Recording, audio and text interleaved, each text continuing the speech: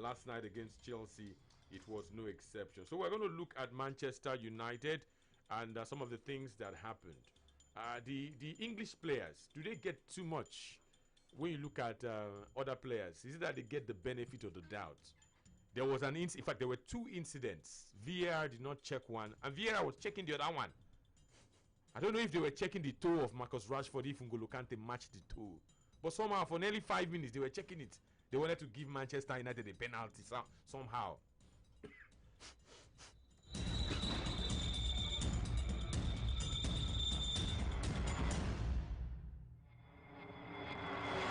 But before that incident, there was another one. Chelsea had a corner kick, and there was a bit of a wrestling match between Harry Maguire and Cesar Azpilicueta. Somehow, VAR did not check it, whether it was a penalty or not a penalty. Let me start from there first. Man United, the other day, or not, maybe not just Man United, maybe English players. The other day it was Jordan Pickford. VAR did not check. Last night, Harry Maguire did something, VAR did not check, and they were now trying to check if there was a foul against Marcus Rashford so that the penalty could have been awarded. Can you reconcile the two? The VAR is made in England now. That's the reason why. So I mean, will you allow your own your own machine to work against you?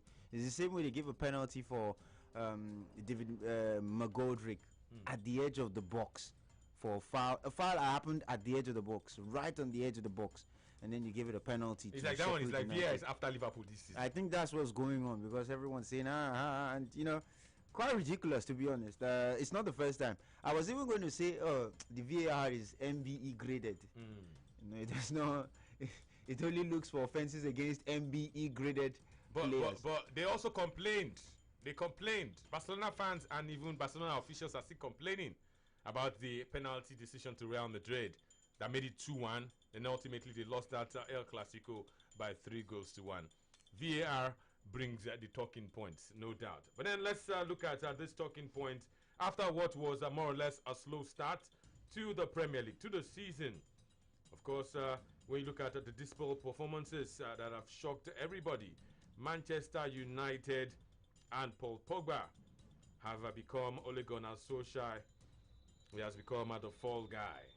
The 89 million pounds signing has been dropped for the two recent games against Newcastle and of course PSG and of course Chelsea as well. But on each occasion he climbed off the bench and he did what he could do to help Manchester United get what was in quotes a positive result. We want to find out from you.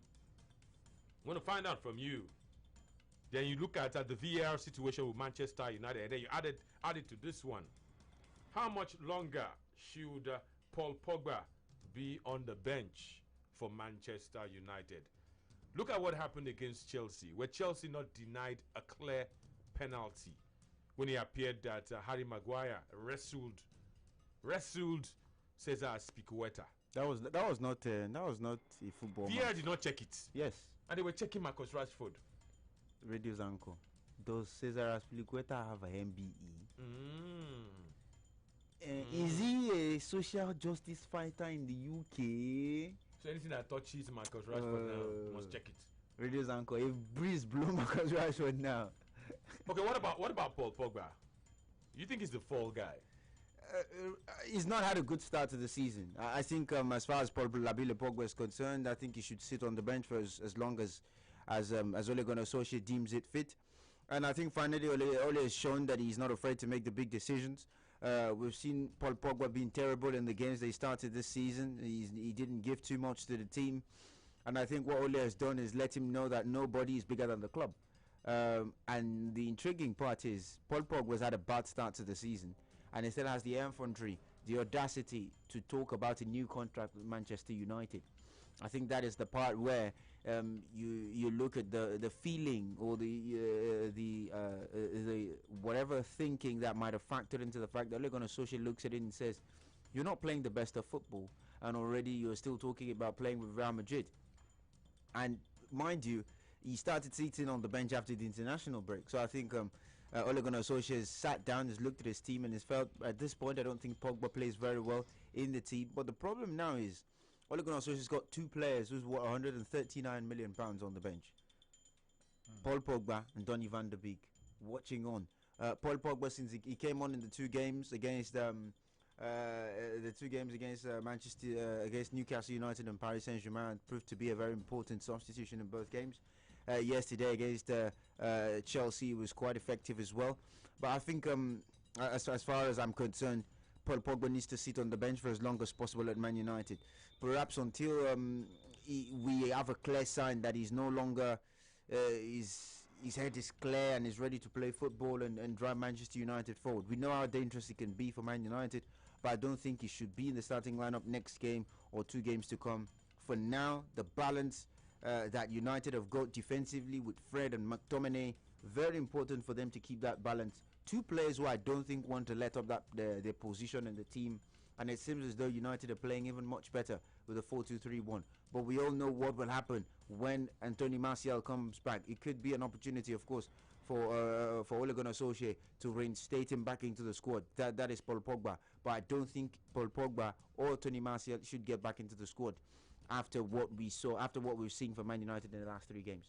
Okay, Tosin has fired the first salvo.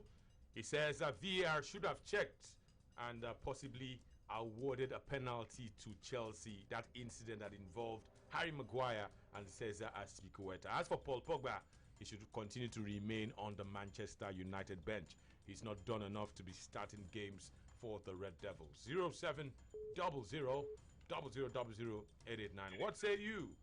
What say you this afternoon? Hello. Anthony, good afternoon. I greet you. Good afternoon. Yeah, good afternoon. Why you laugh? Why are you laughing? My name is Temo. Let me introduce myself now. I'm not me call now. Okay. My name is Temo Dato. Okay. So, as for Pogba, let's start with Pogba. I'm happy my coach is finally seeing the team and say, I don't see over a year. I've told you, Pogba is not supposed to be playing for Man U anymore. He's going to stay on the bench throughout the season. Then next year, let him go for free. We will not even take the option of renewing his contract for 1 more year. Let him go for free. So you see the difference of margin now. Now the way we are playing, Chelsea was very lucky because they brought that African goalkeeper, Mendy. If not yesterday, at least 2-0 against Chelsea. We are sure of that. Then as for the penalty, Tony, as a Man U fan, I know if you talk sharp, but it be like penalty sharp. We can talk so. Sorry. Thank you very much, Anthony.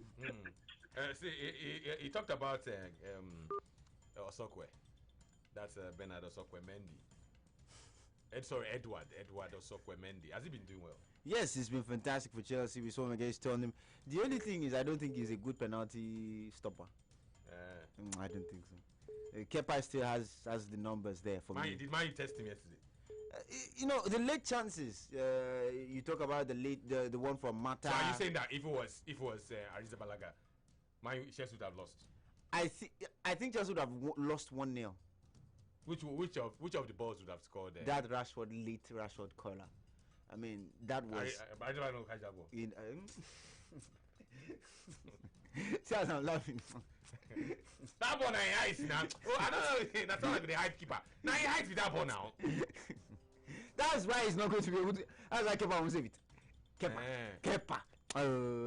See, I'm a big fan of Kepa. I still have my reservation to this Osokwe. I still have it too. I love Kepa. I love Kepa, but that last ball, from Rashford. That one ain't why now. Now he hide now. The ball was not so high now. He's too hard to push up. Kepa in that position. He's not going to get there. He's not going to get there. Hello. Anthony Beccaderemo. I greet you. You know, sometimes you can just want someone. You want to be finished. What do you mean?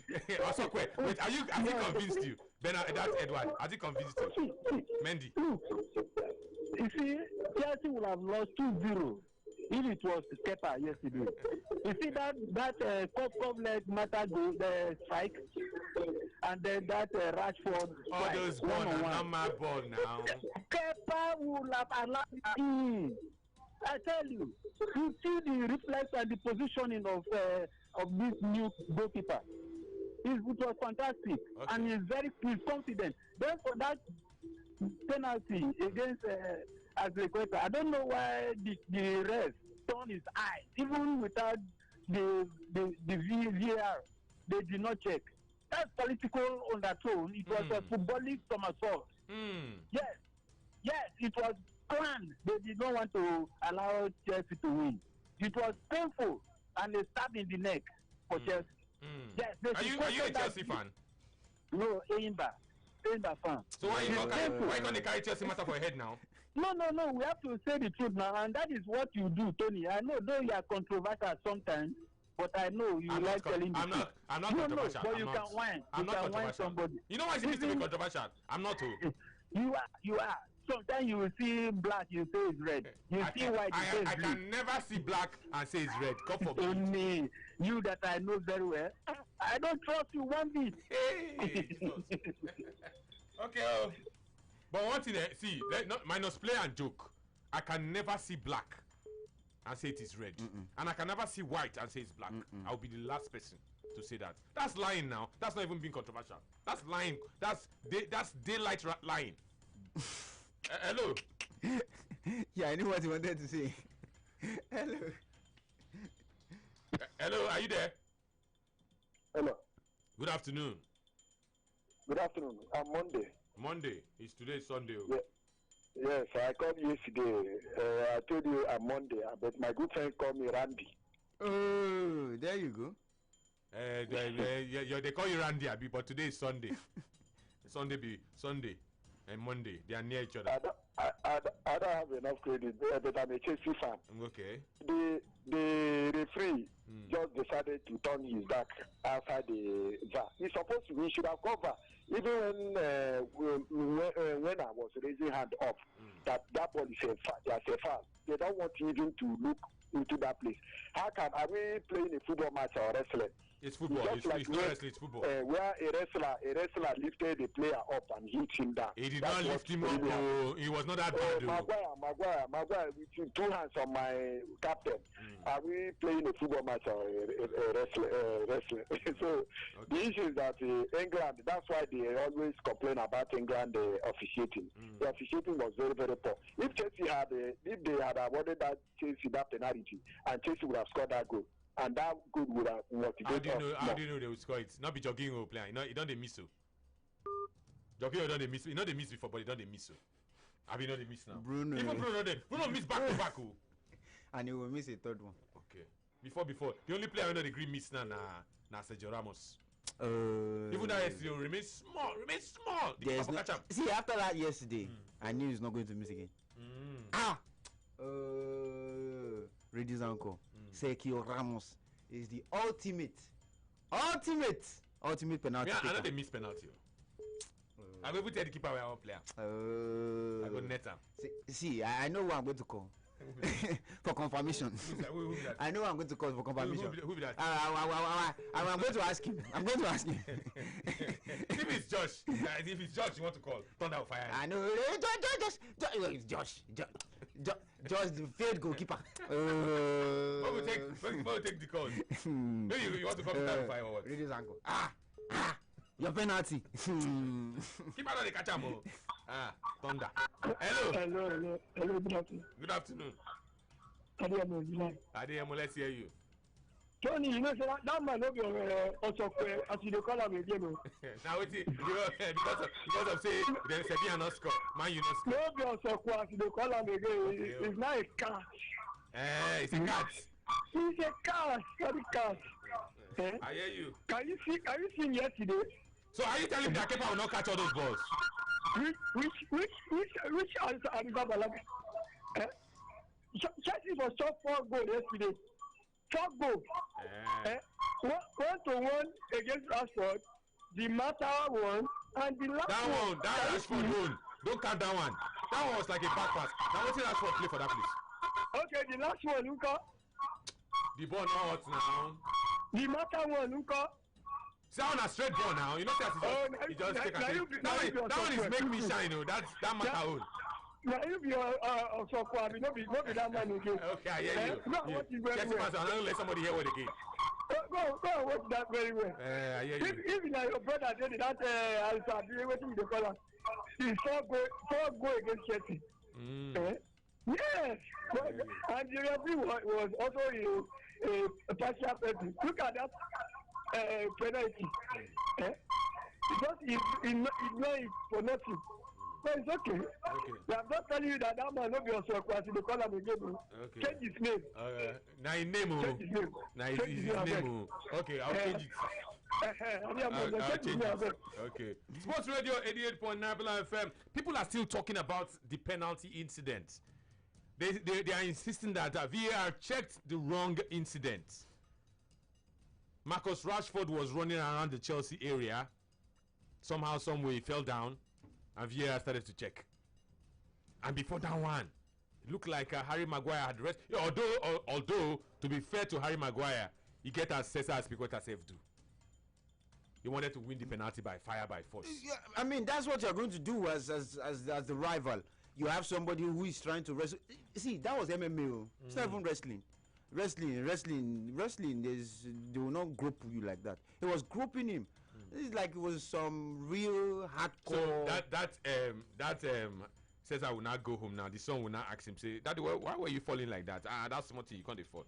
What would he say? Reduce and go say small thing. You know they see how footballer. Man, I know if they fall down like that too. Well, my son will not look at me. Look at this one. So you will continue. You can't You will enlighten him and let him know that it's part of the things you do for the sport. Okay. Reduce and go. You do it for the sport. Let's take 3 more calls and then we'll go to social media. Hello. Hello guys, good afternoon. Good afternoon. Yeah, Olayinka Wale. Okay, Olayinka.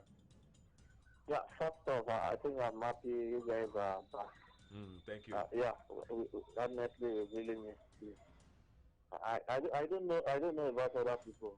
I for one, I've missed listening to you guys on radio. Yeah, after Edward, I don't. These Chelsea fans alone.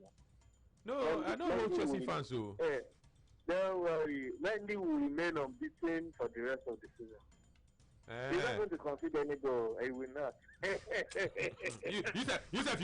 You say you laugh after saying that you laugh. Can you not see Tosin minus play and joke? If you see Mendy after he makes save, you go see fear. Not be that say Mendy. Go. I see. I will not deny one thing. God is helping Mendy. Now Yes, God. now. Yes, now. God they help him. Even that one when he won't play the ball inside post. Somehow Breeze just blow the ball. The ball go corner. That's when you know that God is behind the keeper. I don't know what he was trying to do.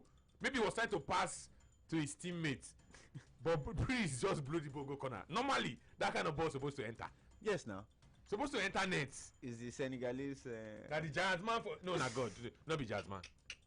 Now that one they no say God is helping this keeper. That one the ball you know see the ball do banana.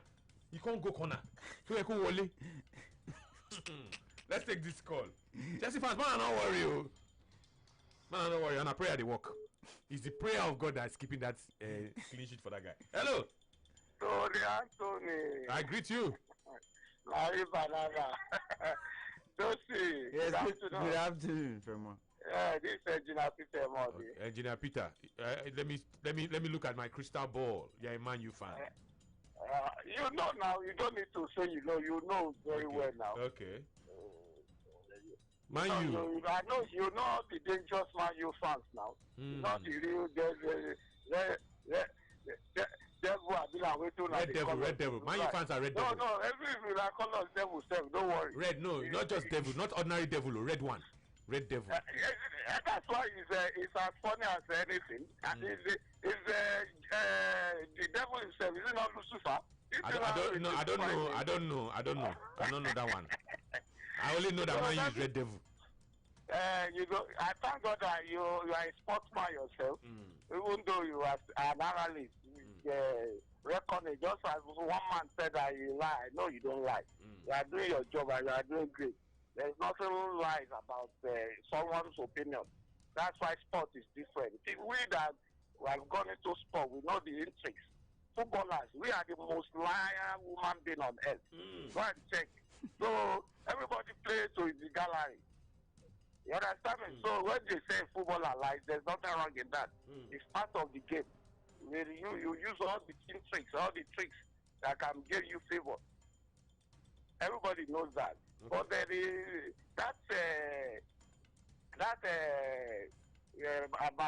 Maguire problem. Some referee might count it as a penalty. It depends on what he saw, because we are only looking at the CCTV. We don't know how the coach, the referee himself captured the whole Are thing. you saying It must this? have- Are you saying this because you're a Man U fan? No, it's not because problems are always every time, every minute now. Look at Real Madrid, though. If you remember, there was one that they will count for the Barcelona too. So the problem comes to that's what football is all made of. But the most important thing is that every minute counted. It's only and it depends on the referee imagination, and you don't know how much protest was involved. You talk about Rashford. Didn't they check it? They check it, but it did not work. That's how the intrigues in football. It's all about game, it's sport. You understand me? It's allowed. But the most important thing is that it did not work for them.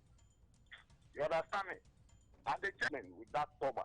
You know, I always tell you, you know me. And they one of the most critics of Pogba because I was not happy even when he was in post. He used to have showed that he will never change. And if you watch, he has even already started that mindset, that the way he behaves in the dressing room. He always creates problems. He's too arrogant, too pompous. Even if you are a very good footballer, there are some things you do that people will not take you as anything. We've seen lots of creative footballers. They end up doing nothing just because of their attitude towards the dressing room. There are some selfish players, lot of them. And we have people who are ready to, make what we call a conspiracy. Conspiracy can be in football. When we conspire together, we can achieve greatness. We accomplish togetherness. But his own is that he's so his style is a self-made. I don't blame him. I blame his big brother, Mario, and Rio, or what they call that, his agent, who knows how to make money. And he has made money out of us. No problem. We thank God that we are still existing. Okay. So he should go and sit on that bench till his brain comes to normal. Okay. Thank you. Okay, thank you very much, Engineer Peter. Of course, in the CAF Confederations Cup, Pyramids will take on Beke Carre. In Belgium, the Jupiler League, Antwerp take on Beerschot. Ostenda take on Waregem. Saint-Truiden take on Standard Liège. Let's tell you that in England, the Premier League from 3 p.m., it will be Southampton versus Everton. Wolverhampton Wanderers host Newcastle. Arsenal play at home at the Emirates against Leicester. I can tell you that in France, Bordeaux take on Nîmes. Brest, Strasbourg, Metz, and Saint-Etienne, of course, will be playing.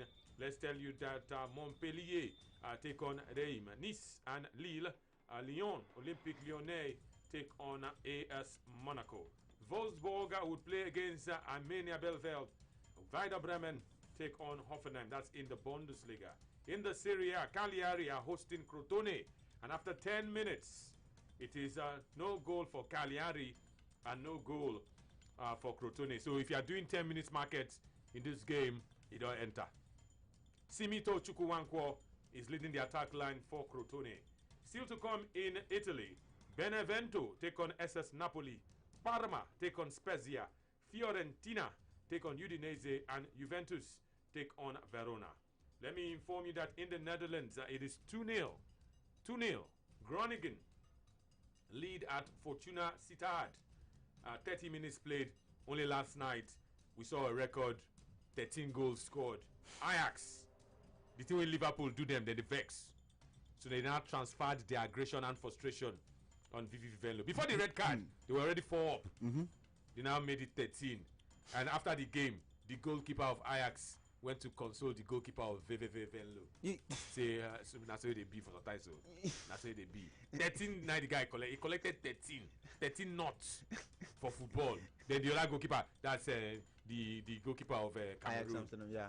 Can't go the you can't go that keeper when you know Chelsea at some point were linked with Andre Onana. He went out to be consoling the goalkeeper that collected 13. Even Premier League did not score 13. 13. Do you know the funny part? Venlo played 13 players, so it's one goal. Go round. Have you played? This is your goal. Did you even the commentator self not even try.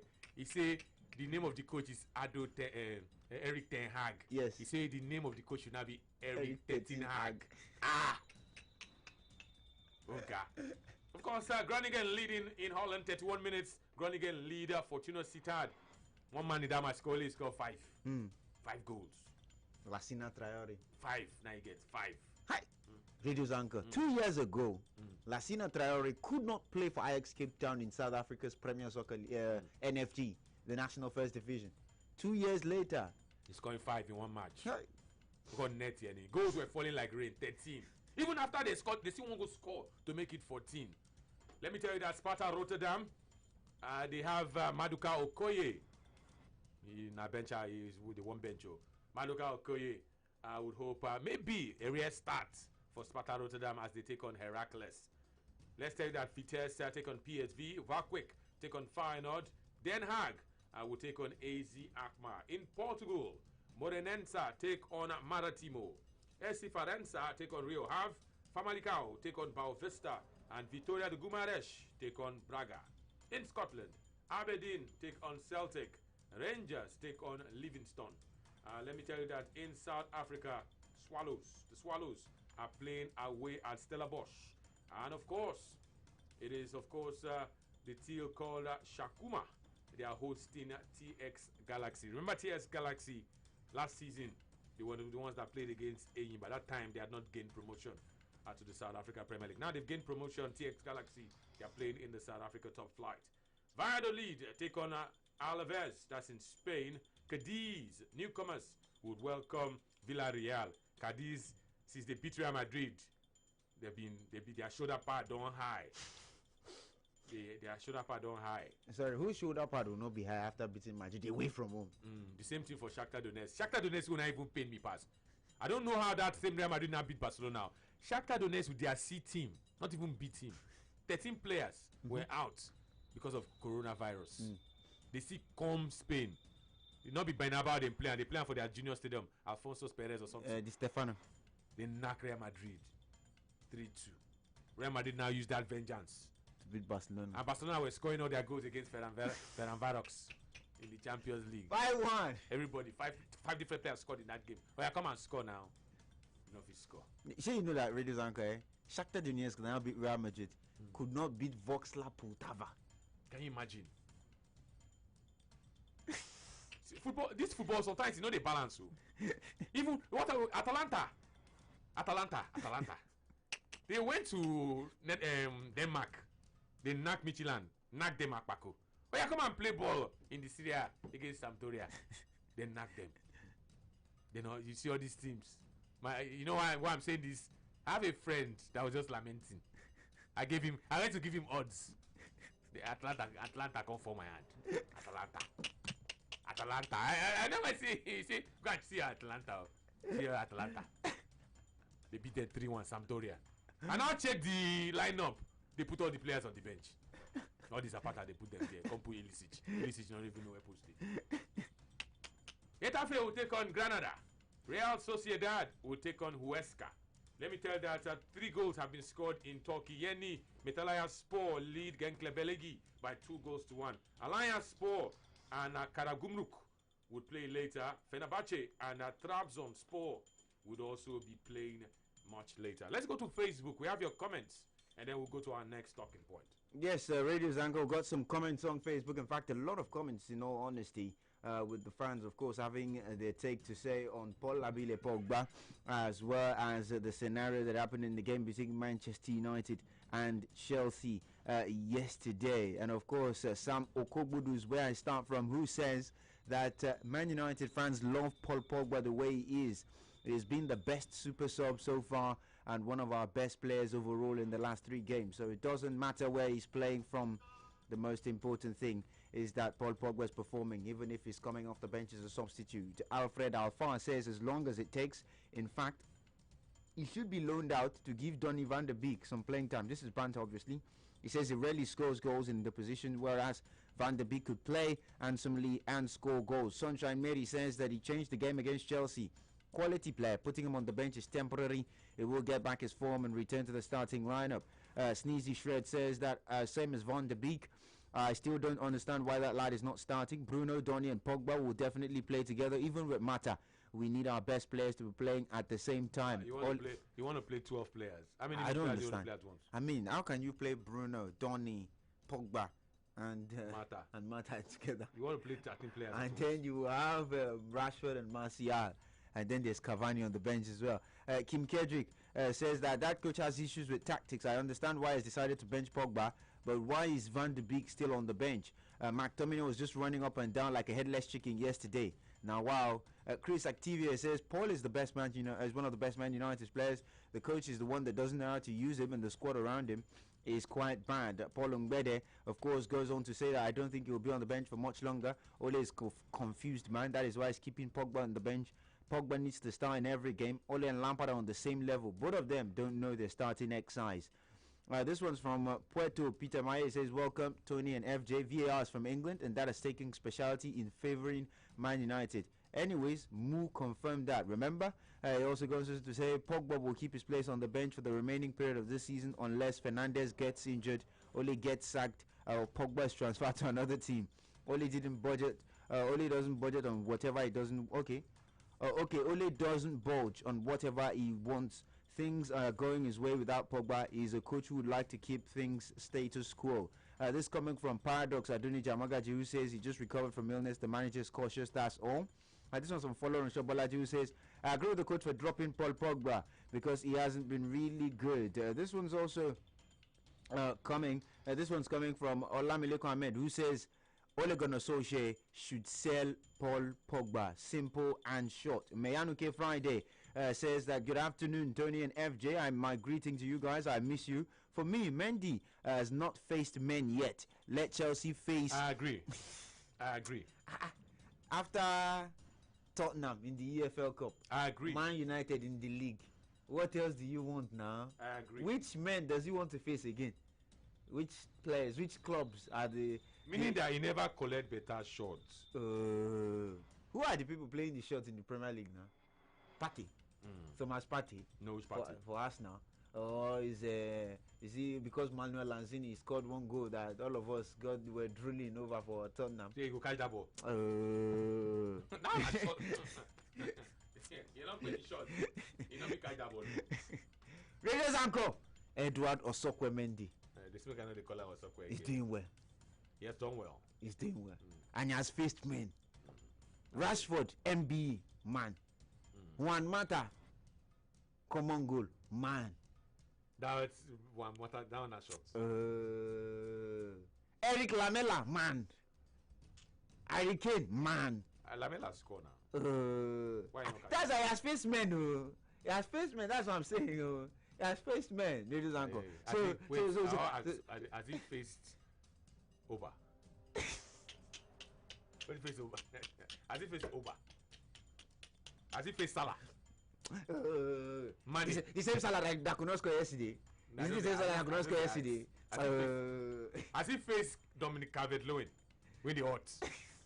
Has he faced him? It was not fit. That was why he did not face Ings. But he faced Ocampos. Faced Enesiri. Let's give him his props. Let's give him his props now. He has tried. He has done well. He says that when Chelsea, Friday goes on to say, if Chelsea go to Sevilla's home ground, when they will beat Chelsea in that game, and Mendy will face a lot of shots. This one's coming from Olabode Gideon. He says Mendy is a better replacement than Kepa. Leave it or take it. He made some great saves yesterday, no doubt. And of course, the game is about clean sheets as well. We all know that God is saving Mendy. We know. We know this thing.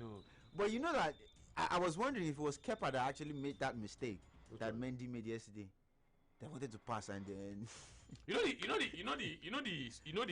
irony. Let's even be serious now. Sometimes in football, there's grace. Yeah.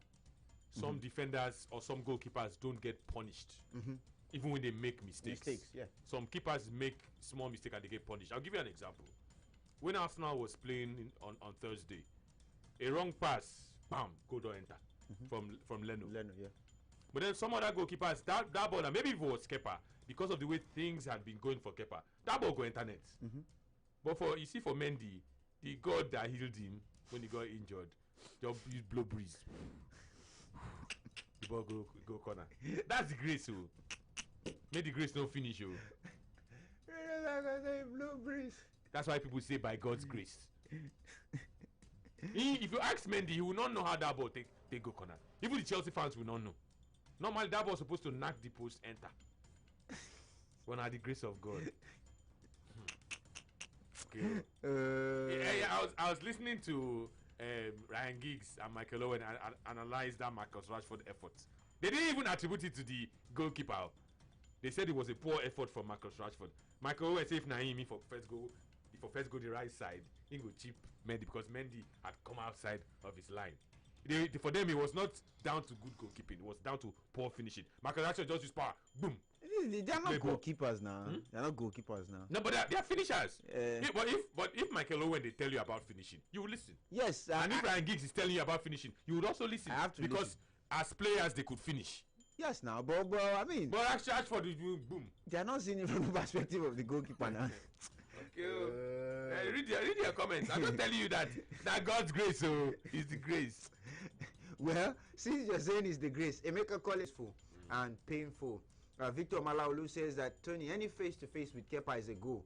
Rashford would have scored 2 goals against Kepa last night. Rashford no play well. He no play well. Kingsley Chukwuka says, Anthony, Manchester United have shown the whole world that VAR is made for them. So unfortunate and shameful. This one is from Okongo Vision. It says, Tony, why are you always controversial? What? Of all the fantastic display yesterday, you could. One was not checked. The other one was checked. And in fact, they checked the wrong one. They should have checked that one of Marcus Rashford.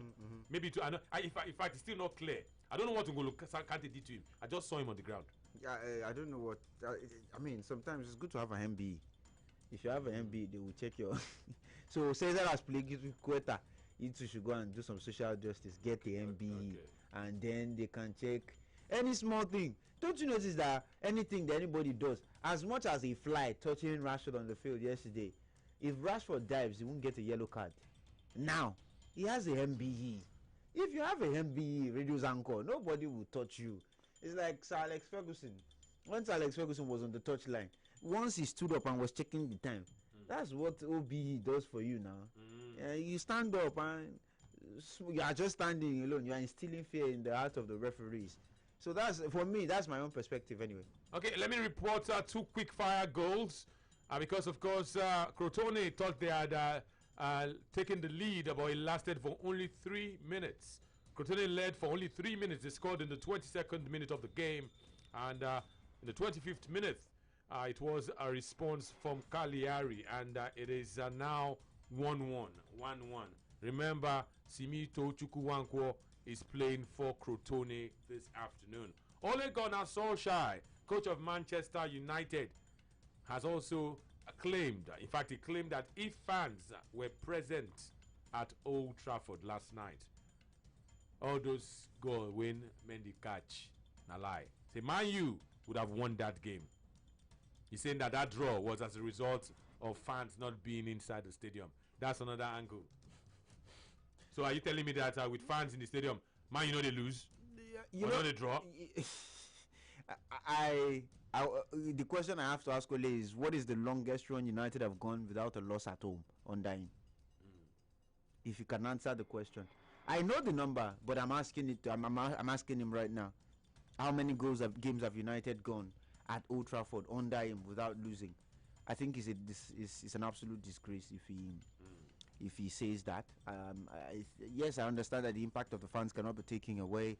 This is a man who's played at the highest level, played for Man United, played in that fixture as well. I don't think the fans would have changed anything yesterday. I don't think so. At Stretford End, I don't think so. Anyway, I don't think so. I don't think so. Do you think that Manchester United deserved more than a draw, or that draw was the exact result? Should have been the exact result, or should Man U have won that game maybe by the narrowest of margins? No, I think it should have ended. The draw was the yeah, that was the best result for both teams. The way they set up from the get-go. Ole Gunnar Solskjaer set up not to lose. Frank Lampard set up not to lose against a team that beat him 2 times in the league last season.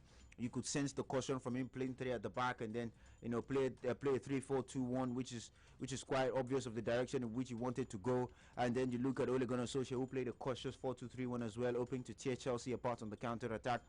I think when you look at that, the system and the way the game has been played, or the pace in which the game was played, I think the draw was the perfect result for that fixture. Okay, we'll take more calls, and then we'll go to another talking point very quickly. Hello. Hello, Tony. Good morning. Good afternoon. Sorry, good afternoon. My name is David. Okay, David. Maybe I'm a Man U fan, but you see what Ole Gunnar Solskjaer is saying. That man, his days are numbered. We are going to sack him very soon. And as for Mendy, God save and say Cavani no get better chance. Good afternoon. Okay. He says, now God save. And let's quickly talk about Arsenal. Arsenal play later today. In fact, they play at 8:15. They play at home against Leicester City. And we're going to look at Mesut Ozil. The same story for Socrates Papastopoulos. But that one, no, they talk. Socrates and Mesut Ozil were left out of Arsenal's Premier League squad, and they were left out of Arsenal's Europa League squad. The Greek defender has not said anything. He has not gone to social media. He has not antagonized anybody. But out of Mesut Ozil, in the talk. Mesut Ozil even did a compilation. Did a video compilation of what he's been doing under Mikel Arteta. They say I not sabi play ball. They say I not sabi do. So we're going to look at Mesut Ozil. Let's leave Socrates now because you know the talk. But Mesut Ozil, the talk. Mesut Ozil is Arsenal's highest earning player. He has been frozen out of the team. He can only train, but he cannot play. They did not register him. When they looked at all the people that they will remove, because they have to remove because of foreign quota, homegrown quota, they come out in name. Komoti and Socrates. Meaning that they are surplus to requirement. They don't need them. I'm going to ask Tosin, are Arsenal making a mistake? Remember, not too long ago, Arsene Wenger came out and he said they don't know how to use Mesut Ozil. That he's a luxury player. Just put the right players around Mesut Ozil and give him a free role. He will play well. But Arteta wants everybody to fight for the ball. It's just like telling JJ to come and mark. He no go mark. Telling Kanu to come and mark. He no go mark. So are we saying that Kanu and JJ no go fit play football? Did Kanu not play for Arsenal? Arsene Wenger is saying that Arteta is good though, but he knows sabi use Mesut Ozil. Or is it sabi play ball?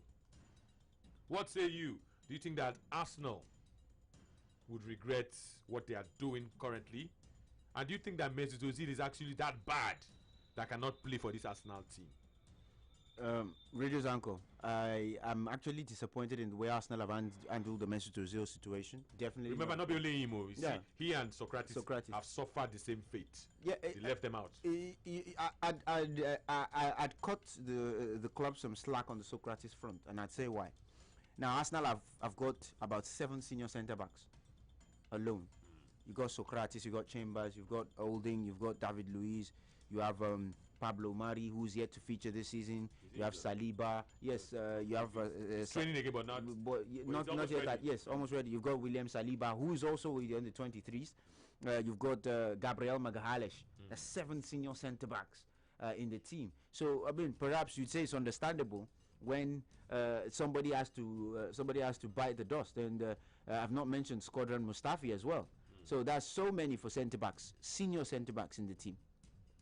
The club tried to move him on, but I think they couldn't do it. They failed in doing that.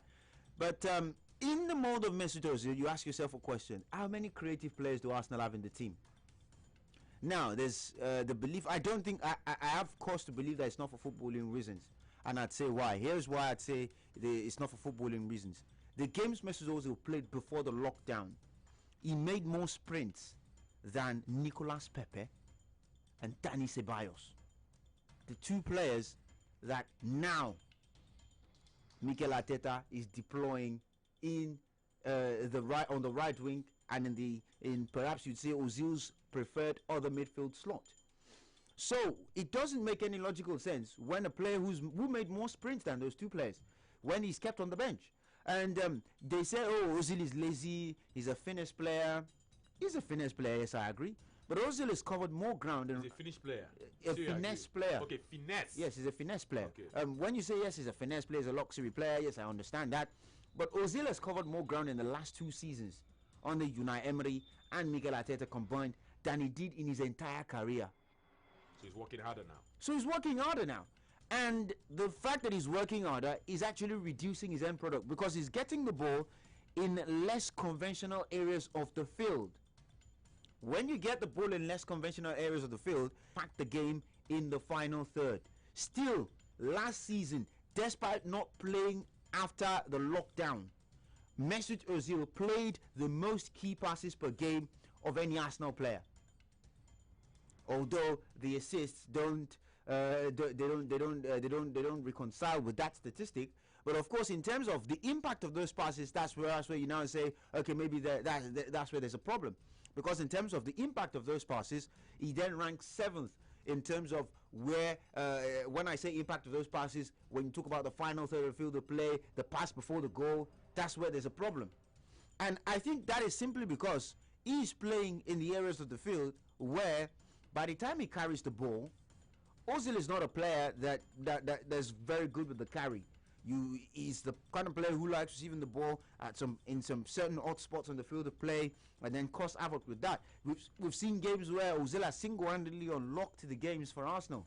Not last season, not just 2 seasons ago, but a lot of occasions. Yes, we'd say that his assists and his productivity in terms of final third balls have decreased as the managers became more varying in terms of the method that they wanted. But Mesut Ozil is still the most creative player on the Arsenal team. So are you saying Arsenal will regret? I would say yes, that they would regret leaving him out of the team. And I'd say the reason why I think they'd regret.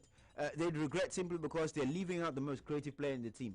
Much respect to Willian, much respect to Pepe, but I don't think none of them brings to the table what Mesut Ozil does bring to the table.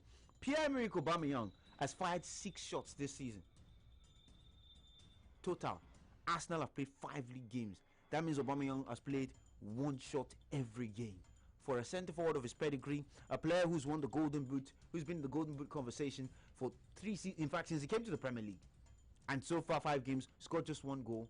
I mean, he needs someone who's going to get him the ball in dangerous positions inside the box and, of course, get him into places where he can finish. Quite sad. I mean, at this juncture, someone who can facilitate that and make that work easier is not on the field of play. And that's the reason why I think Arsenal might regret it. Cagliari have taken the lead, and they lead against Crotone. 35 minutes into the game, it is 2 goals to 1. 2 goals for Cagliari and 1 goal for Crotone. Arsenal have left out Mesut Ozil, and the man indeed does not really like it. But what can he do? Do you think that Arsenal would regret dumping the German? And is he so bad that he cannot play for this Arsenal team? That's my big question. Tosin has answered. What about you? Hello. Hello, good afternoon. Good afternoon. Good afternoon to you. Anthony. Good afternoon to you. Good afternoon, Tosi. Yes, good afternoon. Yeah, this engineer Peter Maldi once more. Yeah. Thank you very much for this lovely topic you brought, because this topic has been very, we've been looking at it critically. And to be sincere, I really, in short, Tosi is on point today, too much. I really agree with you totally, but the only where I am defied is where you said that there is a loss to Arsenal. There's nothing like loss there. Don't you know, football, there's still some intrigues of politics in football. That's where that man behaves like a real typical African man. He doesn't behave like a Westerner as he's supposed to be. because he put the money involved. He put it in mostly that what would they do with me? I've got the contract, I've got the deal. We remember we knew what was happening when they wanted to have this deal. If they don't have the confidence in him, they wouldn't have given him. But right from the beginning, he shows a lot of attitude. Don't you know, attitude supersedes anything. Money is, all these people, they know they are losing. It's not, you think they're happy. But when you create problem in your dressing room, it will really affect not only you, but all the footballers on the stage.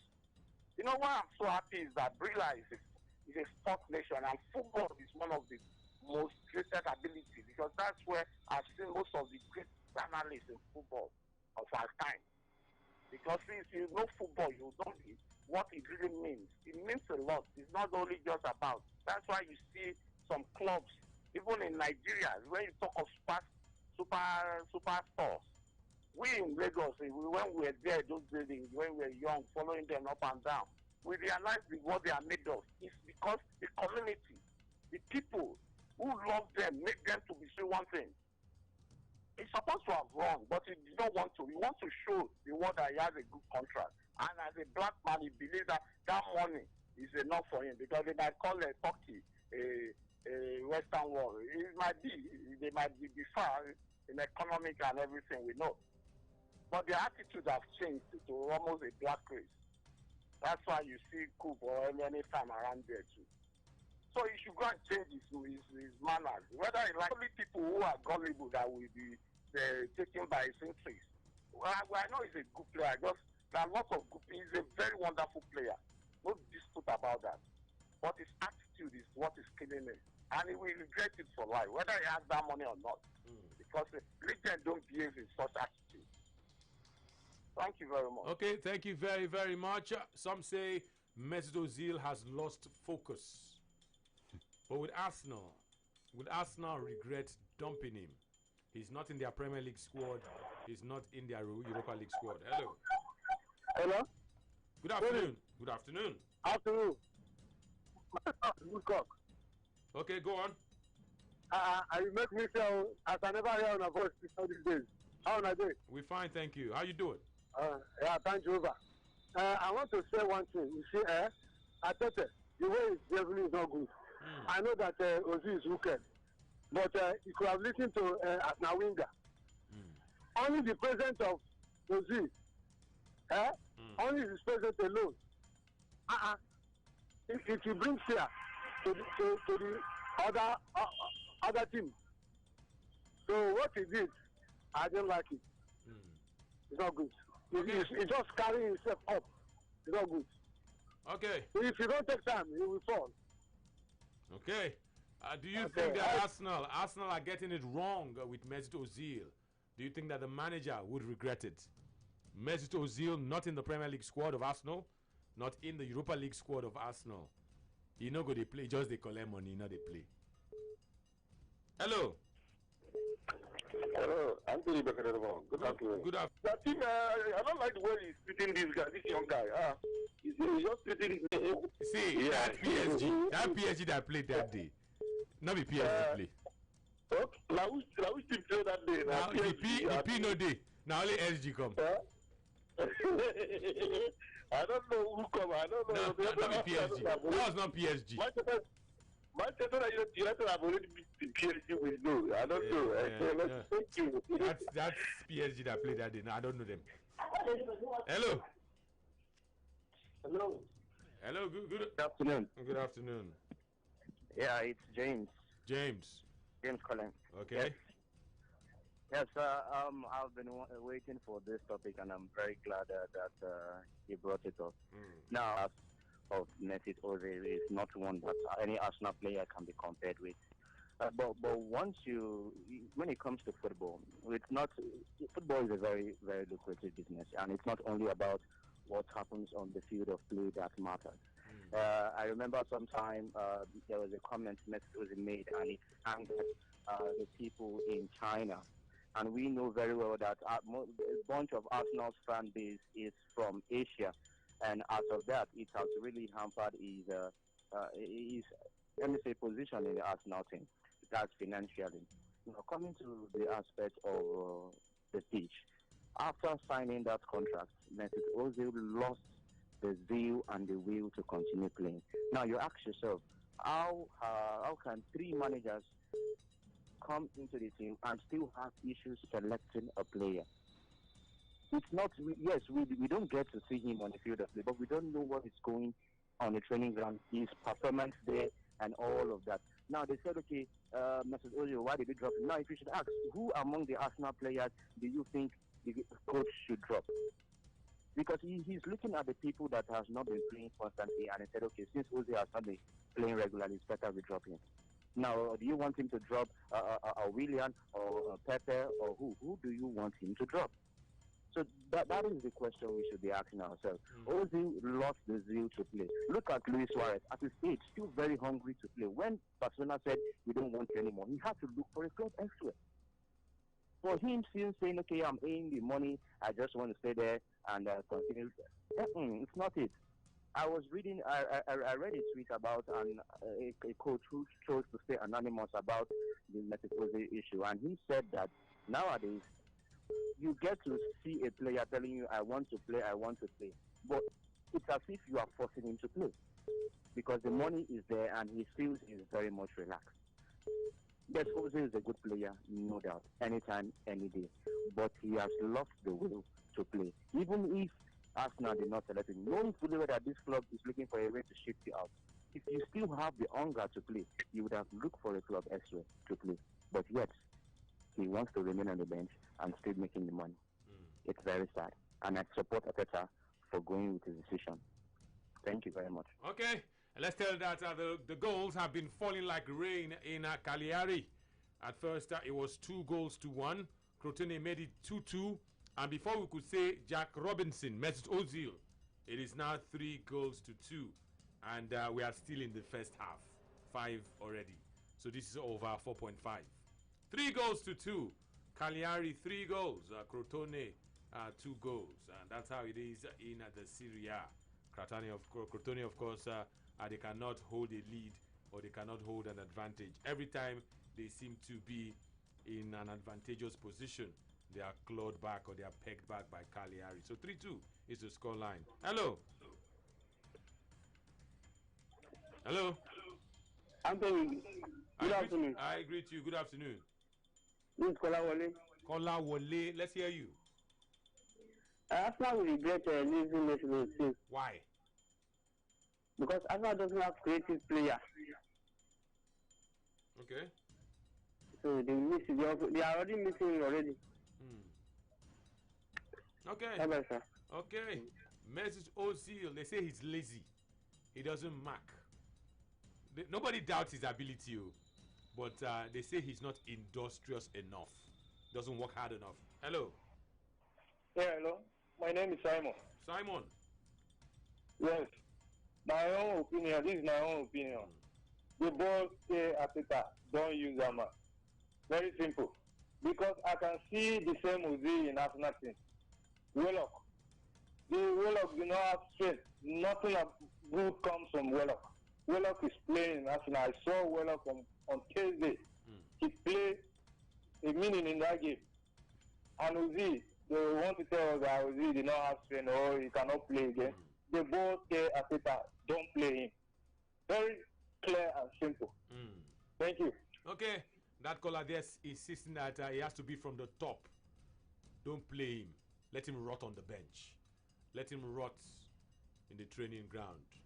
So it goes beyond the football. Because on a very, very good day, you can't even tell me that, like he mentioned, Willock not play past Space.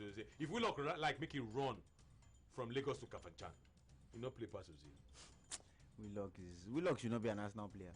But he did play for Arsenal. He shouldn't be an Arsenal player. If we start talking about those, we shouldn't even be Arsenal players that are playing.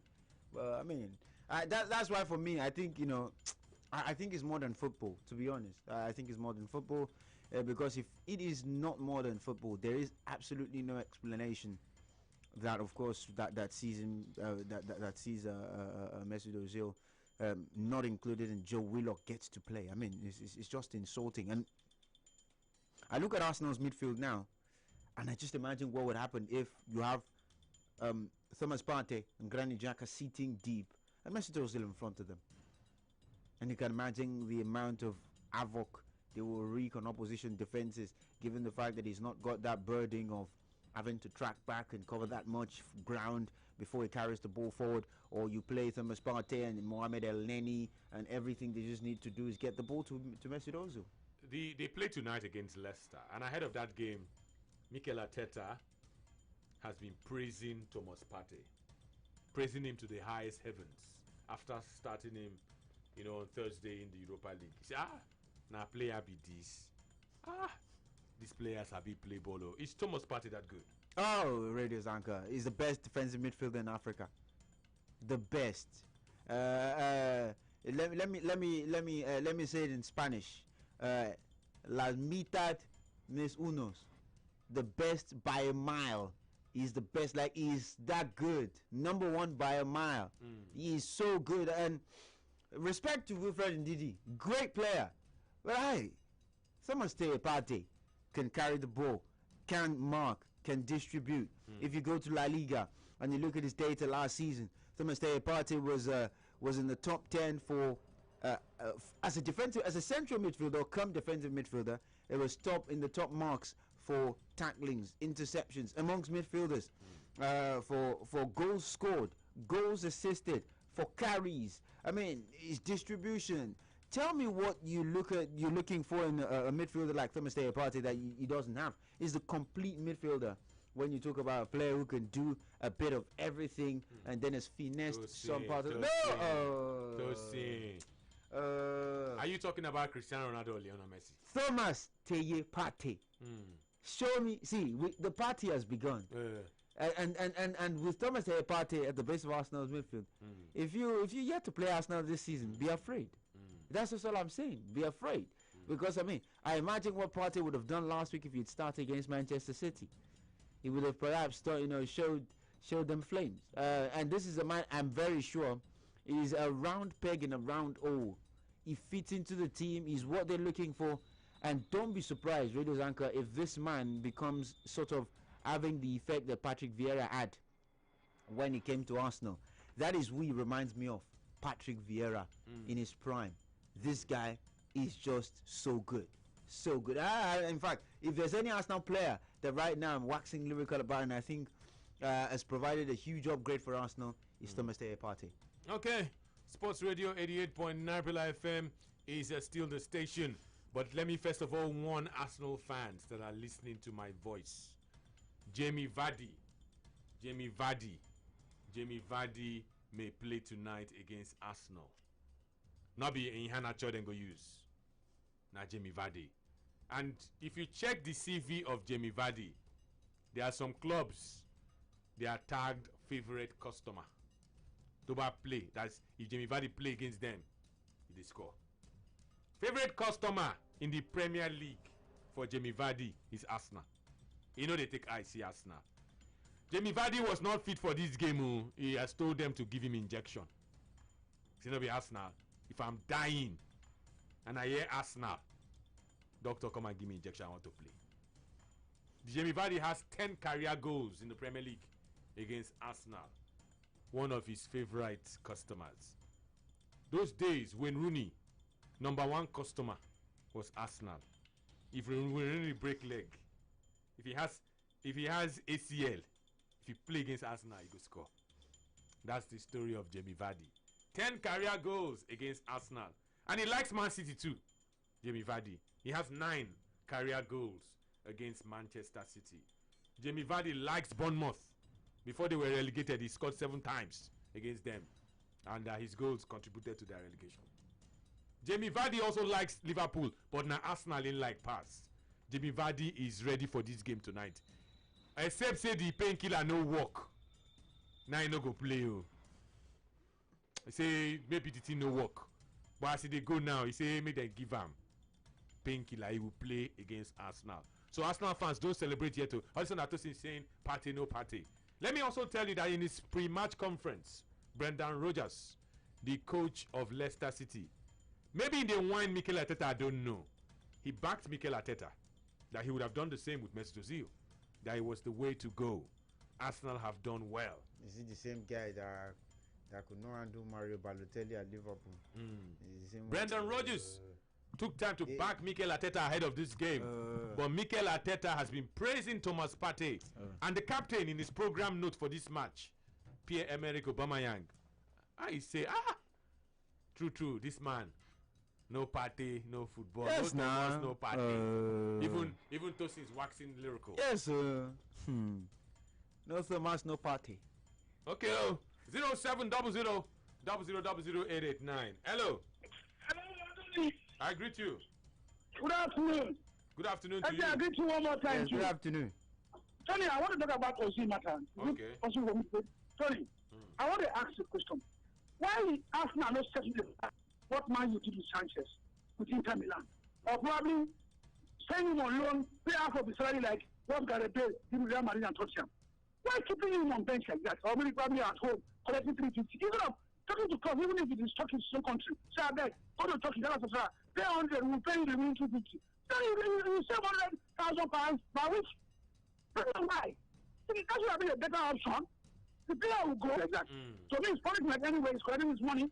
But let him go. Somewhere else. If it is instruction, let him go. Thank you. Okay, the agent of Mesut Ozil has come out and he says it is not football. Arsenal should come out to Arteta should come out and explain the real reasons why Ozil has been snubbed by the club. Ozil cannot play for Arsenal in the Premier League because he was not registered, and he can also not play for Arsenal in the Europa League. Hello. Hey, Tosin, my brother. Yes, good afternoon. This is Peter Mondi. Okay. I skipped something I wanted to tell you guys. I thank this guy that just spoke now. He really spoke well. You see, the problem is that Mesut Ozil is given opportunity to go. He didn't want to go. You know, I told you that there was politics is playing. Look at what happened. I know you all remember because I heard it from Brilla here. When one of their workers was pay off or sack or whatever. You remember that Jose said he would be paying his salary. Don't you know it's downgrading at the whole club, the mighty club, telling them their reason is not good. It's a kind of politics now, don't you know? We know you can be sympathetic, but not to salaries. Even doing nothing. You see, there are a lot of politics going inside it. Nobody have anything gross against him in his football life. But when you put politics, want to damage a club that's paying your salary. You could have done what others are doing, but you didn't want to. That's why I told you that it was given some African mentality. So far the money is coming in. So hell with any woman being that wants to distract him. And he's now playing politics to show that he has a good mind, a good heart. Who is fooling who? Let him continue. But people will remember him for his attitude, not only about that what he played. And people are forgetting about him now. Okay. That's why they said ìwà dáadáa ìwà rere ojú góòdù àti kàdáhà lọ bí báwo lọ ṣe sọ Yorùbá yẹn. Okay. So people have to learn, my brothers. Thank you. Thank you very, very much. Let's go back to social media on this Ozil matter. Yes, Radio's Anchor, and of course we've got a lot of comments on the Ozil matter right there. This one's coming from Nice Boy Eliu Tijani, who says, "Good afternoon, guys. Arsenal generally have an issue with Mesut Ozil because Unai Emery did the same thing to him. Ozil's issue at Arsenal is more than football." Yeah, Osismo Abdul Malik says that the regret I think Arsenal will make is missing out on Aouar since Ozil has been at loggerheads with the last two managers and Freddie Ljungberg. It's just time we pass the issue of Mesut Ozil and Arsenal and move on. Elachi Agnes says Arteta is making a big mistake. Ozil is one of the best players of the club. Anointing Godfrey says this would have been the right time to start Ozil with Partey and Xhaka behind him. What a midfield. Emeka Collins says Ozil is lazy and doesn't feel fit into the game plan of Mikel Arteta. That is simply the reason why he's not been played. You can check us on Twitter as well at Brilla FM 889. That is where you can drop your comments and use that. Don't forget to use the hashtag Football Live.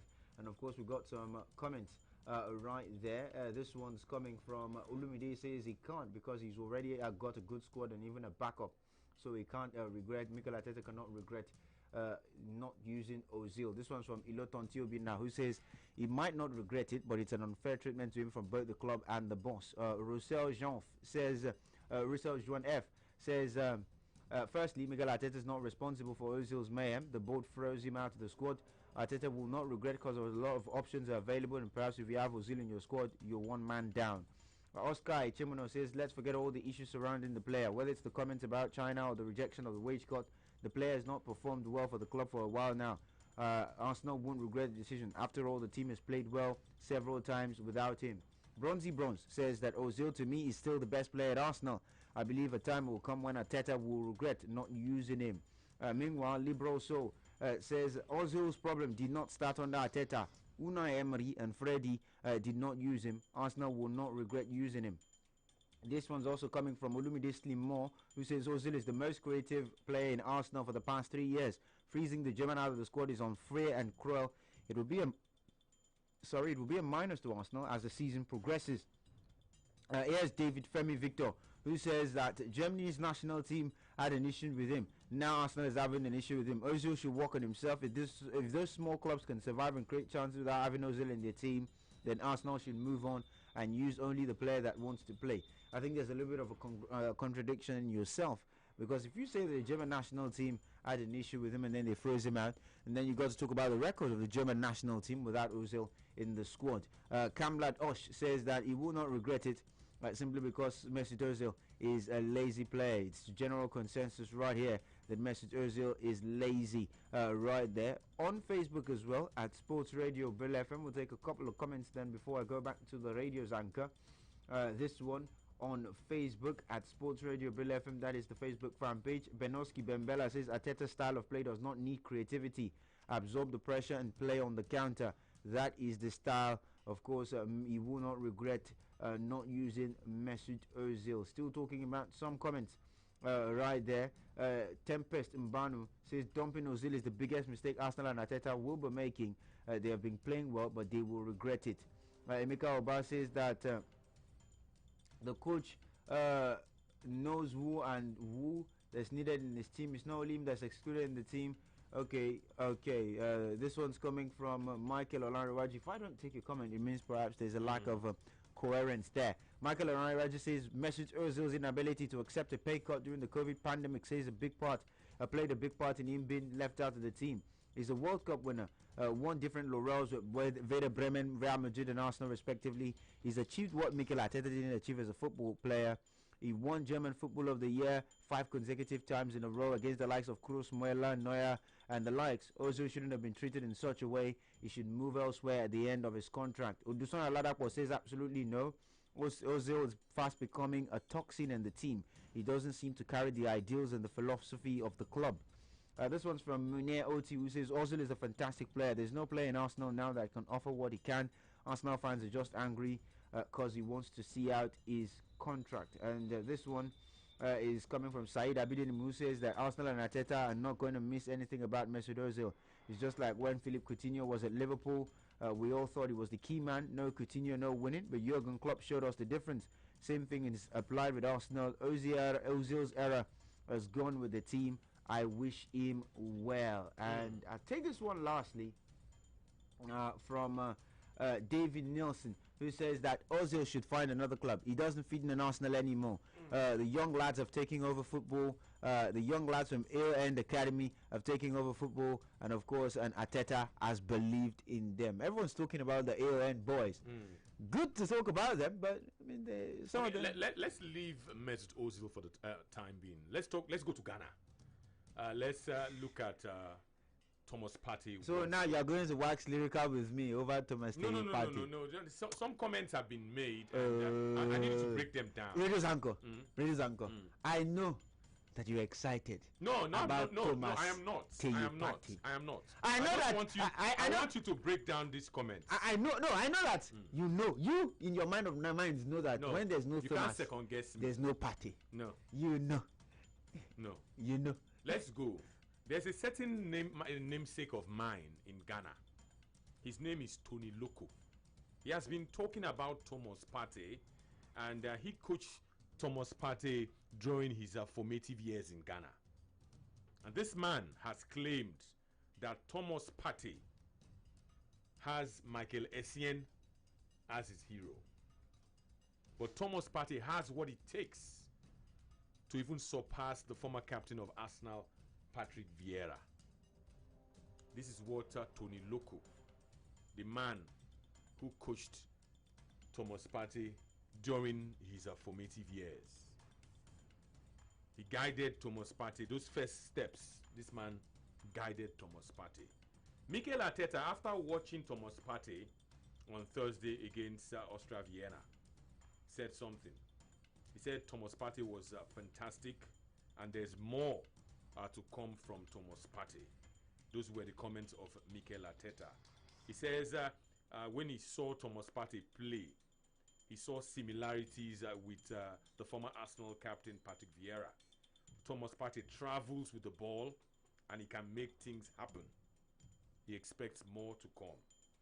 Owen Hargreaves also gave an assessment. Says after watching Thomas Partey start for Arsenal against Rapid Vienna, one of the best debuts he has ever seen, and obviously he has seen plenty of games. Owen Hargreaves does football analysis. Martin Keown was also waxing lyrical about the same Thomas Partey, and I'm wondering now, big name, now they put small picking inside trouble. Big name. They say the party has begun.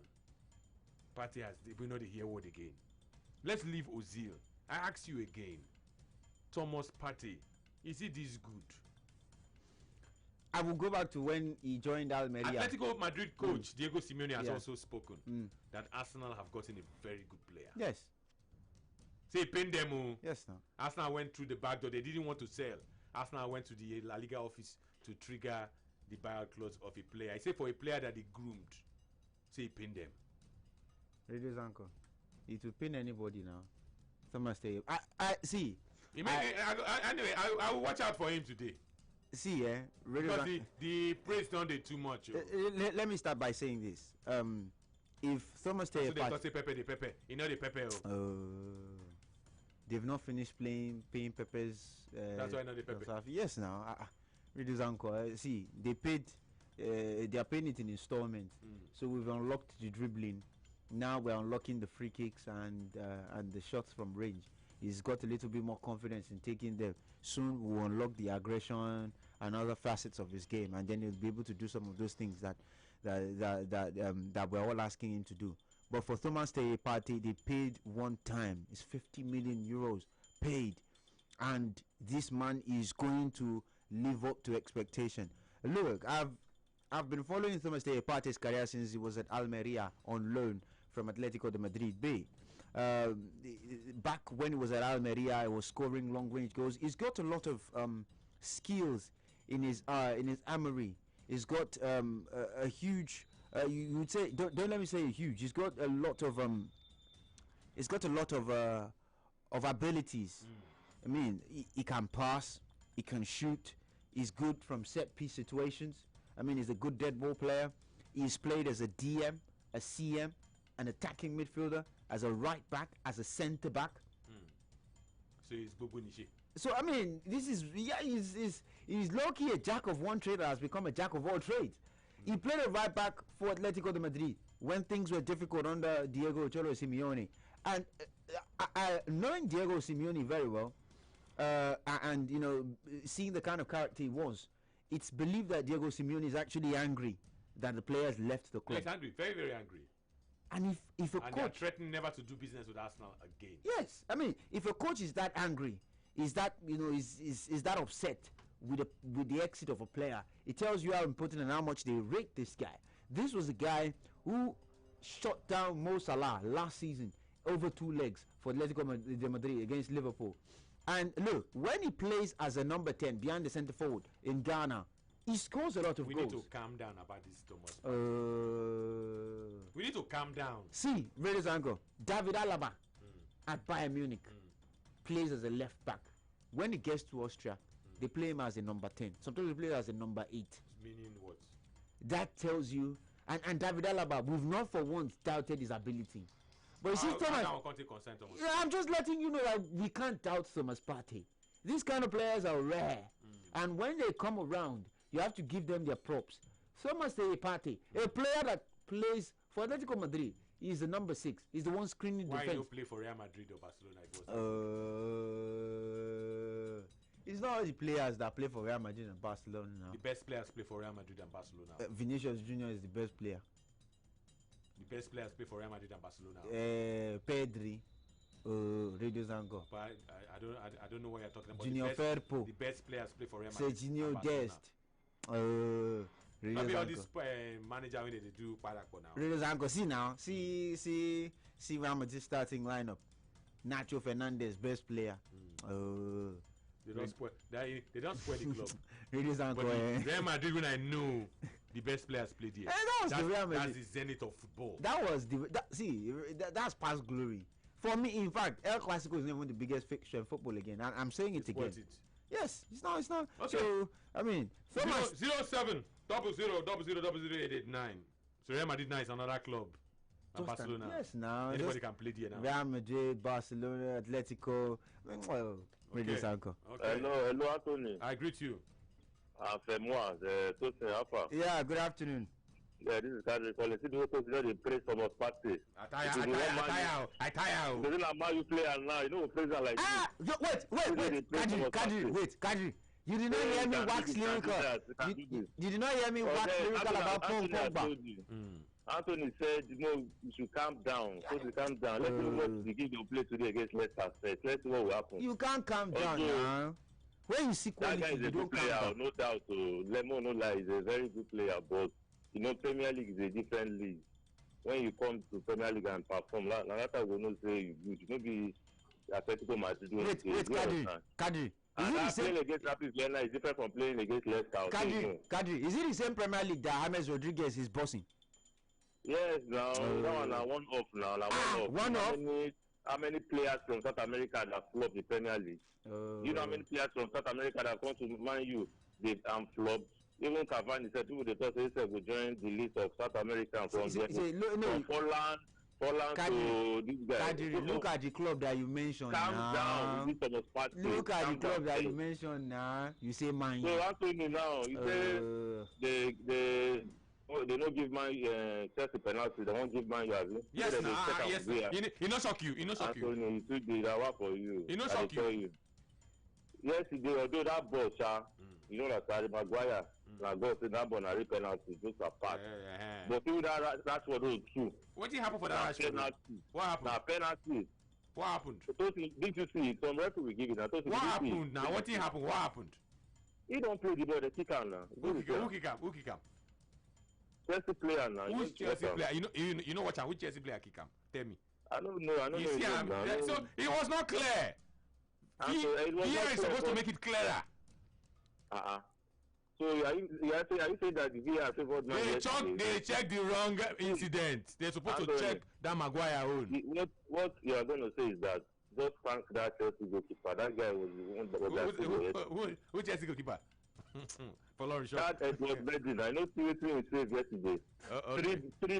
Three better save. The one for that one that Rashford played where they thought say Rashford not playing well. If you say na Kepa that one a goal. You don't know that first one.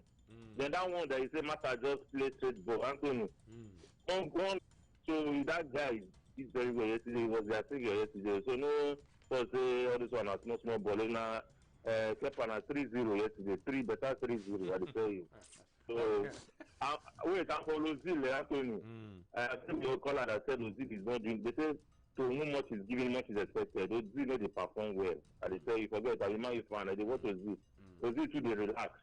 Sometimes when they are trying to build attack, Ozil will just put their tempo. They keep morale. So he's a fantastic player. The quality is there, but they perform well. Thank you. Okay. You know what I also noticed about Arsenal? That they are 350. As soon as they give Aubameyang 350, he don't fit play again. Have you not noticed? Since he signed that deal, no, they score again. No. I think that's down to the way Arteta is playing. No. Arteta they played before. No, now. So as soon as he signed that new deal, not be Aubameyang there on fire. So he's for FA Cup and everything. So it's 350 that is not right. He's affecting him. I don't know. Maybe Arsenal go use one hand, give them 350. They can't use another hand, take the Winchidi player. Since he signed that deal, Obama you know they play again. Obama go for how many? He has gone 4 matches now. He knows score for Premier League. Yes. Maybe no go even score today now. He will now go 10 matches. He know go score. 10 Okay. Oh. Radio's uncle. 10. Hello. Oran Tony, good afternoon. I greet you. Oran Tony, What's your name? I tell you the fact of the matter. You will not notice. No, so now in my name. Okay, non so. I too like it where they take the break thing from me. I don't tell you this thing before. You and Kubuko matter together with the other man, elected If I do well like this, I be happy. Because when they talk and give me in peace. You see what I'm saying? I don't know their problem. Sometimes Arsenal, their things, they think they imagine me. Arsenal will say player for you, the player no go function for you. Now, the one where they start to do now to pay player money, may no perform. I know they understand Arsenal. Arsenal is the best player of Arsenal. Make they sell that player to you, they will carry their own wahala. Their fans will be quarrel. Why you train up, they come out. Why we do this one? You don't give side for us. Make that player go and that place, your life don't finish. Now, to give player money, to give player money, they will bring it to again before you know. Why they not allow you this? All this one that they call with love, the better part to see. They just one time away, make the guy go. Make the money they pay, and they don't appreciate the player. And the time they tell them they for me that may come out. No, like or you they talk about. So they just like what they talk about that keeper. That keeper na my pass that you. I never see it do this now. No, they want ball they think won't beat you. Which are they talk? First you play ball, they pass ball to that. You settle that one score himself.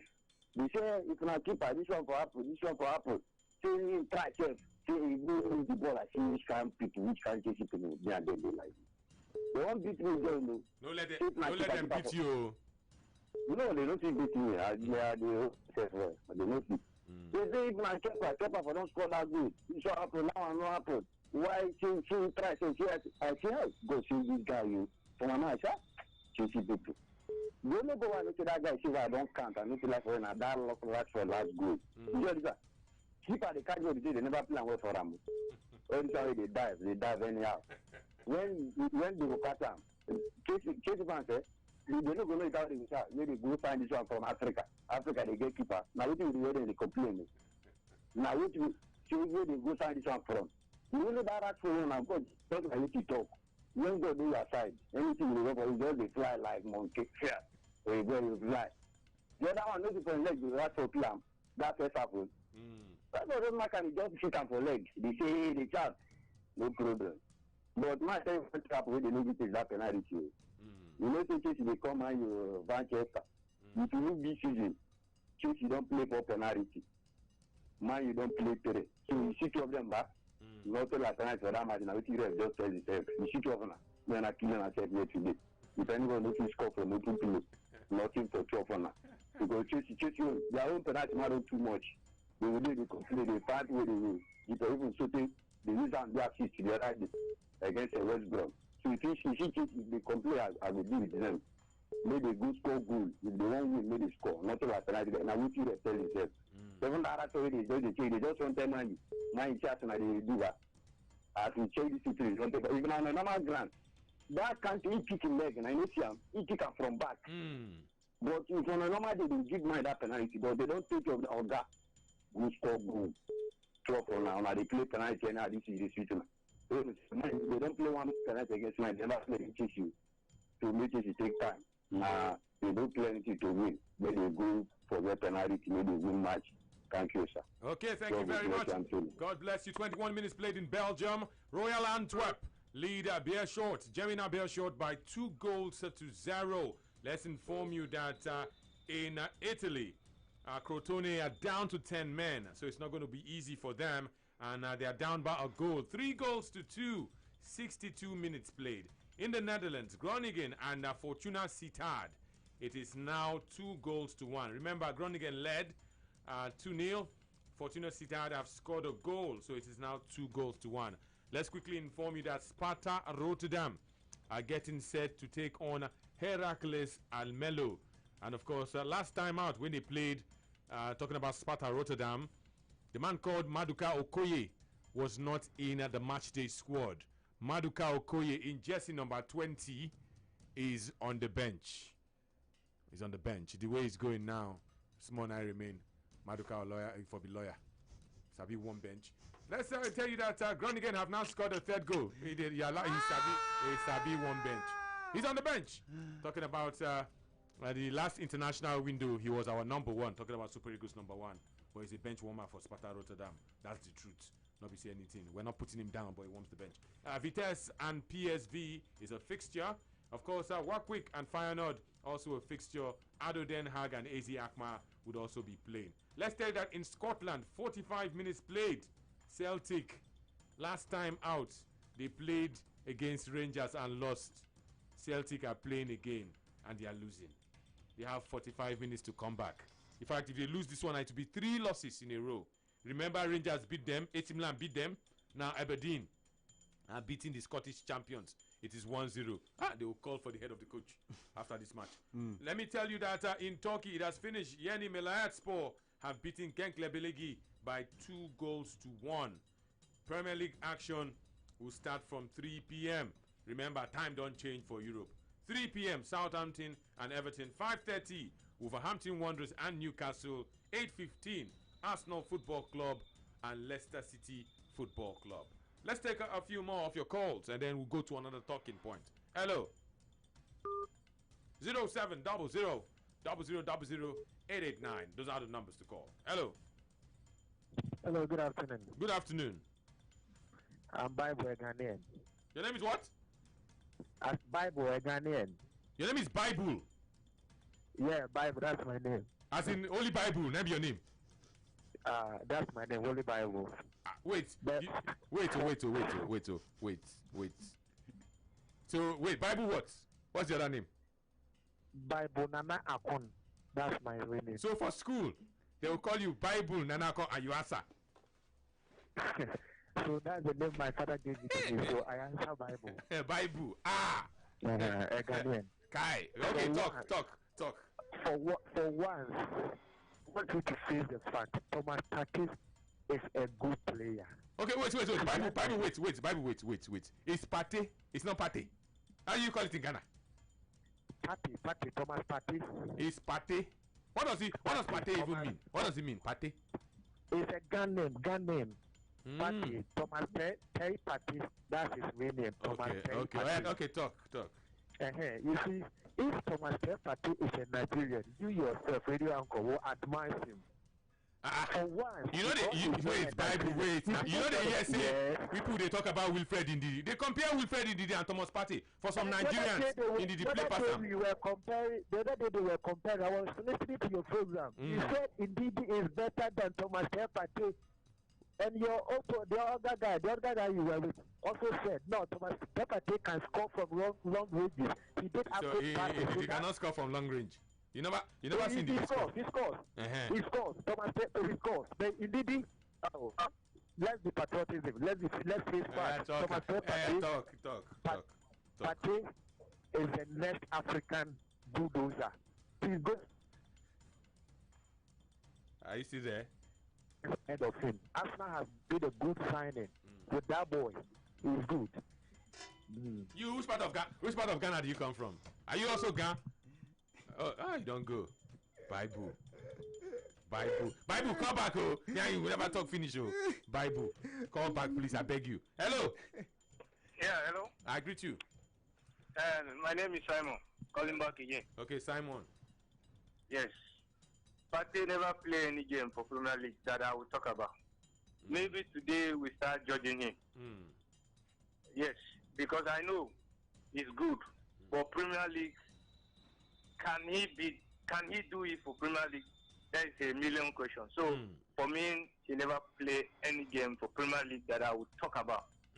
Thank you. Okay.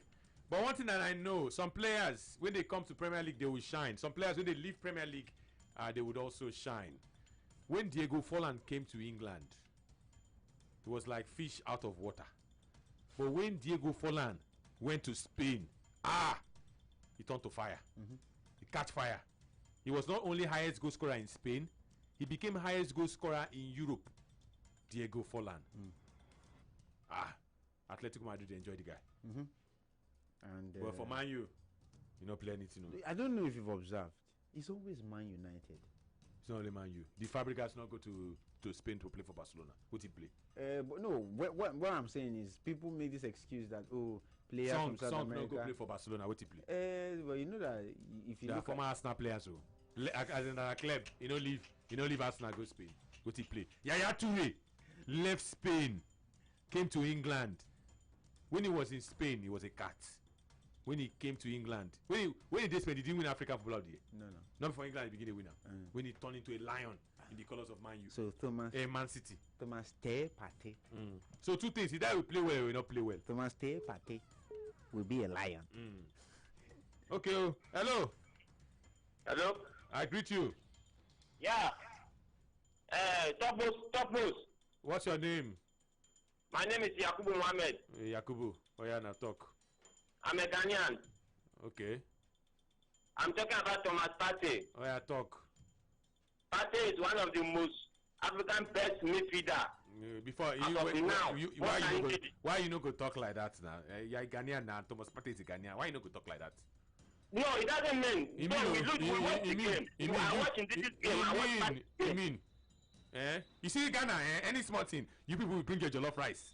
We bring our indidi. No, it doesn't. No, I'm talking about Partey. Partey, use yourself. You know. Yeah, no. Let him play. He never play for England. Make him play. Let him play. He's just started. Now you adopt. He will adopt. What of Ndidi? Ndidi has adopted. He's injured now. If I play today now, Ndidi is injured now. Ndidi is one of the best players in Nigeria that we know as a midfielder. I agree. But when Ndidi goes to Spain, he will need to adopt. But at least Partey have early adopt. Okay. I think you understand that. Yeah, I understand it. All right. Okay. That's my contribution. Okay, thank you very much. Today, Wilfred Ndidi would have played, but he's out. He has injury. He's undergone surgery. Maybe for that match, if we just give Thomas Partey welcome to England, but he's not available. We foresee them for that same central midfield. They for meet, but sadly for the Nigerian, he's injured.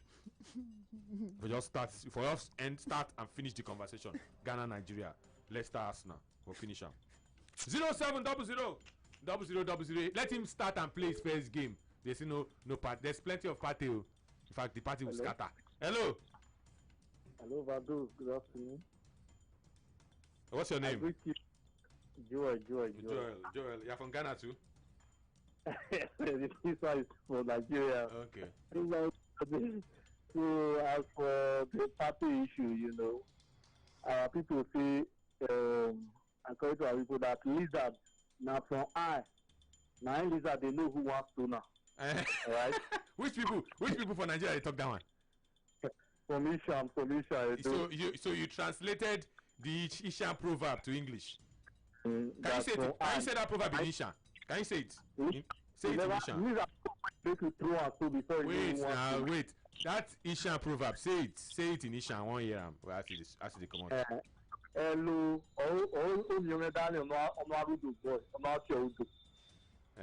Say lizard. Now he didn't know who wants to know with an eye. Behave with an corner eye. Okay. So I don't want to take consign Thomas Partey now. It concerns England though, because Partey don't already carry bomb.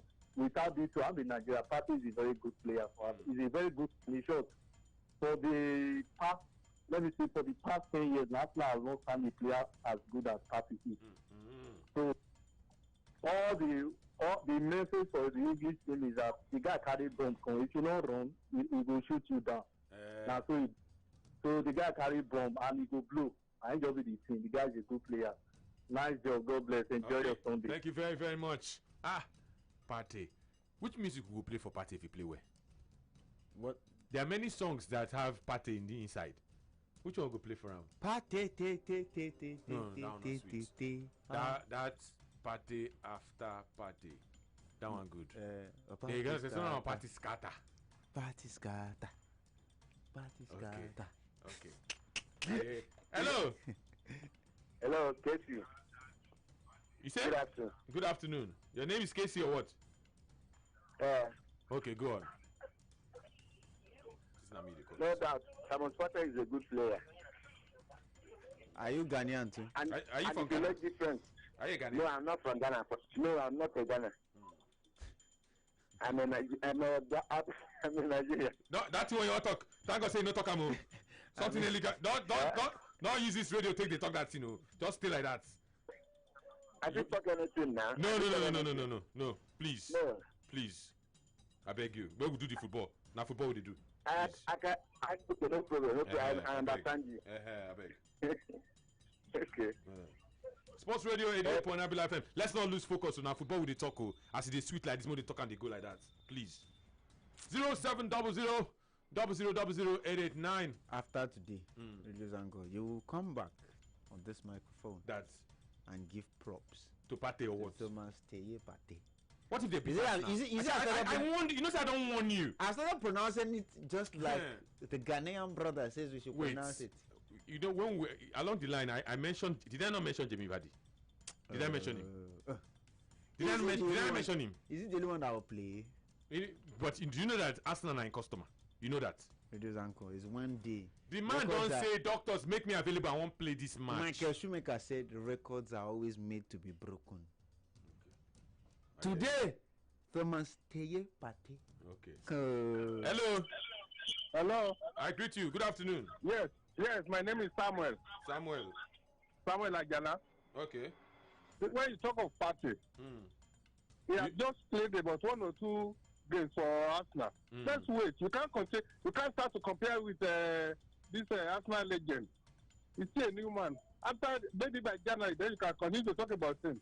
It's too early to judge him. All these praises on him. It's so at the end of the day, the boy will just be a flop. I hope he will not flop. But let's just give him a chance. It's not yet. And when you talk about, can I contribute about this Martin Ozil? Yes, when people continue to, football is a game, it's a collective game. No matter how good you are, if you are not fitting, the guy will regret at the end of the day. Eric Cantona was the best player for France. He was never selected, and France won the World Cup. Look at this Benzema. He was a good scorer, but he was not fit into the game. The one is so no matter how good you are, if you are not fit, your attitude will show so many things about you. So let's forget about this guy. The guy will regret at the end of the day. And the money is collected. He's collecting. Yeah, he's collecting the toxic money. Because you are collecting the money you have not worked for. At the end of the day, the money will just go away. So let's forget about that. And God bless you. Okay, let's talk about Barcelona. We had, of course, the first Clasico of the new campaign. It has come and gone. 3-1. And Zinedine Zidane kept one record since he has been coach of Real Madrid. He not a lose Clasico for Barcelona house. Yesterday was no exception. Barcelona fans, Barcelona players are still talking about the second goal. The second goal, they say not be penalty. The referee killed the game, and that was at the decisive moment. It was 1-1. 1-1 in the second half, and the referee pointed to the spot. Sergio Ramos, before now, there's a way this player has returned from injury. Before now, Sergio Ramos was injured though. But he got himself ready for El Clasico. They say now for where they tough. Now they see tough men. You know, shave him because of El Clasico. Normally they shave the BBA, but he leave the BBA. Say this BBA, oh, not for Barcelona. Not for Barcelona. The eye they red. Shakhtar come, knock them. For Champions League, 3-2. Sergio Ramos could not believe it. He got himself ready for El Clasico. Started the game, scored the second goal before Luka Modric scored. That, you know what they call that thing? That's what it takes called Anasa. From inside of the instep. Now he do the keeper do like that. It's just Nasa the ball in a fuso. 3-1. Party scatter. Now the coach, all the people for boardroom, all of they are complaining about the second goal. Say not be penalty, not be this, not be this. It was conjured. But then leave all of that. Let's look at one man, Ansu Fati. Ansu Fati. Somehow, some way, they say he's the beacon. He's the shining light at FC Barcelona. As Messi on they go down, Ansu Fati on they go up. Ansu Fati, the new kid on the block. The new kid on the block, Ansu Fati. You need to. The guy is very. He's a small boy, very lovable guy. Oh my net, yeah. If you look at the goals Ansu Fati has scored, you now look at Messi. The last time Messi scored in El Clasico, Ronaldo was still in Spain. Ansu Fati, as the grace left Messi. I don't know why you're laughing. I don't know. Ansu Fati. Sorry, what I want to understand is this. Why did you have to start by saying the last time Messi scored? But now the truth, nah. Ronaldo was in Spain. Now, see, Ronaldo even celebrated Real Madrid's win for where in day. He's doing quarantine, he did quarantine where he celebrated the win. But let's look at Ansu Fati. Bless it, Lionel Messi when they go down, the guy when they go up. As Grace finally left Lionel Messi. Radio uncle. Don't let me say Grace. I think virtue has left Messi. Messi has not scored from open play in the last 6 games. In the last 6 games in all competitions, he's not scored from open play. It's either a penalty or free kick. I think Messi's mind is no longer in Barcelona. There's nothing anyone can say about it. 7 El Clasicos, Messi has not scored. Yeah, it's a disturbing statistic. He had an opportunity. The grace, has the anointing left Messi? The virtue has left him. He has left him. You know, it's like, and there's one thing I like about virtue. You see, I'd give an example in the Holy Books. They say that the Messiah said when the woman with the issue of blood touched him, he said he felt that virtue had left him. So it doesn't necessarily mean that the virtue won't be there again. It's just that some of the virtue had left him. I think some of the virtue has left Messi, and one of such is the ability to play very well in El Clasico and serve us, specials. Messi was always motivated by the presence of Cristiano Ronaldo, especially in El Gran Clasico. And I have to be honest, I think at this point, even if Lionel Messi were to leave Barcelona, I think for his competition with Ronaldo to, keep on making him become better, I think he needs to go to Italy. If he goes to the Premier League, maybe not. But if you look at Ansu Fati, who scored yesterday, I think when you look at what was the equalizer yes, at that point. At that point, and if you look at Ansu Fati's goals, I mean, they remind you of a young Lionel Messi as well. Messi when he was quite about 17, 18, those runs into the box when he's on the ball, direct running, having a go at the defender. I think Ansu Fati is the best thing to happen to Football Club Barcelona, but he needs to be protected. He's the youngest player to score for the Spanish national team, youngest player to score in El Gran Clasico, youngest player to score for Barcelona in the UEFA Champions League. He's got about 4 or 5 records of being the youngest player to score in so competition. But at this point, I think Ronald Koeman needs to protect the boy. He needs to he needs to find a way to strike a balance of allowing him to play, score the goals, and then keeping him away from the spotlight. If there's anything I think Quique Setien did pretty well, it was that. Quique Setien did well to shield Ansu Fati away from the spotlight. Yesterday, I've not seen Fati take charge of, go to any post-match conferences or pre-match press conferences yet. But I think when you look at the balance for Barcelona, and when you look at Ansu Fati, it gives you up for the future, and you pretty much feel that there's life after Lionel Messi for Barcelona. I just feel perhaps maybe that we will not realize how good this kid is until when Lionel Messi leaves. Just like we didn't realize how great Messi was until Ronaldinho left Football Club Barcelona. But for sure, the anointing has left him. I think Lionel Messi, the motivation to play very well in the Clasico is no longer there, and now the motivation is with the likes of Ansu Fati, Pedri. You saw it yesterday. I think for me, if you say pound for pound in terms of the future, Ansu Fati against Vinicius Junior, I think Fati was the better youngster yesterday. He was the better player all round than Vinicius Junior, who sometimes got lost in the game. It was not, and then when he found himself, got in positions to score, didn't take the chances. I think for me, it's all about Ansu Fati Vieira, and I'm so convinced that this kid is going to serve us the best of football for years to come. We were perhaps, wondering if we're going to see great footballers in the likes of Lionel Messi and Cristiano Ronaldo. People will say maybe I called it too early. I think this kid has got something special, and every time you see him play, you just feel like he's going to pull up something new every game when he plays. Yes, we're talking about Ansu Fati. If you want to take him home, don't call him Ansu Fati. Call him Ansumane Fati. Ansumane Fati. Because they don't like to they call the full name Ansumane. They now call it, they now shorten it to Ansu. But his name is Ansumane, long for their mouth. He scored what was a landmark goal for Barcelona. That goal he scored last night in the El Clasico was Barcelona's 400th goal in the history of the competition, El Clasico. And indeed, yes, he made it. He made it happen in their 1-3 defeat against Real Madrid. Of course, Lionel Messi was there.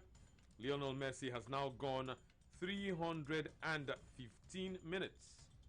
Of course, not scoring, I beg your pardon, 515 minutes since the last time he scored against Real Madrid.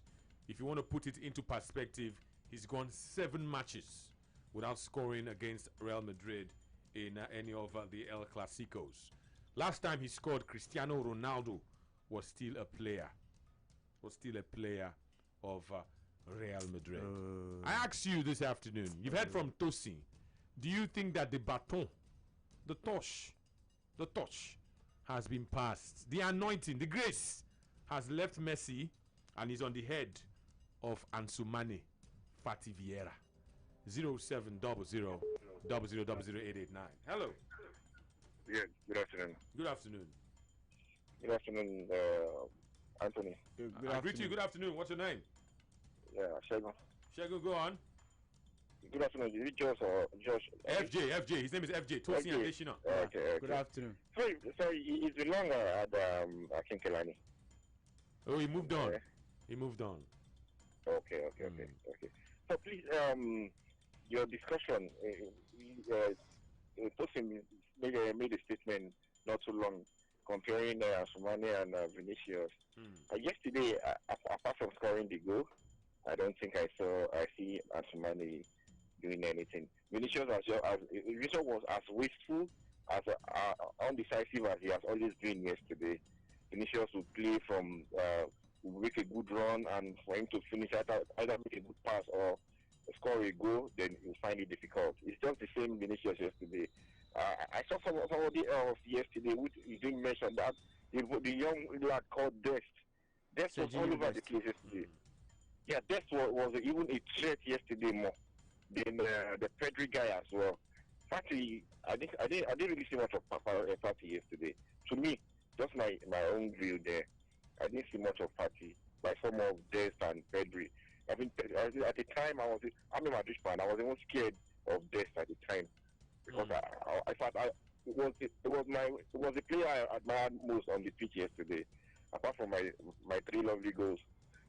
So but it was the player I admired most yesterday. Thank you very much. Okay, thank you very much. Let's quickly give you a rundown of the live score. Let's start off with Belgium.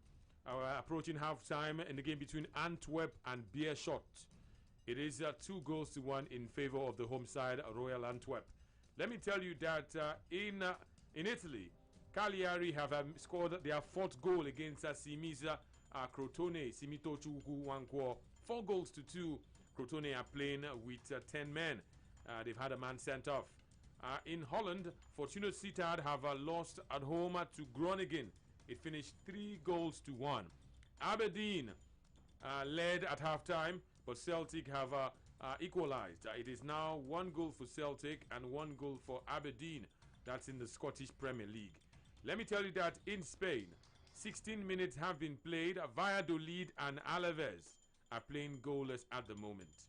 Let me also tell you that in Turkey, 17 minutes played. Alanya Spor and Karagümrük are playing. Alanya Spor are in front 1-0. It finished Yeni Malatyaspor 2, Gençler Beligi 1. And I'll give you an update very, very shortly because I'm told that Alanya Spor have doubled their lead against Karagumruk in the Turkish Super League. There's an international 60 minutes played. Ethiopia and Zambia, the Chipolo Polo of Zol, and they lead Ethiopia in that international friendly. So Tosin, let's see if we can read some of the comments on this latest talking point on Ansu Fati. Ansu Fati for short. Yes, of course. You can definitely join us on the social media fan page, Sports Radio Brilla FM on Facebook, and at Brilla FM 889 on Twitter and Instagram if you want to be part of the conversation as far as the subject matter is concerned right there. Of course, I'm going to try to take some of the comments, and of course, if you don't hear your comment, please note that there's no hard feelings. It's just that perhaps your comments were not coherent, did not just add up. That's the reason why I couldn't take them right there. Of course, as we look at some of the comments as regards Ansu Fati and El Grande Clasico yesterday, that also involved Lionel Messi as well. Of course, this one is coming from lost track of that one right there. Okay, this one's coming from Azan Enyola, who says that good afternoon, Anthony, Beckett, Remo, and FJ. I think the anointing has left Messi and has been passed on to Fati. There's something special about that boy, and I wish him the best. This one is coming from Ike Zutremeka, who says that I love the way you analyze, even though you're a bad guy, Anthony. You always find a way to set fire and make your show lively. Watch out for Partey. He will do wonders. Ayola Ladipo says, happy Sunday to you, Tony and FJ. If I'm going to be honest with you, in my opinion, and without being sentimental, without offending anyone, I think Ansu Fati is the next to the throne, same way Messi took over for Ronaldinho. You can't play forever. Messi has achieved all the success in football. This one's coming from Francisco Unibest, who says that, Anthony, you should be a comedian. I burst into laughter when you said, is that how we were shouting about Pepe? Pepe is not Pepe anymore. Very funny. I wish my darling club a victory against Leicester this evening. And of course, this one's also coming from Godi Bisong, who says, good afternoon, guys. We should all remember that football is deeper than what happens on the green surfaces, on the training ground and the field. He is such a pawn on the chessboard filled with kings. Remember that during the height of the pandemic, he alone refused to take a pay cut and demanded that the club show him books before he would consider doing so.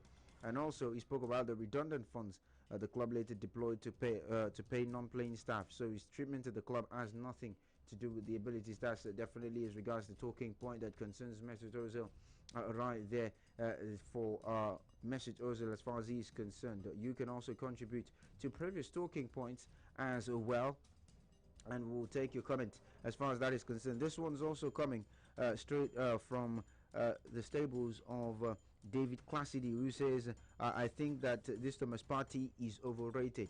I don't think he's even better than Chelsea's Timothy Bakayoko. Come on.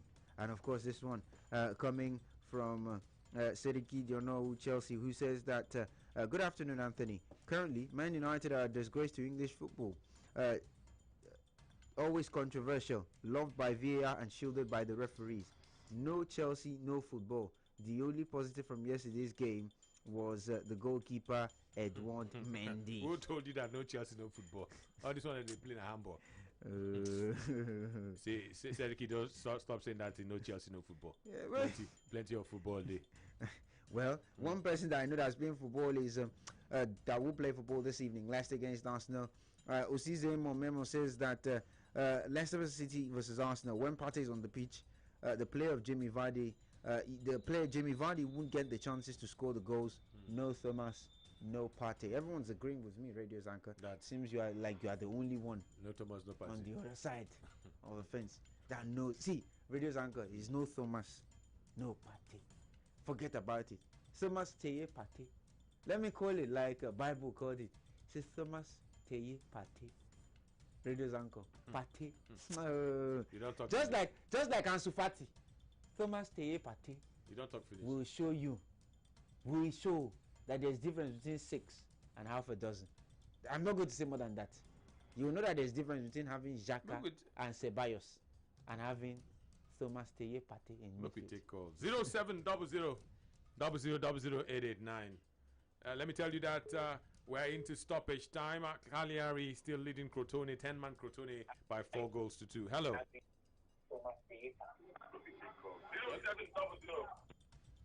I don't know what you're doing to the phone line, but call us back if you can. Hello. Hello. Hello. Good afternoon. Good afternoon, Tony. Yes. Good afternoon, Tosi, once more. Yes, good afternoon. This is Engineer Peter Modi. Okay. Thank you. Messi is still on the right track. We have to be sincere. He's still on the right track. The only problem Messi has is that the body physically is there, but the spirit is no more in Barcelona. That's the problem he's having. If you watch Messi as a player, he has been somebody who is so technically fit, and his mindset is something that he doesn't lose faith on what he's doing. But this time around, he has lost faith totally on Barcelona. So it's affecting him.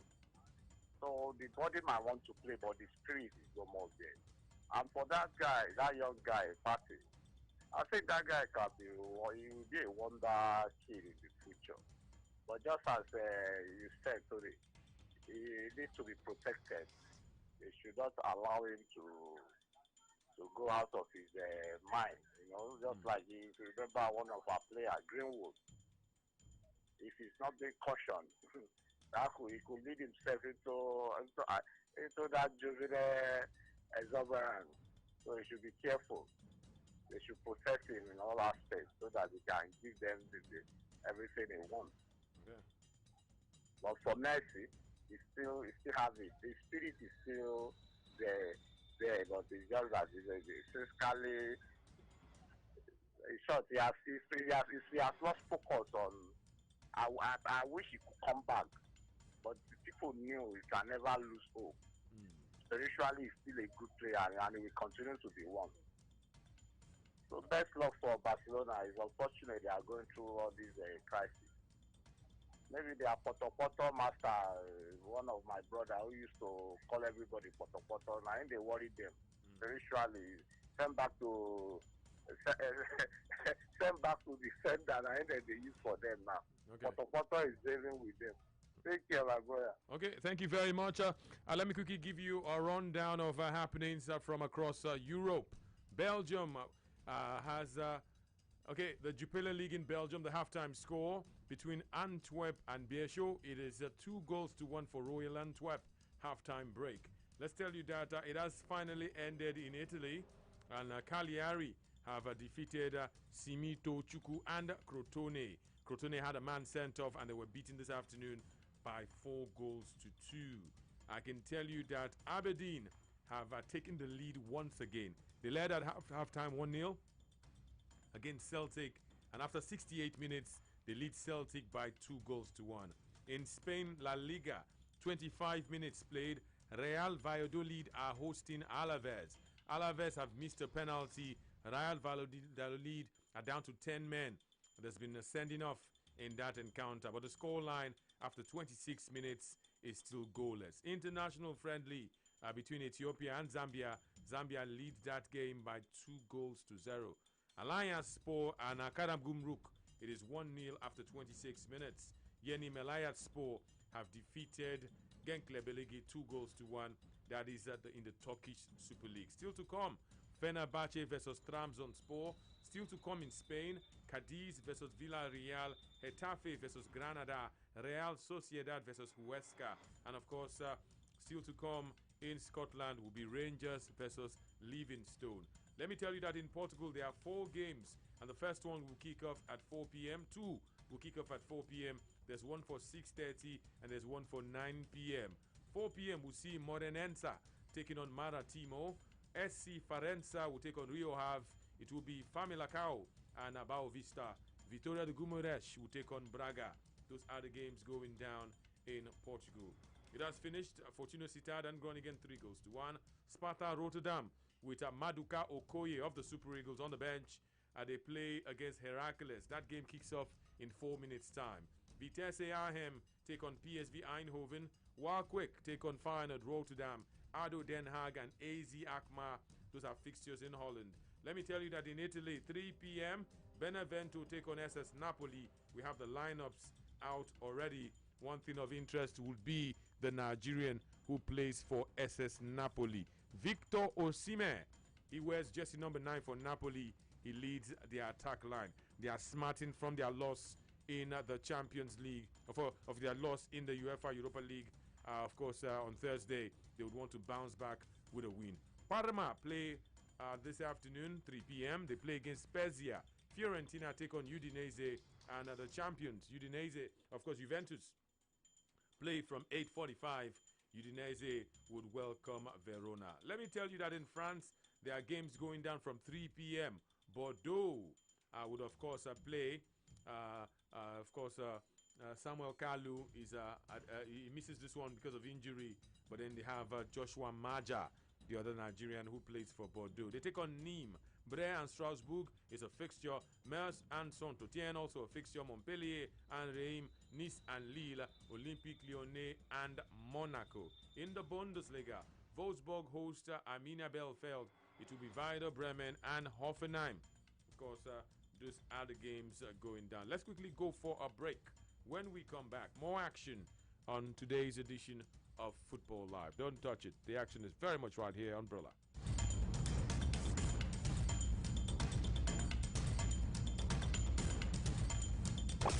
Football Live. Take Brilla anywhere, everywhere. Yes, you can take Brilla with you anywhere, everywhere. The Brilla app is available for free download on Google Play. It is also there on the Apple iTunes Store. Yes, on Google Play and the Apple iTunes Store. Look out for the Brilla football and microphone logo with the letters BRILA in green colour. That is our authentic app. It gives you Brilla FM, Brilla.net, BrillaSports.tv, and all the extra betting tips, live score, plus our Twitter, Facebook, Instagram, Google Plus, and YouTube posts. Sports fan, you can post your videos and eyewitness reports. Brilla, BRILA. Available for download on Google Play and the Apple iTunes Store. Take Brilla anywhere, everywhere on your handset. Brilla FM, what others wished they were. Brilla FM, a complete deal. Here are the latest Barcelona headlines. I'm Bobby Jackson. Manager Ronald Koeman was left frustrated at full-time as his side slipped to a 3-1 El Clasico defeat at home to Real Madrid.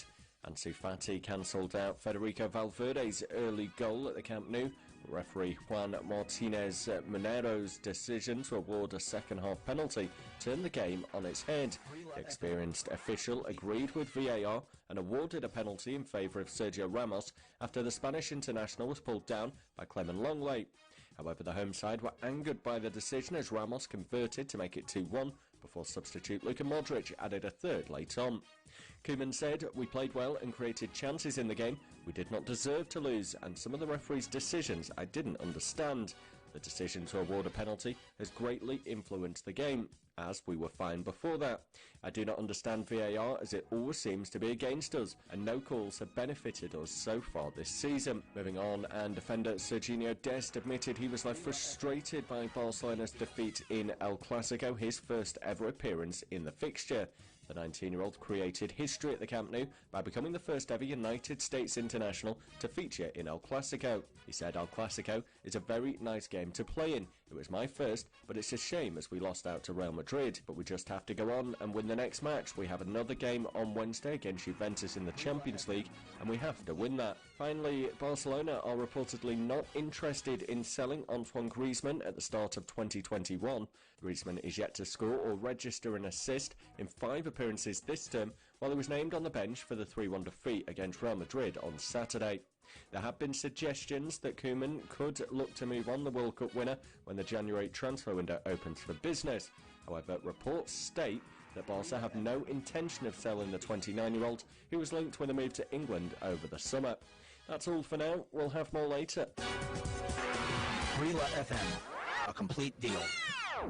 Brilla FM, what others wished they were. Brilla FM, a complete deal. Well, a warm welcome along to today's Arsenal update. In a moment, we'll have the thoughts of boss Mikel Arteta on Pierre-Emerick Aubameyang. But firstly, some team news ahead of Sunday's big clash at home to Leicester, where the Gunners set to make a late decision on the fitness of both Willian and Dani Ceballos. They were absent against Rapid Vienna in the Europa League in midweek due to minor injuries, so they're giving him as long as possible to prove their fitness, while Rob Holding is out with a hamstring strain. Thomas Partey is being tipped to make his first Premier League start after impressing in that Europa League clash on Thursday. As for Leicester, they'll make a late decision on Jamie Vardy, who's missed the last 2 league games with a calf problem. Well, meanwhile, Mikel Arteta has told Pierre-Emerick Aubameyang that he needs to handle expectations at the Emirates after ending his goal drought in that win against Rapid Vienna. Aubameyang, who's netted 72 goals in 115 games since arriving at Arsenal, ended a run of 4 matches without a goal when scoring the winner in Europe. Well, Arteta said expectations for him are that he has to score a goal every game, so this comes with the nature of the big player he is and what he's done in the past. People expect that from him in the future. He needs to handle that. We're here to support him when difficult times come around. Well, there's been a lot of talk, of course, about some of the players who've been allowed to leave Arsenal in recent times, and Lucas Torreira has been talking about his departure. He, of course, has joined Atletico Madrid on loan during the transfer window and claims that he was suffering in London. The 24-year-old admitted that there were problems with his family settling in the English capital. He said, "I suffered a lot of things, I had a lot of personal problems, and more than anything, my family also suffered. I know that I'm on a year on loan, but I've been here for 4 or 5 days, and it seems like it's a lot because I've been treated very well." That's all for now. We'll have more later. Brila FM, a complete deal. Football Live.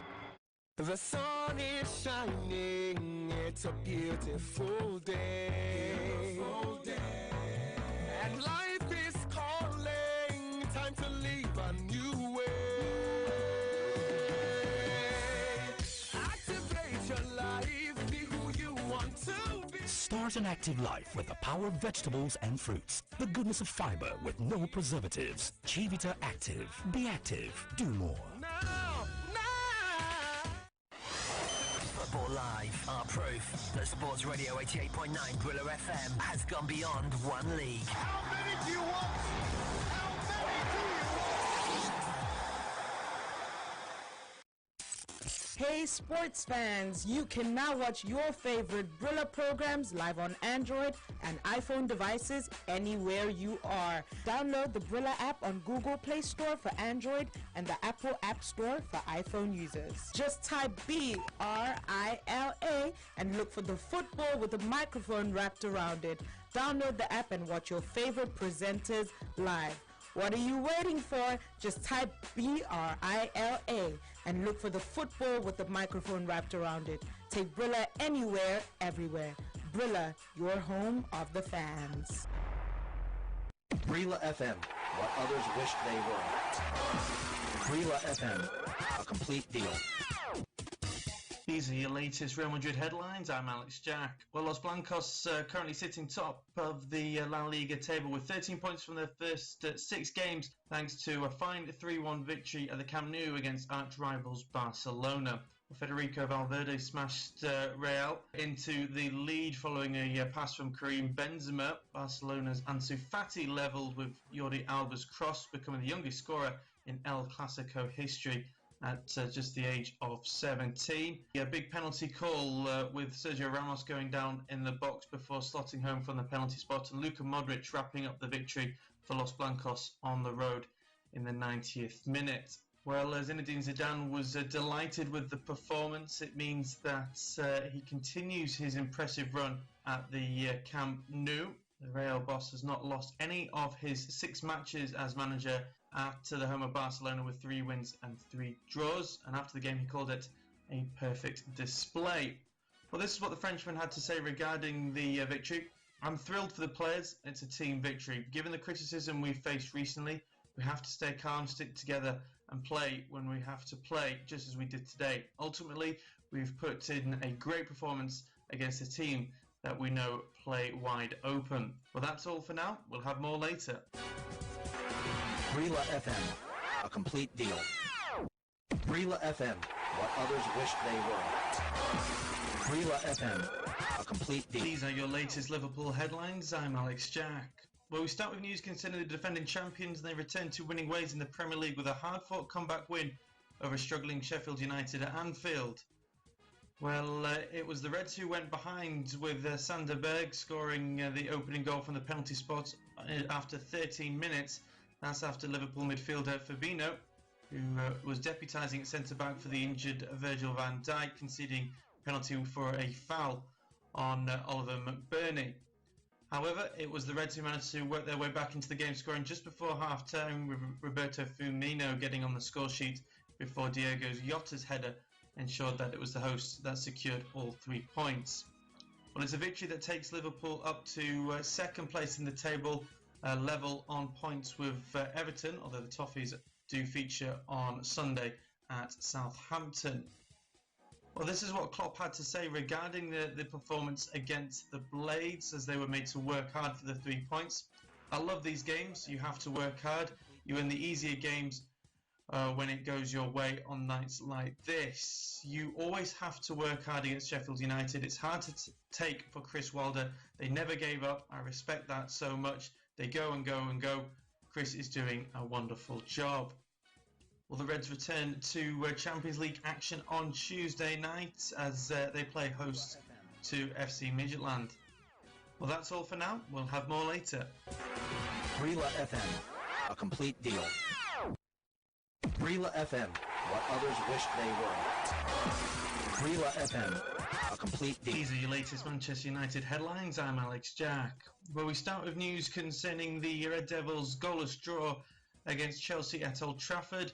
And it was a game marred by controversy, with Chelsea boss Frank Lampard being adamant his team should have been awarded a penalty for a first half foul from Cesar Azpilicueta. Well, the Blues captain appeared to be hauled to the ground by United skipper Harry Maguire, whose left arm was tightly wrapped around the Spaniard's neck. The incident was reviewed by VAR, but Maguire and United managed to escape punishment. Well, this is what Lampard had to say. I thought it was a clear penalty, holding is allowed, but headlocks aren't. Well, Solskjaer was pleased with some aspects of the game, as his side managed to secure a point in a match that also saw Edinson Cavani make his Manchester United debut. Well, this is what Solskjaer had to say regarding the display. It was an even game after a slow start. We grew into the game and played some decent stuff. We missed the crowd behind the goal there to suck the ball into the goal, which happened so many times at this place. There were good players at the other end of the pitch. Their keeper made some fantastic saves. Well, this is what the Norwegian tactician had to say regarding Cavani's first appearance in the Red of Manchester. He gives us something different to what we have. We now have a centre-forward who is different to the ones we already had. Well, United will look to get back to winning ways in the Champions League on Wednesday night. That's when they play hosts to RB Leipzig. Well, that's all for now. We'll have more later. Brila FM, a complete deal. Football Live.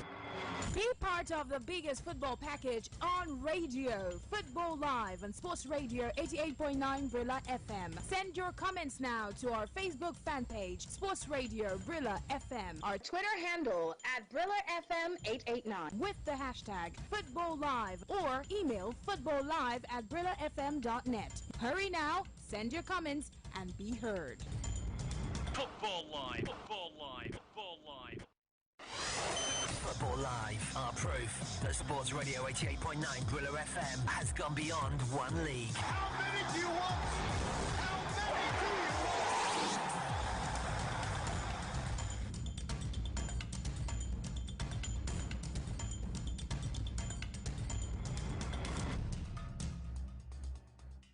You're welcome back. At still your frequency of champions, Sports Radio 88.9 Brilla FM. Still Football Live right here, right now, Sunday edition. Anthony Bekederemo alongside Tosin Adeshina. Let's remind you of some of the score lines from across the beautiful world of football. 53 minutes in Belgium, where Royal Antwerp currently lead in their home game against Biesho. 2-1 is the score line. Let me also tell you that in Holland, Sparta Rotterdam and Heracles have played 12 minutes. It's a goalless affair. Vitesse lead PSV Eindhoven by a lone goal, 12 minutes. Celtic have finally turned it around. They lead at Aberdeen, 3 goals to 2. 2 goals coming in the space of 2 minutes. They got, of course, their equalizer in the 77th minute, and they took the lead in the 78th minute straight from kickoff. They won a penalty, converted the penalty, and that's how the story is. 42 minutes played. Alaves and Valladolid, it remains goalless. Valladolid are doing it with 10 men following a sending off, and of course a goal has been disallowed. Lucas Perez thought he had scored after they missed a penalty. Lucas Perez missed the penalty and he thought he had, of course, scored, but after scrutiny from VAR, the goal was disallowed. So it is Alaves, no goal, and the home team, Real Valladolid, no goal. Let me tell you that in Turkey, Alanyaspor lead Karagümrük by a lone goal, but Yeni Malatyaspor have defeated Gençler Beligi by 2 goals to 1. Back to our talking points, and this one comes from the technical department of the Nigeria Football Federation. No longer news that Austin Cerezo Eguavoin, former player of the team, Super Eagles of Nigeria, and former coach of the Super Eagles of Nigeria, has a new role. He's the new technical director of Nigerian football. A few days ago, he got the appointment, and we're told that it is immediate. He will be assisted by former coach of the under-20 team, Paul Aigbogun. So, Austin Eguavoin, new technical director of Nigerian football, and Paul Aigbogun would be his assistant. What would you want him to do? His very first assignment. What should he do, or what should both men do as technical director? What should be their first role or their first job? What is most needed now when you look at Nigerian football? Radio's anchor, let me start by congratulating Cerezo for his appointment. I think when you look at his CV and his profile, perhaps you'd say he deserves the job. He's coached every grade, Nigeria at every level, coached at under 17, coached at under 20, at under 23 as well, coached the senior team. So, I mean, he's seen everything. He's coached in the local league, he's coached abroad. So when you talk about a man with a rich CV and quite deserving of the job, perhaps you'd say Cerezo deserves a crack at the technical director job. In terms of the first thing I think he should be looking at as for a fact, Radio's anchor, is to make sure that all our coaches get their cafe license. Let's start from there. All of them. They were blaming Bitrus Belrang for not getting the license prior. Said because he's the technical director, that's his department, he should know better, and he should perhaps have facilitated them and made sure that they got the license. I think that should be a priority. That's one. And then two, Radio's anchor, we have to have a coach we have to have coaches that will challenge at the highest level on the African continent. It is distasteful for me as a Nigerian that you look at the entire African continent and you can't particularly say that you've got a Nigerian coach that is shining like a million stars at Africa's top clubs. I mean, you take an instance for a country where you'd say that we have too many coaches. We've got players who have become coaches as well. We can count on our 5 fingers the number of Nigerian players, ex-Nigerian players or Nigerian coaches who have coached top teams. In fact, there's no Nigerian coach who's coached a top team on the continent in the past, since the turn of the century, that you could think of. You only perhaps will be making the reference to the coaches that coached Enyimba. Apart from them, nothing. And I think that is one of the technical director's job, TD's job, to make sure that our coaches are well groomed, to make sure that our coaches have a good direction in terms of where they're headed. We can talk about the last 10 years, all we want, but first and foremost is increase the coaching capacity, the coaching IQ, the coaching mentality, the coaching I'm trying to look for a grammar that fits the bill properly. Perhaps English Sports would indulge me here, but you know, we need a coach that fits the bill properly. We need coaches that fit the bill. We need coaches who can help our football grow, and I think that goes as far as the grassroots level. As the technical director, you perhaps have to go as low as the grassroots to ensure that the coaching of the footballers from Nigeria are better. They are players who understand the science of football, players who understand the arts of football. They're players who understand the rudiments of football, players with a great football sense. We don't have too many players with a sixth sense of football, Radio Zanka. And I think as the technical director, it is left for you to give us a blueprint. The role of a technical director, especially at the national team, remains debatable, remains unclear, and sometimes people feel it is not needed. What will be the role of the technical director vis-a-vis the Super Eagles? What kind of role would Austin Eguavoen play? Will the coach report to him? Can he give general instructions? I need to know. Radio Zanko, is that possible? No, you can't have a technical director for the Super Eagles.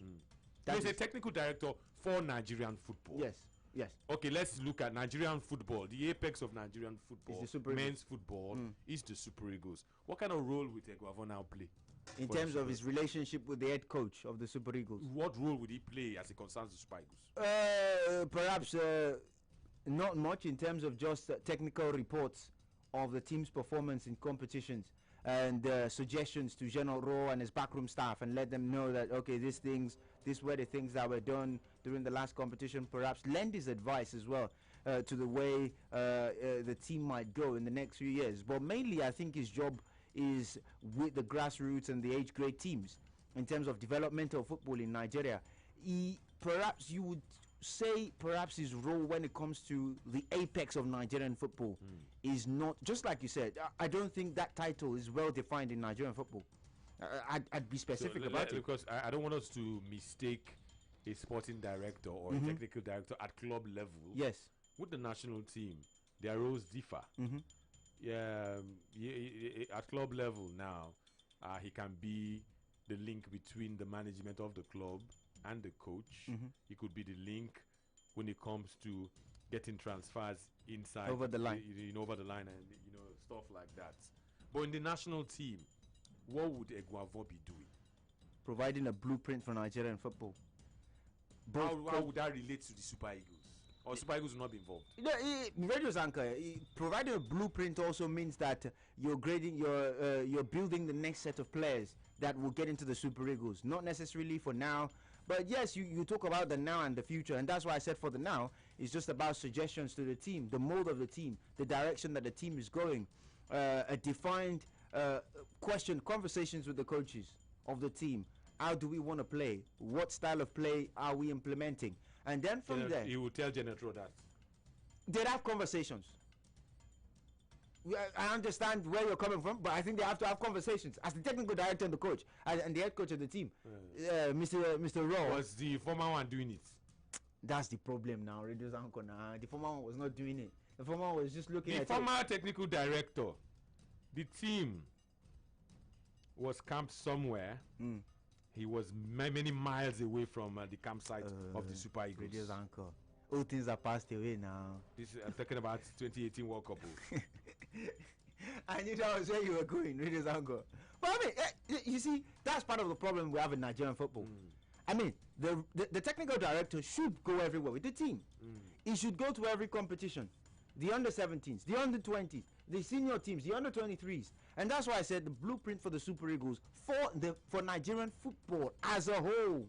Not just the Super Eagles. Yes, I understand that the Super Eagles, the apex of football, but you have to have conversations with the coach. Oh, coach, what style of play are we implementing? Let's know if it's something that can trickle down to well, we don't have a style of play, but anyway. But I mean, it's one of the things that you do as a technical director.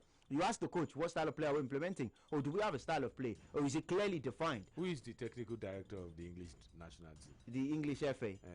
Who is he? I've forgotten his name now. For Germany. Oh, Olivier Belf is the manager. They call him the manager. Be the team manager. See, team manager is not technical director. Olivier Belf still does the job. I mean, he's the technical director of German football. Not technical director. He's not defined as the technical director. This team, Super Eagles, for instance, yes, has a coordinator. Yeah. And has a media officer. Yes. And has a secretary. Yes. Secretary writes letters. Mm-hmm. Interfaces with clubs. Yes.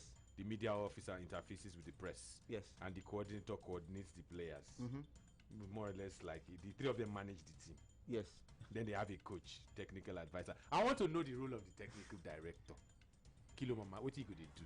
Provide a template for Nigerian football. So you call General Trona and say this is the new template too. Because work is immediate. We have matches next month. I need to know. Radio Zanko. Let me give you an instance now. Okay, in German football, the technical director now is now Olivier Belf. He's been promoted to technical director of German football. Yes, of German football, of the DFB. So he has moved from team manager. So from team manager to technical director. Before was Robin Dott, but now he's now technical director. As a technical director of the Football Federation, your job is to develop a blueprint for Joachim Löw. No, he's not developing. See, he can't tell Love what to do, but they will have conversations. Oh, is this how we play? Okay, this is how we play. Then that is his job to let the other coaches at under 23, at under 21, at under 17, under 19. It's his job to let them know this is how we are playing, so and it's his job to. It's his job to ensure that the other teams copy the Super Eagles. The mirror. Don't let's use the word copy. Copy is damning. Radio Zanko. I mean, why are we using copy? Is to mirror the style of play, to give the national team a specific identity. But if you look at our previous technical directors, I mean, who are they?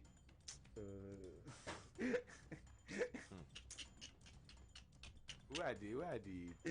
This is a big title.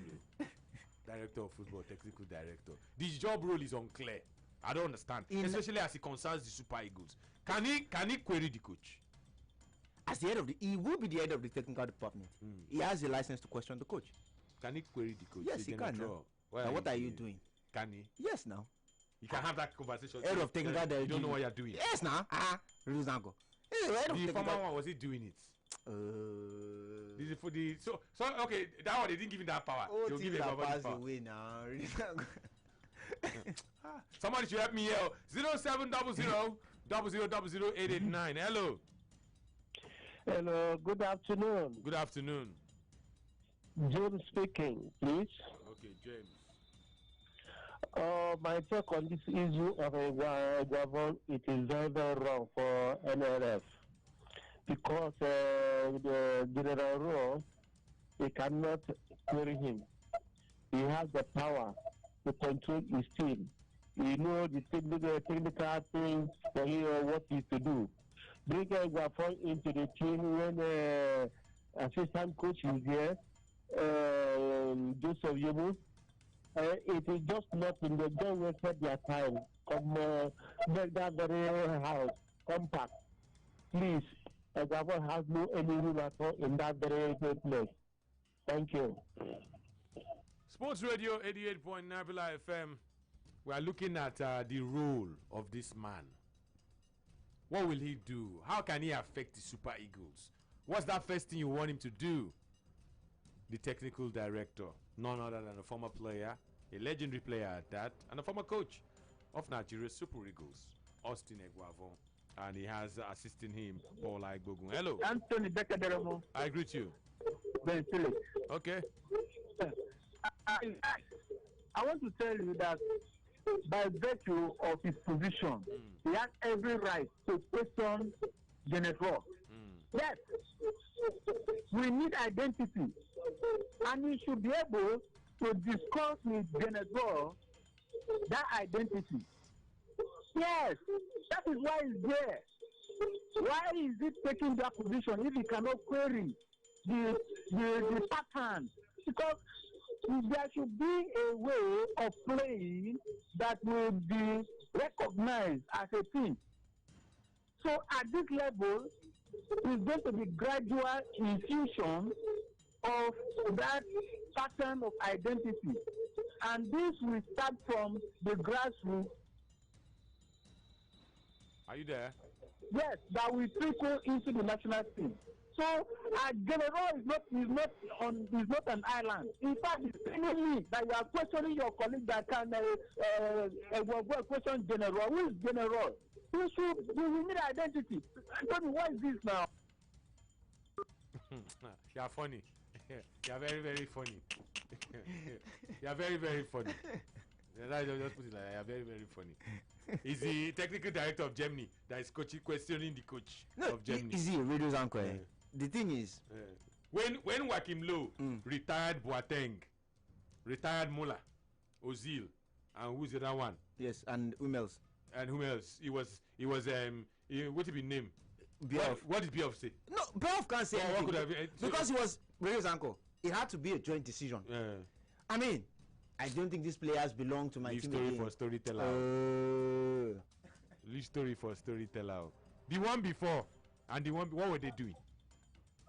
So all of a sudden they don't give a guapo power. Radio's anchor, as it is at the moment, Cerezo should be allowed to undertake his job and utilize his powers to the full extent. What are his powers? His powers include developing a blueprint for Nigerian football and working closely with the Super Eagles chief coach. They should. It's not like the one that happened that you are talking about. That is miles away. They should be seen. See, once you see General Ro, see Cerezo. That's the way it's supposed to be. Not Enrique Cerezo, the president of Atletico. Augustine Cerezo Iguavon. You should be seeing the two of them. It is their job. It's because General Ro cannot develop the templates. That's why you've got a technical director who is there to plot the graph and say this is how Nigerian football is going to be for the next 4 years. This is how Nigerian football is going to be for the next 5 years. This is the style of play. These are the kind of players we have. This is the kind of football we can play. This is who should be. This is how we progress from under 17 to under 20 to under 23. There is no clear defined plan for Nigerian football. Radio's anchor. Let us not deceive ourselves. And that is part of the things. So this thing you're saying now, that's the job description of technical director. Yes, now he should see as it is at the moment. If he's not careful, we'll fire him. If he does not do his job, we now, me and you, we'll fire him. 0700 You can also join the conversation. Join us on social media, Facebook and Twitter. Tosin will read your comments and he would also take your calls right here, right now. In the meantime, matches are still very much on the way, and I will be giving you the live score situation. Let me tell you that 71 minutes have been played. Royal Antwerp and Jemina Beershow, 2-1 for the home side, Antwerp. Let me also tell you that the games in England are set to start. Let me quickly take you to the St. Mary's, where we have the lineup. The lineup indeed is out. Southampton are taking on High Flyers, Everton Football Club. Everton, in case you do not know, are topping the English Premier League. McCarthy is in goal for Southampton. Bertrand is their left back.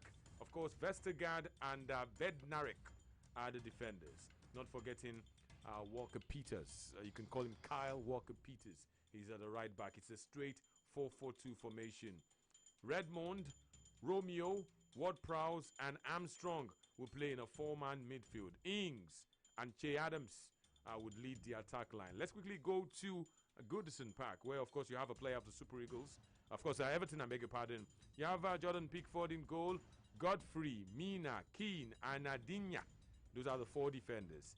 Ducore, Allen, and Sigurdsson will play in the 4-3-3 system. James Rodriguez, and, of course, Dominic Calvert-Lewin. Not forgetting Alexander Iwobi starting for Everton. On the bench, they have the Brazilian Bernard. They have Tom Davies, an Englishman. Fabian Delph is an Englishman. Andre Gomez came all the way from Portugal to play football in England. Gordon is also on the bench. He's an Englishman. Nkuku is a Frenchman. And Olsen, the reserve goalkeeper of Everton, is from Sweden. Let's quickly look at Southampton. They have Diallo, a Frenchman on the bench. Fraser Foster is the reserve goalkeeper. Shane Long is an Irishman. Englishman is, of course, Lundulu, Stevens, and, of course, Teller and Vokins All English. They are on the bench of the Saints, Southampton. The match has kicked off. It's a minute old. Talking about Southampton and Everton. Everton, of course, are hoping to go clear on top of the Premier League. 5:30, Wolverhampton Wanderers will take on Newcastle. It will be Arsenal taking on Leicester City, 8:15. In France, the games indeed have kicked off. Bordeaux are taking on Nimes. That game is 2 minutes old. Let's, of course, look at the lineups and tell you whether or not there is a Nigerian involvement. Joshua Maja is a Nigerian. He's leading the attack line for Gerandi Bordeaux. The other Nigerian there, he returned to the club side after the international window with an injury. His name is Samuel Kalu. Samuel Kalu is out. Lauren Kosheni out for Bordeaux as they take on Nîmes. The game is goalless as we speak. Josh Maja leading the attack line. Let's also tell you that Montpellier and Reims are playing right now. Metz and Saint-Étienne are playing. Bre and Strasbourg are also playing. All games are 3 minutes old in France and they are goalless. Benevento and Napoli. Victor Osimhen leading the attack line for Napoli against Benevento. Parma and Spezia also playing. 2 minutes are played in both games and both games are goalless. Vitesse, they are in Holland. They are leading PSV by a lone goal. Sparta Rotterdam have Maduka Okoye on the bench and they have played 33 minutes against Heracles. It is goalless in that part of town. Let's tell you that in South Africa, Stellenbosch and Swallows 1-1 is the scoreline after 33 minutes. And of course, Shakuma and TS Galaxy have played 32 minutes. You can now make that 33 minutes. It's a goalless situation. Halftime, Valladolid and Alaves. It's a goalless affair. Alaves have missed a penalty. Alaves have had a goal ruled off for offside, but then it remains goalless. Alliance Sport, halftime score against Karagumruk. It is 1-0 in Turkey. Zambia and Ethiopia, halftime score. International friendly. Zambia 3, Ethiopia no goal. 0700 0000 889. Hello, good afternoon, somebody. Hello, Anthony. Good afternoon. Good afternoon. Okay, Kadri. Anthony, please, I want to ask you, since Tosin is making sense to me, but it's like you are disagreeing with him. So let me ask you, what is the work of a technical director, Anthony? I don't know the work. I don't know the work. I don't know. Yeah, the country should have a blueprint. We are just talking about only Super Eagles. Super Eagles is not the only national team we have in the country. The one that, you see, the apex of our football is Super Eagles. You know that is apex, but you have to start from scratch if you want to have an identity. You shouldn't think about if you want to have an identity, it's the Golden Lingers that will be our identity. What are you talking about? You know that the last 2 games we played, a lot of people were saying that this is not I want to now ask you now, the identity of the Brazilian national team, the English national team, is the under 17 team. They play now. No, the under 17 team be the identity. But also that they play. No, now the under 17 team be the identity. No, I say they all play the same style of play. Wait. And now I'm asking you, Super Eagles should be comparing or looking at under 17 to play. What are you talking about? So, are you saying that we should just concentrate only on the Super Eagles? I'm saying the apex of our men's football. Now Super Eagles. Now Super Eagles, you go exert standard. All our focus, Anthony, all our focus. That is not what I have said. You're not listening to me. No, I think say totally they make sense. So at least nobody said it makes sense. And I'm asking you the same question I they ask you. Now under 17 will take standard for Super Eagles. But they will graduate now to under 23 to Super Eagles now from under 17. No, now under 17 will take. Now they take the set standard. Since when we going to use under 17 take set standard? Okay, Anthony, please let me the work of the technical director. Listen now. You never feel answer any question, but you just they go on and on and on and on and on. No, I say don't say now. I agree. See, that's another matter. You know they see, okay. Kadri. You know they listen to me well, Anthony, forget that one. Anthony, the technical say go let's draw. Is there anything like go let's draw? It may be okay. Maybe I say go let's draw now because I heard on online they say there's nothing like go let's draw. Wait, first of all, what to be goalless? No goal now. Hello. No, it's right now. Go let's draw now. You can say go let's draw now. You cannot say a 1-1. What you cannot say? You cannot say a 1-1 go let's draw. Yes. No, not 1-1 goalless draw. I can say no score. goalless, eh? See, when you put less after goal, it means that there were no goals in the match. Now, simple English now. No, I want cool down, and then the fight. I want learn, not be learn with the learn for sport radio. But you know what? But you know what learn now? No, calm down. At the end of analysis, they talk say not. They say you're not supposed to talk. You cannot say a 1-1 goalless draw. People say that. No, not 1-1 goalless. How person go? If you say it was a scoreless, the match was scoreless. The match was goalless. Yes. Yeah, because there's score draw now and there's goalless draw. Anthony, wait now. Why they shout now? I said some people they say they are wrong. They are wrong, bro. You just want to ask. See, if you qualify a match as scoreless, it means there were no scores. Nobody scored goal for inside the match. The same way the match was goalless means no goals were recorded. But if you say a 1-1 goalless draw, it is very, very incorrect. Goals were not scored. No goals. Scoreless, goalless. Not the same meaning. I don't know where you go hear that one. No. If you hear person they say 1-1 goalless draw, it is wrong. A goalless draw. Now English now. Papa. Scoreless draw. And I also, my question, the apex of men's football in Nigeria is the Super Eagles. You cannot tell me that you want the Golden Eaglets, the Super Eagles to play like the Golden Eaglets.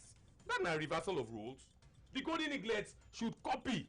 That's why I said. Or emulate the Super Eagles. And I'm saying, if Eguavo is our technical director, what would be his role vis-a-vis the role of the technical advisor? How would he function with the Super Eagles technical system? Let me start with this, Radio Uncle. Let me state this as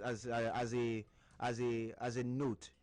Normally, the technical director's appointment should come before the head coach's appointment.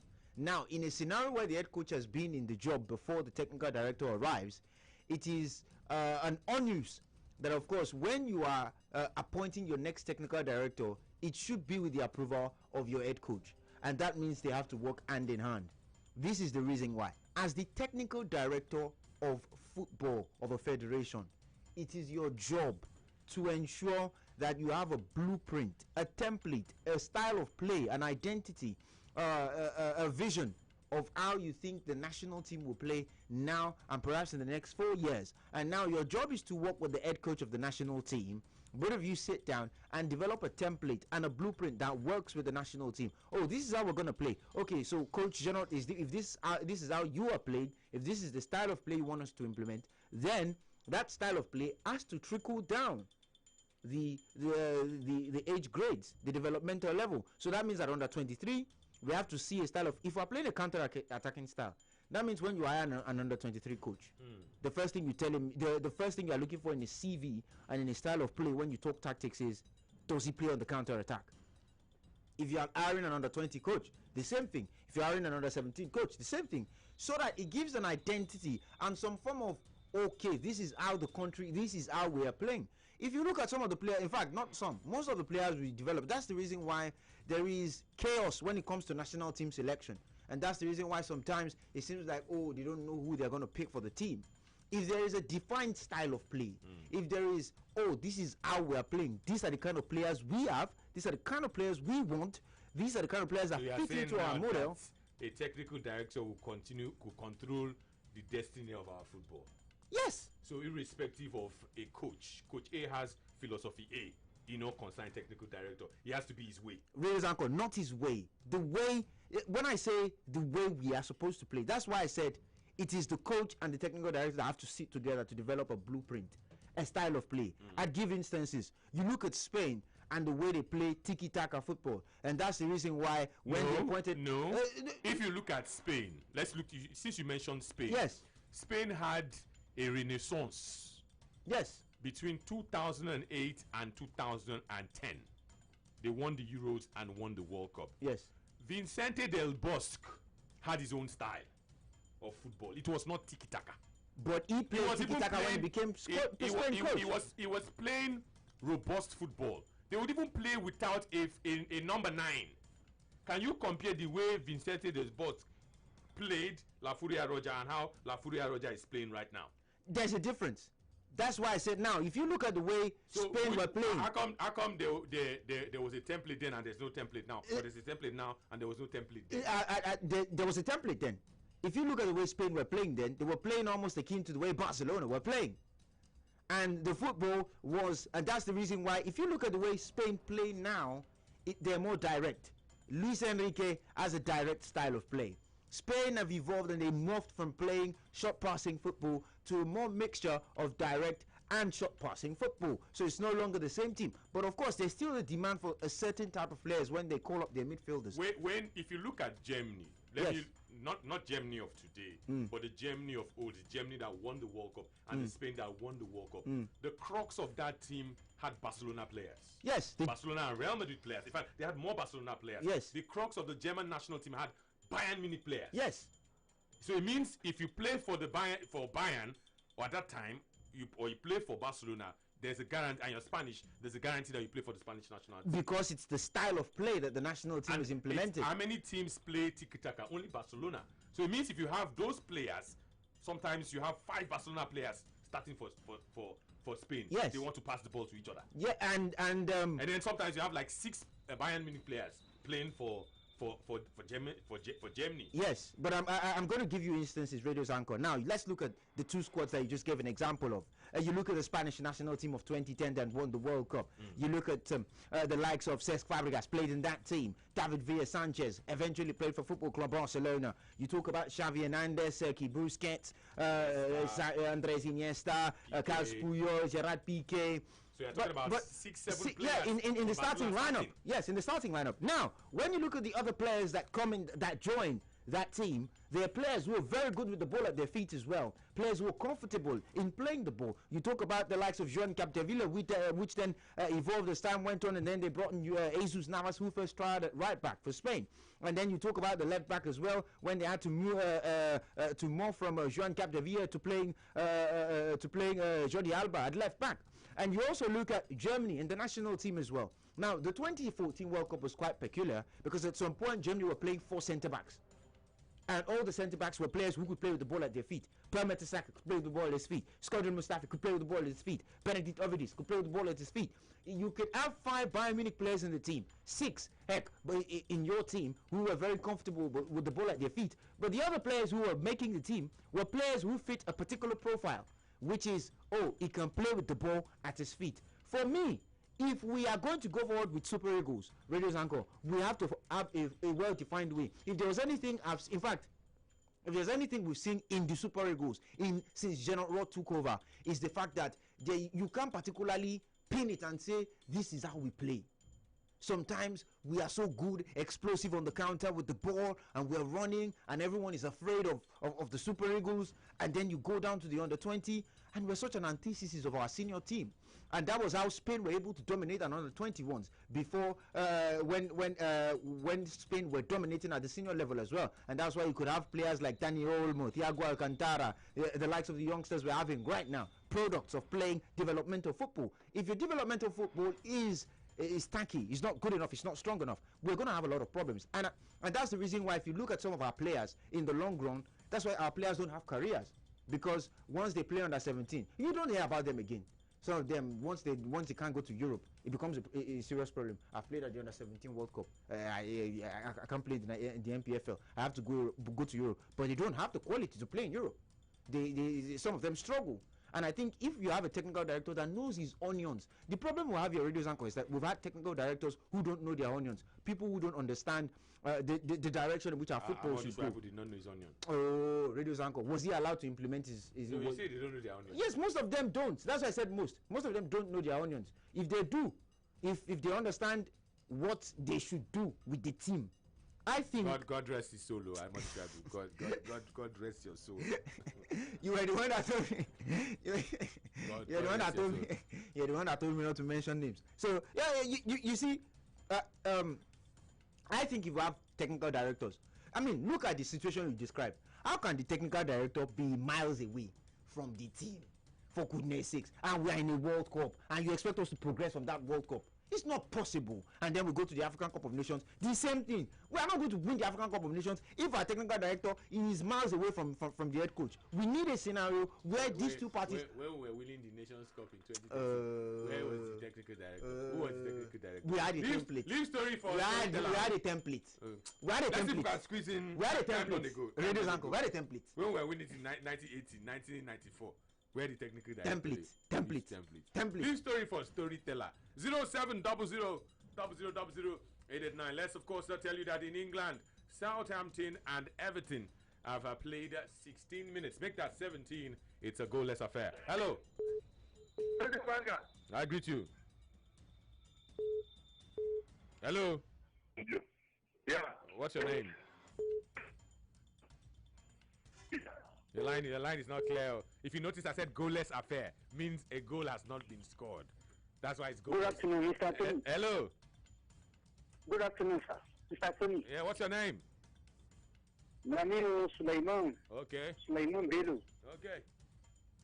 Let me tell you one thing, my brother. In 1994, when you are talking, when you are telling this guy, your second, that time, we Nigerians, most of our players, they were playing in Belgium and Holland. The only striker we had outside both countries is Samson Siasia, who is playing for Nantes in France.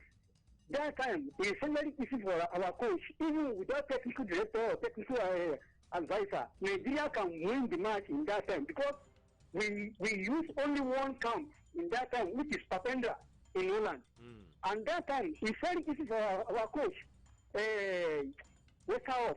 When you go to when we come to Papendra, all our players will lose in there. And that game, we already understand our game. We know the kind of game we are going to play. We can't compare that time with this time now. We need technical director. But in Nigeria, they can choose you to be in one position, but you will not just work there. You will just sit down in that office without doing anything. That's why Chelsea and Menano, that's why they part their ways.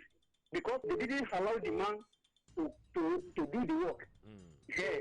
If a Guavon and Venezuela can work together and all our national team coaches, we can get a good team in national teams. We know that from 17 to 20 to 23, they were still coming to Super Eagles to come and play for Super Eagles. Whether we like it or not, technical director has his own work. Just to match the plan, to give the whole national team their game plan. In 1980, 1994, all our national team, they were playing the same pattern. But now we don't have any pattern now. That's what I'm trying to tell you. Please, my brother, we need that man to work with Genesio. If Genesio, if you want to give us good national team, because this time around now we have young boys that can play for national team now, but without a pattern of play, we just want to wait their generation. Have a nice day, my brother. Thank you very much, my brother. Okay, thank you very, very much. Let's say that Everton have come very, very close to opening their account this afternoon. Kifli Sigurdsson, who's the captain of the Everton Football Club, from range, hit the post. In fact, he hit the crossbar and the ball bounced to safety. So goalless, he remains. Southampton versus Everton. Hello. Hello. Good afternoon. What's your name? Yeah, this is Cisse. Okay, go on. Are you there? Oh, we lost that call there. You can call us back. Let's tell you that it is finished in Scotland. Aberdeen and Celtic. It was a 6-goal thriller. 3-3 was the final score line. This indeed was a score draw. 3-3. Not a goalless draw, a score draw. 3-3. 3 for Aberdeen and 3 for Celtic. 07 00 000889. Hello. Radio. I greet you. Good afternoon. I greet you. Good afternoon. Yeah, Emeka. Okay, Emeka. I greet you. Good afternoon. Good afternoon. It's FJ, not Adeni. Okay, FJ. Sorry. Yeah. I've been listening to you guys anyway. You see the problem of Nigeria. We have too many coaches in Nigeria and too many technical directors. And when they come, they will mix it up. I bet you even some technical directors, as you said, FJ, they don't know their onions. You know, once they are employed, all they know is that I'm part of the team. No idea, no framework, nothing. It's just to be there. And that's how we work with Nigerians. In many places we work. We just carry our head there, forget any other thing. Don't think, what is the new thing I'm going to put into this new team? What is the impact that will remain forever? Even if I will not be here tomorrow, what will be the legacy for me to live around on this team? So it takes a lot of things to think. And whatever you think, it also takes a lot of things to implement it.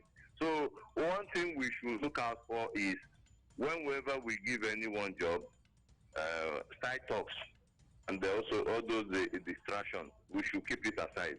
Allow the person to do the job.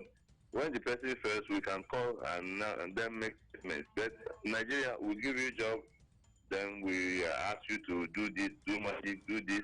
Whereas we don't have the materials of that. We are talking about Spain.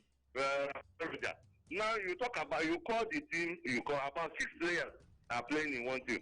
Do we have people that will, even if you tell Janet Roth you must pick players, do we have the players? Where are they? Can you mention them? What league are they playing? So a lot of questions will come to play. Now God will save us. Now God. Amen. Just Amen. like I told you, they don't say now God they save Mendy. Everybody where they play now God save them. Oh God. Okay, let me quickly tell you that it has finished. Royal Antwerp have defeated Jemina Biesho. 3-2 was the final scoreline. Southampton and Everton, 23 minutes played. It is still a goalless affair. No goals for Southampton and no goals for the visitors Everton. Let me take you to France, where there's been a sending off. A red card for Montpellier. They're down to 10 men. They are 3 goals down, although the third goal is being checked by VAR. Once VAR confirms that it's a goal, officially there will be 3 goals down after 24 minutes. Bordeaux and Nimes, it's a goalless situation. What about Bray and Strasbourg? That match is scoreless as well. Metz are in front against Saint-Etienne at 1-0. And of course, Montpellier, Varchek complete. It's of course a disallowed effort. So it remains 2-0. 2 goals for Reims and no goal for Montpellier. Well, down to 10 men. Cagliari earlier on defeated Crotone in the Serie A by 4-2. Benevento and SS Napoli with Victor Osimhen starting for Napoli. They have played 23 minutes. Please make that 24. It's a goalless affair in that part of town. Parma and Spezia also goalless. No goals recorded. Groningen have defeated Cittad by 3-1. Sparta Rotterdam with Maduka Okoye on the bench are playing goalless against Heracles. Vitesse halftime score 1-0 against PSV Eindhoven. In Celtic, Aberdeen and Celtic finished at 3-3. That's in the Scottish Premier League. Let's tell that in the South Africa Premier League, Stellenbosch and Swallows, it is 1-1 halftime score. Shakuma and TX Galaxy 1-0 for TX Galaxy halftime score. Deportivo Alaves are finally scored. They had a missed penalty, a disallowed goal, courtesy VAR, and finally they have scored against 10-man Valladolid. 65 minutes played in that part of town. 64 minutes played in the game between Alanya Spor, who are in front, against Karagumruk. That's how it is in Turkey. Let's see if we can squeeze in 2 more calls, and then we'll call it a wrap and then go join our partners abroad. Let's take this one. Hello. Hello. Good afternoon, sir. I greet you. Good afternoon. Brother Edgy, good afternoon, sir. Good afternoon, sir. I hope both of you are safe for where we are living. We thank God. I thought that we are all African friends. We have to care for each other. Thank you, brother. Good afternoon. Okay. Okay, Joseph Osu, our Ghanaian brother. We've had. Okay, you done? I care for every one of you. God is our word. Thank you. Okay. Thank you. Thank you very, very much. FJ, this should be like the 3rd or the 4th Ghanaian yes, brother. we're having to do. But I will not forget that one that called Bible. can't forget that. Thomas Deye Pate. Bible, please, always call you. I have a ring bell for you. Well, you can tell me if you're a first timer. Let's take this one. Hello. Hello. Good afternoon. Yeah, good afternoon. Yes, what's your name? I'm Michelle from Surulere. Okay. Go on. I like your contribution. Go on. I want to bring you back to the days of Father Tico when he was the coach of the National Eagles. If you can remember, out of Stationary Store Football Club, You say Father Tico? Yeah, Father Tico. Which year be that one? That was around 77 years old. That time, I don't know ball. So I had your caller that said a lot of our boys are from the Europe or something like that. They don't. The most problem we have in Nigeria today is that our foreign coaches didn't go down to the level of our own base player here to check for players. We have a lot of players who can even become as good as those from Europe. Okay.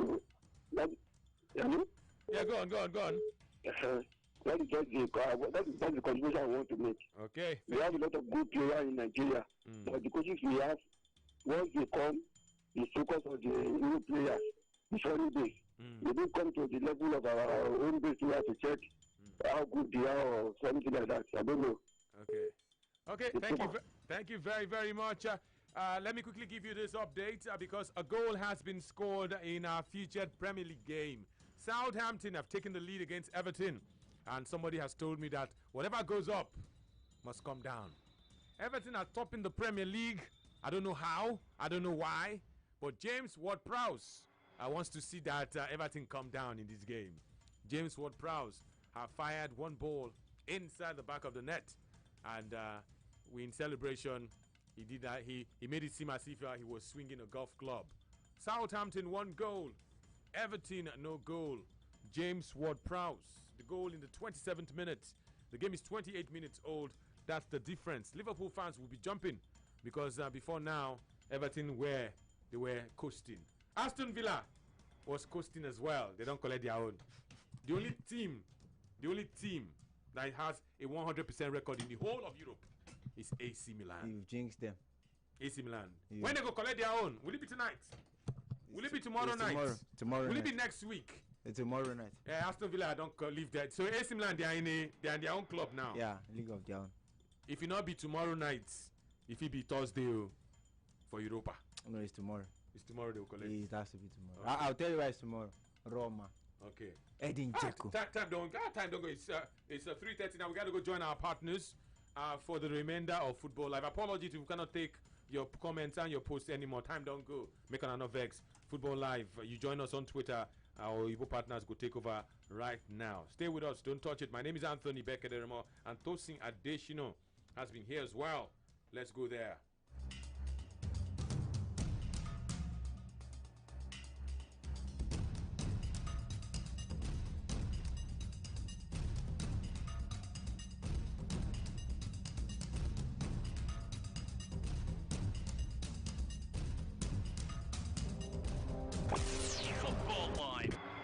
The sun is shining, it's a beautiful day. And life is calling, time to live a new way. Activate your life, be who you want to be. Start an active life with the power of vegetables and fruits. The goodness of fiber with no preservatives. Chivita Active. Be active. Do more. Football Live are proof that Sports Radio 88.9 Brilla FM has gone beyond one league. How many do you want? Football Live. Be part of the biggest football package on radio. Football Live on Sports Radio 88.9 Brilla FM. Send your comments now to our Facebook fan page, Sports Radio Brilla FM. Our Twitter handle @BrillaFM889. With the hashtag Football Live. Or email footballlive@brillafm.net. Hurry now, send your comments, and be heard. Football Live. Football Live. Football Live. Football Live are proof that Sports Radio 88.9 Brilla FM has gone beyond one league. How many do you want? How many do you want? Take Brilla anywhere, everywhere. Yes, you can take Brilla with you anywhere, everywhere. The Brilla app is available for free download on Google Play. It is also there on the Apple iTunes Store. Yes, on Google Play and the Apple iTunes Store. Look out for the Brilla football and microphone logo with the letters BRILA in green colour. That is our authentic app. It gives you Brilla FM, Brilla.net, BrillaSports.tv and all the extra betting tips, live score, plus our Twitter, Facebook, Instagram, Google Plus and YouTube posts. Sports fan, you can post your videos and eyewitness reports. Brilla, B-R-I-L-A. Available for download on Google Play and the Apple iTunes Store. Take Brilla anywhere, everywhere on your handset. Brilla FM, what others wished they were. Brilla FM, a complete deal. These are your latest Real Madrid headlines. I'm Alex Jack. Well, Los Blancos currently sitting top of the La Liga table with 13 points from their first 6 games, thanks to a fine 3-1 victory at the Camp Nou against arch-rivals Barcelona. Federico Valverde smashed Real into the lead following a pass from Karim Benzema. Barcelona's Ansu Fati levelled with Jordi Alba's cross, becoming the youngest scorer in El Clasico history at just the age of 17. A big penalty call with Sergio Ramos going down in the box before slotting home from the penalty spot. Luka Modric wrapping up the victory for Los Blancos on the road in the 90th minute. Well, Zinedine Zidane was delighted with the performance. It means that he continues his impressive run at Football Live are proof that Sports Radio 88.9 Brilla FM has gone beyond one league. How many do you want? How many do you want? In Italy as well. In the early game, it finished Cagliari 4, Crotone 2.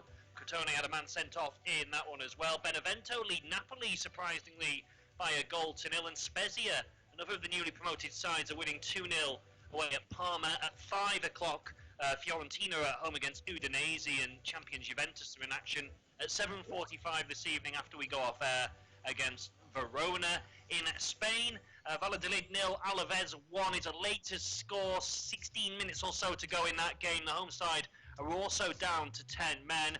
Cadiz, who conquered Real Madrid last week, although everybody's doing that at the moment, aren't they? They're at home to Villarreal at 3 o'clock in La Liga. Then at 5:30 is Getafe against Granada. At 8 o'clock we've got Sociedad against Huesca. There's also games to come as well in Holland, Portugal, Turkey, Scotland and Belgium. A couple of later scores from those divisions. In Holland, it's currently Sparta Rotterdam 1, Heracles 0, and Vitesse 1-0 up at home against PSV. Fortuna Sittard 1, Groningen 3 is a result. In Scotland, Celtic dropped points again. They drew 3-3 away at Aberdeen. Rangers later, and a couple of Turkey. It finished Yeni Malatyaspor 2, Gençler Birliği 1, and that's a result, that one. And Alanya they're up against Karagümrük, and there's about 17 minutes left to go in. Yeah, so as we said, plenty to get at this afternoon. You're going to be with us here on Football Live right through until 6:30 p.m. UK time, and we'll make sure that you don't miss out on any of the goals. There might be another one about to come at the game in the Premier League at St Mary's. Southampton have doubled their advantage, stunning the Premier League leaders. It's Shea Adams at the far post who keeps his composure. He's able to drill home, I think, with the help of a bit of a deflection. It's through the hands of Jordan Pickford, and Southampton looking to make it 3 games unbeaten this afternoon. Seemingly going in at half-time, 10 minutes to go until the break with a very comfortable advantage, Tom. Yeah, and Danny Ings turning creative for this goal. Lovely cross down the left-hand side. And Che Adams, who he struggled for goals, didn't he? Last season, a couple towards the end of the campaign after the restart, and he's been in good form at the start of this season. For me, he's a player that could potentially a late surge to try and force his way into England's European Championship squad. I mean, potentially, he's benefited there from the deflection, which really wrong foots Jordan Pickford. Still a impressive strikers in their line. Yeah, I agree with you there, Tom. I've covered Southampton twice this season on the opening day against Crystal Palace when they lost, but actually created some good chances, and Adams looked good both on and off the ball, making moves to stretch the defence and also linking up well with Danny Ings. And I saw them against Chelsea as well when they came from 3-0 down to 3-0, and again, he was pretty key in that turnaround and gets himself another goal today. He was really prolific down in the English Championship.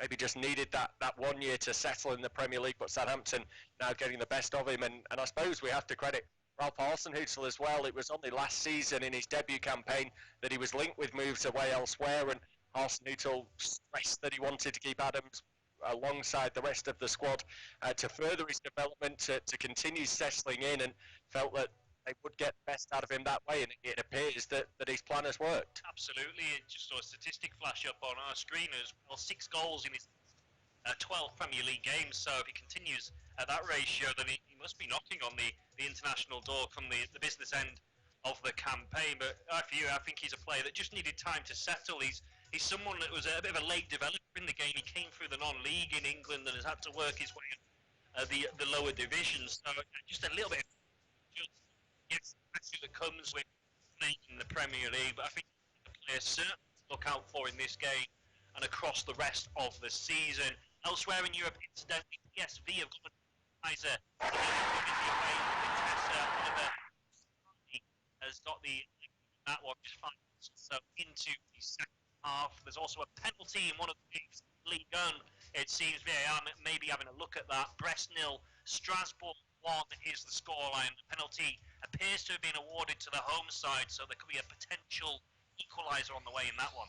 Yeah, we'll keep an eye on that. We'll come back to it in just a moment. For now, let's go back to Jack Deaton for the latest on that second Southampton goal. The Saints are marching on at St Mary's. Southampton 2, Everton 0, and it's Che Adams with a goal after some good work from Danny Ings down the left-hand side. Everton's right has been so poor, and Ings exploiting it once again, getting to the byline, pulls it across left-footed for Adams to bring the ball down and just powers it past Jordan Pickford. It takes a deflection off Gylfi Sigurdsson, who slides in to try and block it. And Everton, the league leaders, now trail by 2 goals to 0 away from home. Southampton 2, Everton 0. An emphatic start then at St Mary's, as Jack says there. Jack Deaton, our reporter, watching the game. It's Southampton 2, Everton 0. There is a fair bit of urgency about Everton as we look up at the screen. They're trying to respond. A goal back before the break, of course, will put them right back in the picture in this game. They've scored plenty this season. I think no one would argue that Everton have been solid defensively. They've also conceded more than enough goals to suggest that they need maybe a bit of extra work in the back line. They're top of the table still. They've now conceded 9 goals in their opening 6 games, but they've scored 14, and that is up there amongst the best of the scoring records in the division. In fact, the 3rd best in the league after Tottenham and Liverpool, who have both scored 15 apiece. Perhaps concede another one here as Southampton come again. It's Danny Ings, and there it is. It's a wonderful strike. In fact, no, it's not Danny Ings. It's Stuart Armstrong who finishes off, slid it home. But is this going to stand? He turns around, he's put his hands on his head. Celebration has stopped and the flag has been raised. It's not going to count, Tom. Yeah, I think it must be against Che Adams, who again did brilliantly to hold the ball up and bring Armstrong into play. And as you say, it was an emphatic finish the Scotland international. My first thought was he must have been just about offside because he had plenty of time and space. Everton trying to play this high line. Ball's played off the top, just leaning Che Adams offside. Not much in it, but correct call for me, and yeah, VAR has backed that up. Yeah, we've seen it again, and it is the right call. One that was called on the pitch as well by the official out on that far side. Had a fantastic view of the situation and was quick to raise his arm to signal that the goal would not stand. Hashtag Football Live is the way, as it always is, to get in touch with us here in the studio. We do want to hear your thoughts on what has been another good weekend of Premier League and European football so far. Yesterday, of course, the Premier League champions Liverpool getting a victory over Sheffield United. There was that goalless draw at Old Trafford. We want to hear from both United and Chelsea fans. We know we've got lots of listeners who follow those two clubs. We want to know your thoughts on what you made of that game. Was it a good result in the end? Two top four teams from last season clashing. They both got clean sheets. Both sides have had the defensive issues. Maybe you regard that as a better result than some from the outside would. Crystal Palace beating Fulham. Fulham maybe already doomed and destined for relegation. And there was that draw at the start of the day as well. West Ham won. Manchester City won. City already dropping 7 points so far this season. With 5 games played, they found themselves in the bottom half of the table, down in 13th place. West Ham certainly improving after what was a pretty poor start to this the season for them. Everton just pushing on here. We'll just hold on for a moment, but James Rodriguez is nudged off the ball. He's going to lose out there. We've got a goal in the Eredivisie, Tom. Now I mentioned PSV have got back on level against Vitesse, but they're behind again.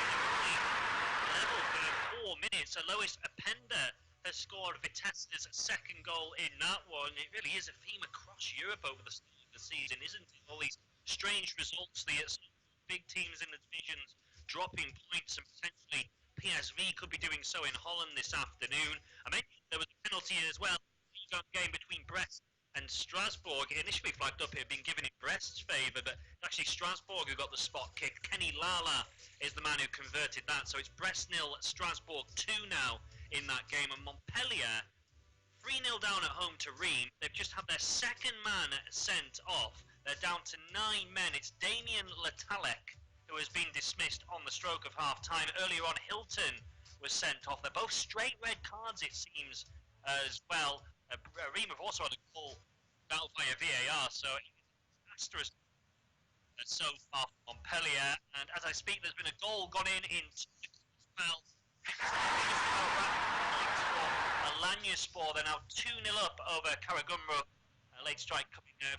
9 minutes left to go. That's not the first goal. Just waiting confirmation of the man who scored that second. Well, let's hope the day continues like this, because the goals are coming thick and fast so far, not just in the Premier League where we've had that double from Southampton that's seemingly taken them to half-time with a lead, but all the way across Europe as well. The goals are hitting the back of the net pretty consistently, so let's hope that that's a sign of good things to come over the course of this afternoon here on Football Live. All the latest scores from all the big leagues across Europe. This is Football Live. So with myself, Bob Jackson, and Tom Gary this afternoon on Football Live. It's Southampton 2, Everton 0 in the Premier League game as it stands, and waiting to see if Everton have got enough of a response to get anything, a foothold back in this game before the half-time break. Everton have hit the bar in this match. Let's not forget that Gylfi Sigurdsson struck the woodwork early on. They have had a couple of chances, but some of the stats we've seen suggest that they're not falling to the man who's been putting them away all term. Dominic Calvert-Lewin's got 7 goals so far this season. He's the joint top scorer in the Premier League alongside Tottenham's Heung-min Son. But he's just not been able to get himself involved in this game. We saw his touch map a little bit earlier on. He'd had 4 touches. This was around about 5 minutes ago. Not one of them was inside the Southampton box, and none of them within really about 10 yards of the Southampton area. They need to get the service to him if they're to find a route back into this game. Of course, there's no Richarlison for Everton this afternoon. He's serving a 3-match ban for his sending off in that Merseyside derby last time out. They're also without Seamus Coleman. You wonder if that's maybe had a bit of an impact. The captain not on the field at right back. Ben Godfrey playing today. He picked up a hamstring injury, did Seamus Coleman, in that draw against Liverpool last weekend. James, he's looking fresh and fit. There were doubts over him coming into today's game, but he's moving around the pitch pretty well. Alex Iwobi has come in for Charlton, by the way, and Gylfi Sigurdsson is in today for Andre Gomez, but it is Southampton who have had the better of starts in this game. Just seconds remain of the first 45. As I said, do get in touch with us on Twitter. Hashtag Football Live is the way to do so. We've already got some of your tweets coming through to us. One of our talking points today is going to be about the amount of goals that have been scored in the Premier League so far this season. With 48 games played prior to this one we've got going on at the moment between Southampton and Everton, we've had 172 goals scored. That's an average of 3.58 goals per game is the highest in England's top flight since back in 1960-61.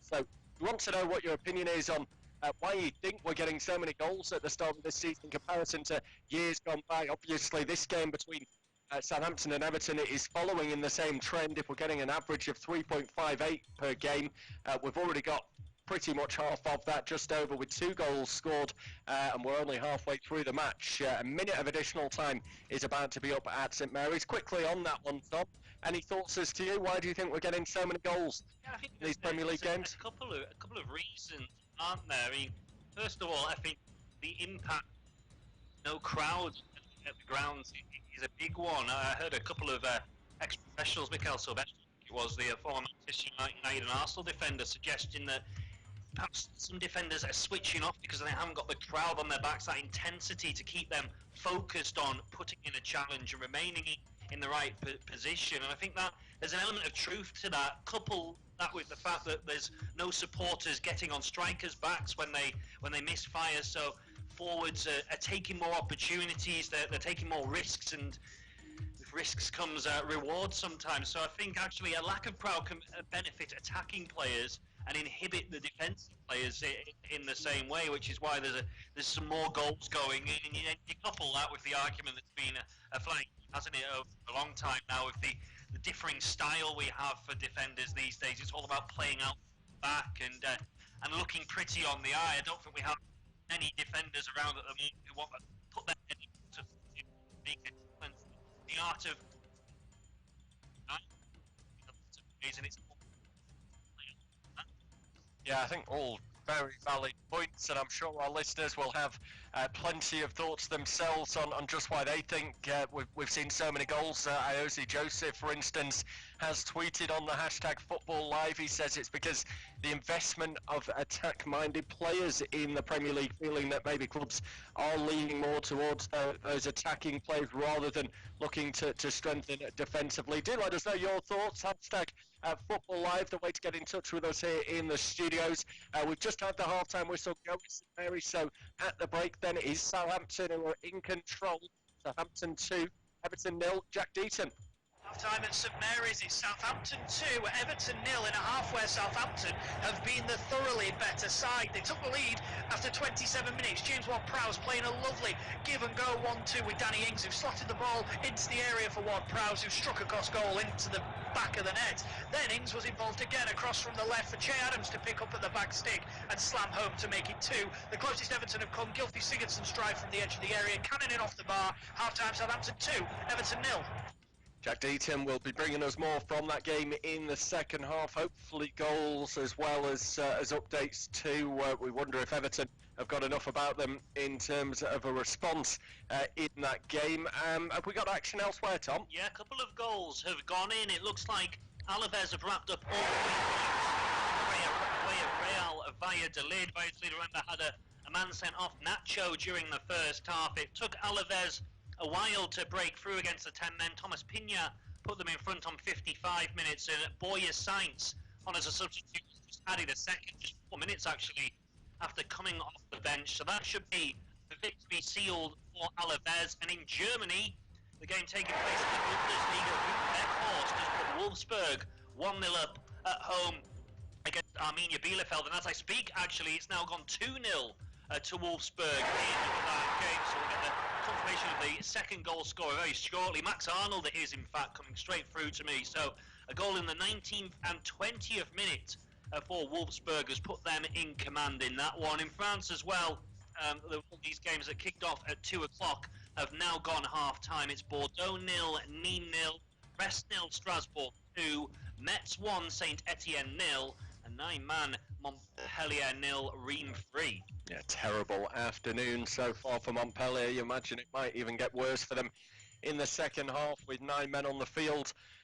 Not just scored 3 times as well, Rim. They also had a goal disallowed due to VAR, deeming it to be offside. So they could potentially have been 4 up at this point, and we'll wait and see just how bad it gets for them. Surely, though, can't be as bad as yesterday, Tom, in the Eredivisie when Ajax ran out 13-0 winners in their game. Incredible feat for Ajax. We know that they're the heavyweights of Dutch football, and often find themselves winning pretty handsomely in games, but to go and win by 13-0 they are away from home against VVV Venlo, and Ajax just ran riot, really.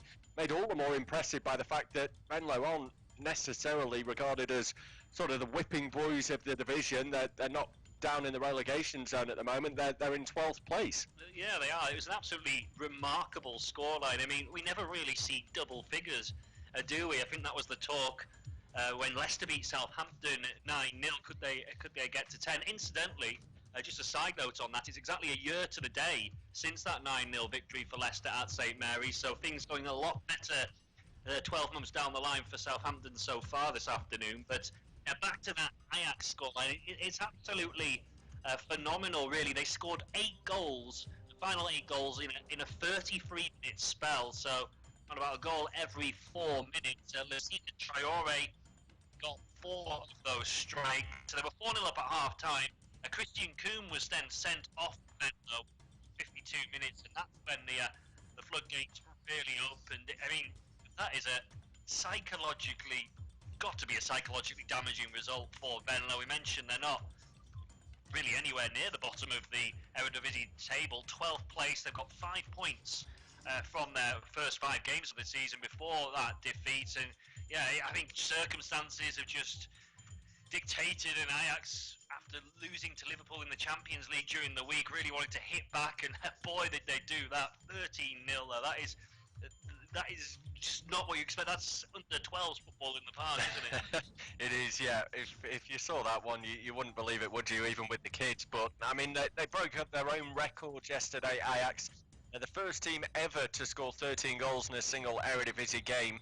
I bet there's some teams that have been in the Eredivisie that have struggled to score that many in a season, but they broke their own record from May 1972 when they were 12-1 winners. That was against Vitesse. And one man who was really the star of the show was Lucina Traore. He became the first Ajax player to record 5 goals in an Eredivisie game since Marco van Basten in 1985. He actually went on to score 6 in that game, Van Basten. And he's the first Ajax player to record 3 assists in a single league match since Frenkie de Jong back in 2017, who also assisted on 3 occasions. So 5 goals and 3 assists. I've not seen who got the man of the match award, but I'd have a pretty strong feeling that it would have gone in his direction. And I mean, you look at the way that Ajax have I suppose, rebuilt. We watched them a few years back, didn't we? Get to that Europa League final, lose to Manchester United. It then went on that incredible run the following year, I think it was, where they enjoyed a great run in the Champions League, ultimately falling foul of Tottenham in the end, and that dramatic turnaround. Over the course of those 2 years, they've lost some key players, the likes of Matthijs de Ligt, Frenkie de Jong, who was mentioned there, Donny van de Beek, who's gone this summer, Hakim Ziyech, another that's moved on. But they always just seem to have this conveyor belt, don't they, Ajax, where they lose these players, they'll get good money in, and they go back to the academy and bring through the next recruits. Yeah, I mean, the academy is world-renowned, isn't it? And rightly so. The amount of players they have brought through that have gone on to start the Ajax first team or start for other clubs across Europe and Dutch national team as well. It's absolutely incredible. But they also have a really good scouting network as well, which is what a lot of clubs need. And these big clubs in the so-called smaller divisions in Europe, who aren't part of the top 5 leagues, if you like, they've got to recruit well. They've almost got to bring in the players, haven't they, before they've become really good, and then they can sell them on for a profit further down the line. But that brings an element of risk, and you're chancing who you're bringing in. But Ajax certainly seem to have that good scouting network, that they have an eye for a really good player, and then of course with the coaching facilities they have on offer, they can develop those raw talents and turn them into first-team stars all across Europe, really. I'm just looking at some of the stats for the Eredivisie as well. The least goals ever conceded in an Eredivisie season was by Twente back in 1971-72. They conceded 13 goals, which is exactly what Venlo conceded in one game yesterday. Incredible, isn't it, really? And that is, as you mentioned before, on the confidence side of things, going to be absolutely huge to try and bounce back from. They're going to have to have a look deep within side to try and find the courage to come out next time and not have those nerves on show that they're going to take another beating. I think it'll be some hard yards run on the training ground over the next few days. I imagine today would have been a rest day, but I wouldn't be shocked if they're on the training pitch, brought back into either go through some tactics, a debrief on where everything went wrong and where they could have maybe changed things about, possibly not on the training pitch itself, but maybe they'll be with the manager and just going through the mistakes they made. Hashtag Football Live is the way to get in touch with us today. We've had a few tweets in already, and we're not too far away from getting back underway for the second half of our first Premier League game of the afternoon. A few of you tweeting about Everton. Easy Slim Shade Vic says, I said it before that this Everton team can't challenge for the Premier League title. He says it's not how well you start but how well you end. And also a tweet in from Olakunle Kareem, who says he's from Lagos, Nigeria, and still thinks that Everton can come back, and feels the same about Napoli too. Let us know your thoughts. Have Everton got enough about them to turn this one around this afternoon? They trail by 2-0 at Southampton with half time upon us at the moment, and Napoli, the other claim there, they can turn things around. According to Kareem, it's Benevento who lead Napoli by 1-0. That game is also at half-time as well. Do let us know your thoughts on Twitter, hashtag Football Live. Plenty of tweets already coming through to us. One thing we might talk about a little bit later on as well is Celtic and what's been going on with them at the moment. Held to a draw this afternoon off the back of that loss in the Old Firm derby last weekend against Rangers. They are maybe not the favourites at the moment to go on and retain that title. Rangers have come on strong over the last few years under Steven Gerrard, and maybe the tide is just starting to turn a little bit. It was an exciting game that we had earlier today in the Scottish Premiership. Our man watching that game for us was Matt Guy. Well, after a hugely entertaining game at Pittodrie, after 90 minutes, Aberdeen and Celtic have shared 6 goals equally. The first half was dominated by Celtic. They had the lion's share of possession, but they just couldn't really create themselves any clear-cut opportunities. The closest they came was from a 30-odd yard effort from Olivier Neacham. He struck the ball, it whipped across Joe Lewis's goal, but it only flicked the outside of the post. Having said that, when the 42nd minute came and the ball was played in behind the Celtic defence, Lewis Ferguson won his side a penalty, and Aberdeen went 1-0 up through that man, Lewis Ferguson. It was just a poor, clumsy knock in the back of Lewis Ferguson by Olivier Neacham.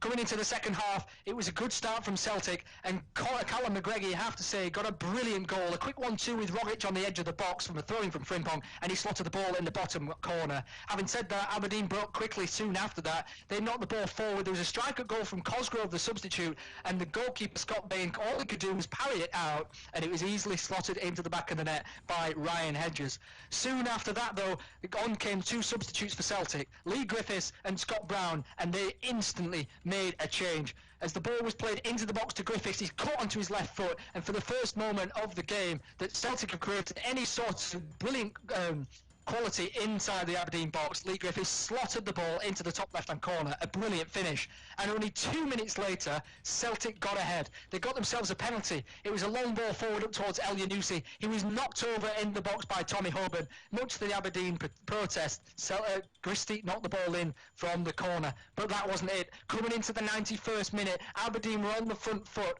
It was 3-2 to Celtic, and then Aberdeen levelled it. It was knocked forward. It was a brilliant move by Scott Wright on the left. Cut it back towards McLennan. He cut inside Callum McGregor, who touched him on the ankle and flicked his standing foot away. Penalty given and slotted in the bottom corner once again. It was by Lewis Ferguson. A brilliant game that's ended 3-3. It leaves Celtic 3 points behind Rangers at the top of the table, with Aberdeen in 4th, 1 point behind Hibernian with a game in half. 3-3. The latest updates and reports from across Europe's big games on Football Live. You were just listening in to Matt Guy there, who watched the game for us earlier today. It was Celtic who were held in that match, as you heard, a 3-3 draw away at Pittodrie when they took on Aberdeen this afternoon. just looking at the standings there and how it all looks in the Scottish Premiership. You've got Rangers top of the table. They beat, as I say, Celtic last time out. That was a 2-0 victory over Celtic away from home for Rangers, so a huge victory for them in the Old Firm derby. For Celtic now, it's 2 league games, that is, without a win. In fact, 3 games if you want to go across all competitions, having lost to AC Milan in midweek as well. But the loss to Rangers and then the draw against Aberdeen today. 3 points is the difference between them in terms of the standings. They've conceded 10 goals so far this season, which by their normal high standards isn't quite up to scratch. Rangers, if you flip things around, have conceded just 3 times so far this term. Rangers have just kicked off, incidentally. They're at home to Livingston in the game that we'll keep an eye on over the course of this afternoon. Livingston down just around about mid-table as things stand at the moment. So Rangers looking to further extend their lead at the top of the table. They'll be able to open up a 6-point gap today, but they'll have played out a game more than Celtic as well. We've got a goal in the Eredivisie, Tom, haven't we? We'll come back to the Scottish Premiership in a moment. Yeah, it's a goal for Heracles. They've equalised away at 10-man Sparta Rotterdam. It's 1-1 now.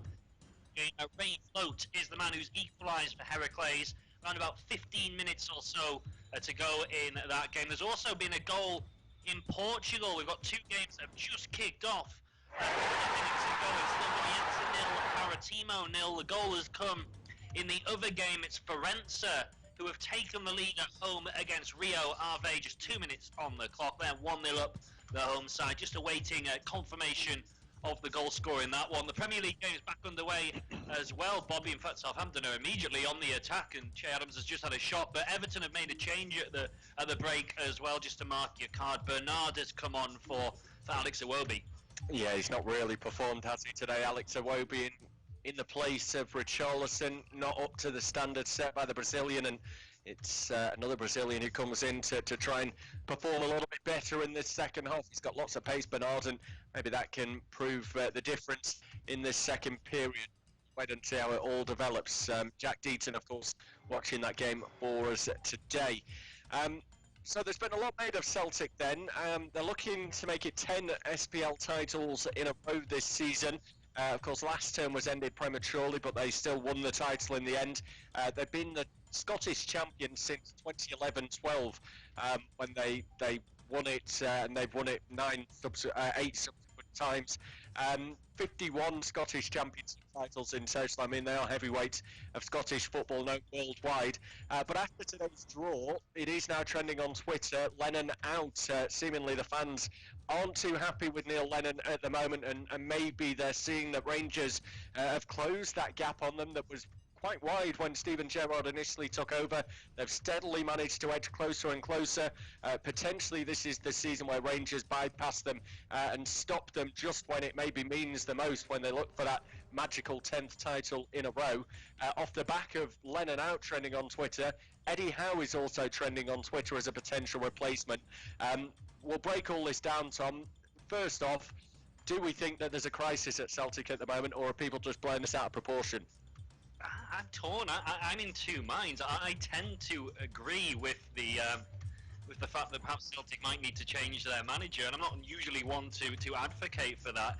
First and foremost, he's almost in a no-win situation, Neil Lennon, because he took over from Brendan Rodgers with Celtic having won so many trophies in a row, doing trebles and things like that. It's always going to be very difficult coming in. The best he could do would be to sustain that, and he has done that to a certain degree, but the gap has been closing with Rangers season on season, and it just feels like there's been too many slip-ups for Celtic at the start of this campaign, losing in the Old Firm derby at home and not even registering a shot on target in that game.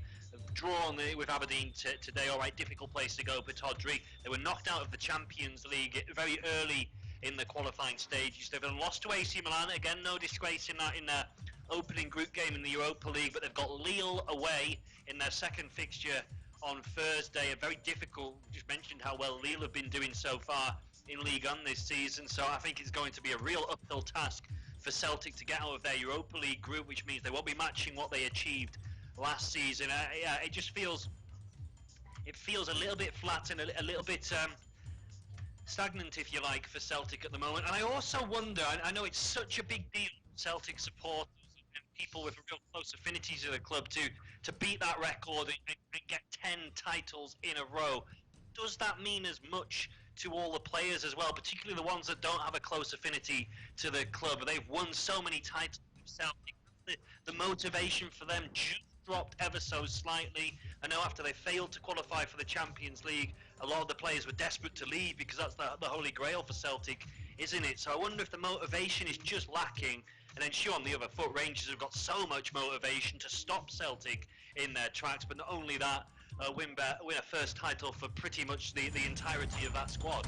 Yeah, and I think it's worth pointing out as well that obviously Celtic have been the dominant force since they won the Scottish Premiership back in 2011-12. They then won it every season following.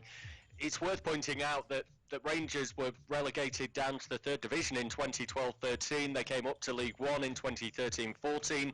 Then a couple of seasons in the Championship. So they only returned back to the Premiership in 2016-17.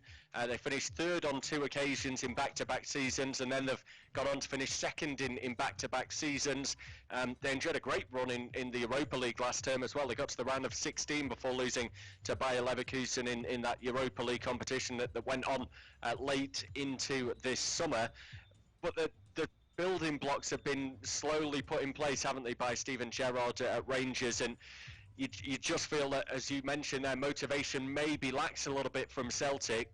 It's certainly not lacking at the moment across at Ibrox. No, it certainly isn't, and that's probably the way I look at it. Was after watching the Old Firm game last week, I think on balance you'd probably say Celtic have better individual players than Rangers, but I would say Rangers are a much better coached team and a better drilled team than Celtic are at the moment, which is one of the reasons I feel that perhaps a change needs to be made with Neil Lennon leaving the club. But huge credit to Steven Gerrard. I mean, I wouldn't say the jury was out when he took over, but people were maybe questioning his credentials. Was he only getting that job at Rangers because of his name and what he'd achieved as a player? But I think he's proven himself as a really shrewd coach. And credit to Rangers as well. They've given him time to put those building blocks in place. You said 2 third-place finishes in a row, then back-to-back second-place finishes. They're trending in the right direction. And the only place to go when you finish second on a couple of occasions is to the top and win the league. And I do feel they are very well placed to do that. Look, they're not going to win every game from now until the end of the season. They'll drop points when they're not expected to, but they put themselves in a very, very good position. I think they should beat Livingston this afternoon, particularly buoyed by Celtic dropping points earlier on. Just to let you know, in Italy as well, we had a listener on Twitter who was predicting the Napoli comeback. I thought it was on because they had the ball in the back of the net just a few minutes into the second half. Remember, they're 1-0 down away at Benevento, but that goal for Lorenzo Insigne has now been ruled out by VAR, offside, the decision given. Yeah, likewise in Portugal as well, actually. That goal we thought we had has been chalked off too. It's back to 0-0 between Farense and Rio Ave. Goalless in the other game in Portugal as well, Moreirense against Maritimo. We'll come back to Celtic. We've got one final word on them in a moment. We have got a goal that we can bring you. For now it stands, and it comes in Spain, Tom. Yes, and Cadiz, we mentioned earlier on, newly promoted, beat Real Madrid in the Bernabeu last week. They've just gone 1-0 up at home against Villarreal, one of the big hitters, if you like, in La Liga. Alvaro Negredo, the former Manchester City and Spain striker, has scored it. And as things stand, Cadiz would be moving up to second in the La Liga standings, level on points with Real Madrid. Incredible start to the season. He got the assist last weekend, actually, in that 1-0 victory at Real Madrid. And back to our Scottish talk, we've got a goal in the game involving Rangers. Yeah, I just mentioned we were expecting Rangers to be buoyed by Celtic dropping points, and it's only taken them 9 minutes to get their noses in front against Livingston. 1-0 the scoreline at Ibrox, just awaiting a confirmation of the goal scorer in that one. I don't think it'll be as good as the one Kemar Roofe scored for Rangers during the week. Anybody who hasn't seen that in their Europa League match against Standard Liège, the second goal in that 2-0 win, I recommend you check that one out. It's absolutely superb goal from Roofe, whose reward for scoring that goal is a place on the bench this afternoon. But the goal scorer today is Joe Aribo. So, just finally then on Celtic, if Neil Lennon is to go, and certainly if social media is anything to go by. Fans are seemingly wanting Lennon out at the moment. That is the hashtag that's trending. Eddie Howe is also trending because he's the one that's been suggested by certain fans that they would like him to come into the club. He's been without a job since stepping down from Bournemouth at the end of last season following their relegation. I'll just run you through the list here that I've got in front of me of some of the betting odds at the moment for the next Celtic manager. You've got Steve Clarke, who's the favourite, and then a few well down the betting. Steve Clarke is by far and away the favourite to be the next manager. You've then got Michael O'Neill, Paul Lambert, Mikel Arteta, and Henrik Larsson is in there, Chris Coleman, Roy Keane. Further down the list, Sam Allardyce, Paolo Di Canio, Gordon Strachan is in there. Eddie Howe's not actually on the list I'm looking at, which is a little bit surprising. Oh, he is. He's well down there at 50 to 1 to be the next manager. Anyone that jumps out to you there, Tom, or any other suggestions you might have? It's difficult, isn't it? I don't think any of those names were particularly jumping off the page, and it's a little bit strange that Mikel Arteta's on our list, A, for what he's doing at Arsenal, B, he's only 10 to 1 player. But I don't know. I think, despite his links to Rangers, I think a lot of Celtic fans would possibly take him. But the interesting thing for me, I think Eddie Howe would be a really good shout as a new long-term manager for Celtic to take them forward. But I almost feel that they could do with just getting someone a little bit old school, a little rough around the edges, if you like, to really motivate these players. Almost a Sam Allardyce kind of figure. I know it's not his forte, taking over teams, challenging for titles, but almost that kind of man, just to get them over the line for this season, if you like, try and get them 10 in a row, and then they can start a new long-term project for next season. I think having that monkey on your back of coming in, if you are an Eddie Howe or someone like that, and the pressure of having to win 10 in a row, and then if you fail, you're already on the back foot going forward. I think they need a stopgap almost, and then start a new project in the summer, regardless if they win the title or not this season. Yep. Well, that's maybe the way that they should go. Lennon, I think, over his couple of spells at Celtic has probably earned the respect enough to be given the time to try and address the situation they currently find themselves in. It probably would seem a little bit harsh to get him out the door with only a couple of games down so far this season. Things not going too well for Everton at the moment in the Premier League. It still remains Southampton 2, Everton 0. 56 minutes on the clock. I think the Toffees have just won a free kick in a pretty good area. Kyle Walker-Peters with his hands up above his head as Lucas Dean tried to cross into the box, and Everton have won the free kick wide on the left-hand side of the area. We Are in Yimba has been in touch on Twitter, hashtag Football Live, concerning the topic we were just talking about in Celtic, suggesting that Mauricio Pochettino would be well suited to coach at Celtic. I think he'd be well suited to coach at any club, Mauricio Pochettino. I'm not sure if he would be too interested in Celtic, though, without trying to be too disrespectful to Celtic and Scottish football. I think at the moment Pochettino is probably waiting for one of the top jobs in European football to pop up, Tom. Yeah, it's one of those. We heard David Moyes, didn't we, speaking during the week, suggesting how Celtic and Rangers would be a big asset for the Premier League, and that's always something that's been debated in the past. No doubt they would be huge assets, and they'd be massive clubs if they had the revenue and backing the Premier League has. So if they were in the Premier League, I think Mauricio Pochettino would be the kind of manager that Celtic would be able to appoint. But I don't think, as you say, he's going to be wanting to come and test himself in the Europa League first and foremost, and then I can't see him in the dugout at Hamilton on a rainy Wednesday night somehow. Leon Dexter has been in touch on Twitter as well. Hashtag Football Live, the way to get in touch with us. Says, good afternoon, guys. Incredible job from you over there. I'm not seeing Everton turning this scoreline around. And I know they can't soak the pressure of being top of the table anyway. If they can finish in the top 6, it will be a great achievement for them. Well, I've not heard many, apart from myself, suggesting that Everton can win the title this season. They are losing today, but Carlo Ancelotti is reacting, I suppose you'd say, once again. He's just made a further change. In fact, he's making a further 2 changes, so this all the substitutions made. We've just seen Abdoulaye Doucouré go off, and youngster Anthony Gordon is on in his place. Gordon a winger, and Fabian Delph has come on to replace Gylfi Sigurdsson. So certainly one more attack-minded player on the pitch than they had previously, with Gordon very much an out-and-out type winger, really. It'll be interesting to see where he's going to slot in here. It looks to me at the moment as though Bernard has just gone a little bit more central. Gordon has come to this left-hand side. He's already trying to get himself involved as he picks up possession down the left-hand side. He's one that's come through the academy at Everton. Bernard might actually have a chance here for the Toffees. Tries to find James. It just can't quite squeeze the shot away.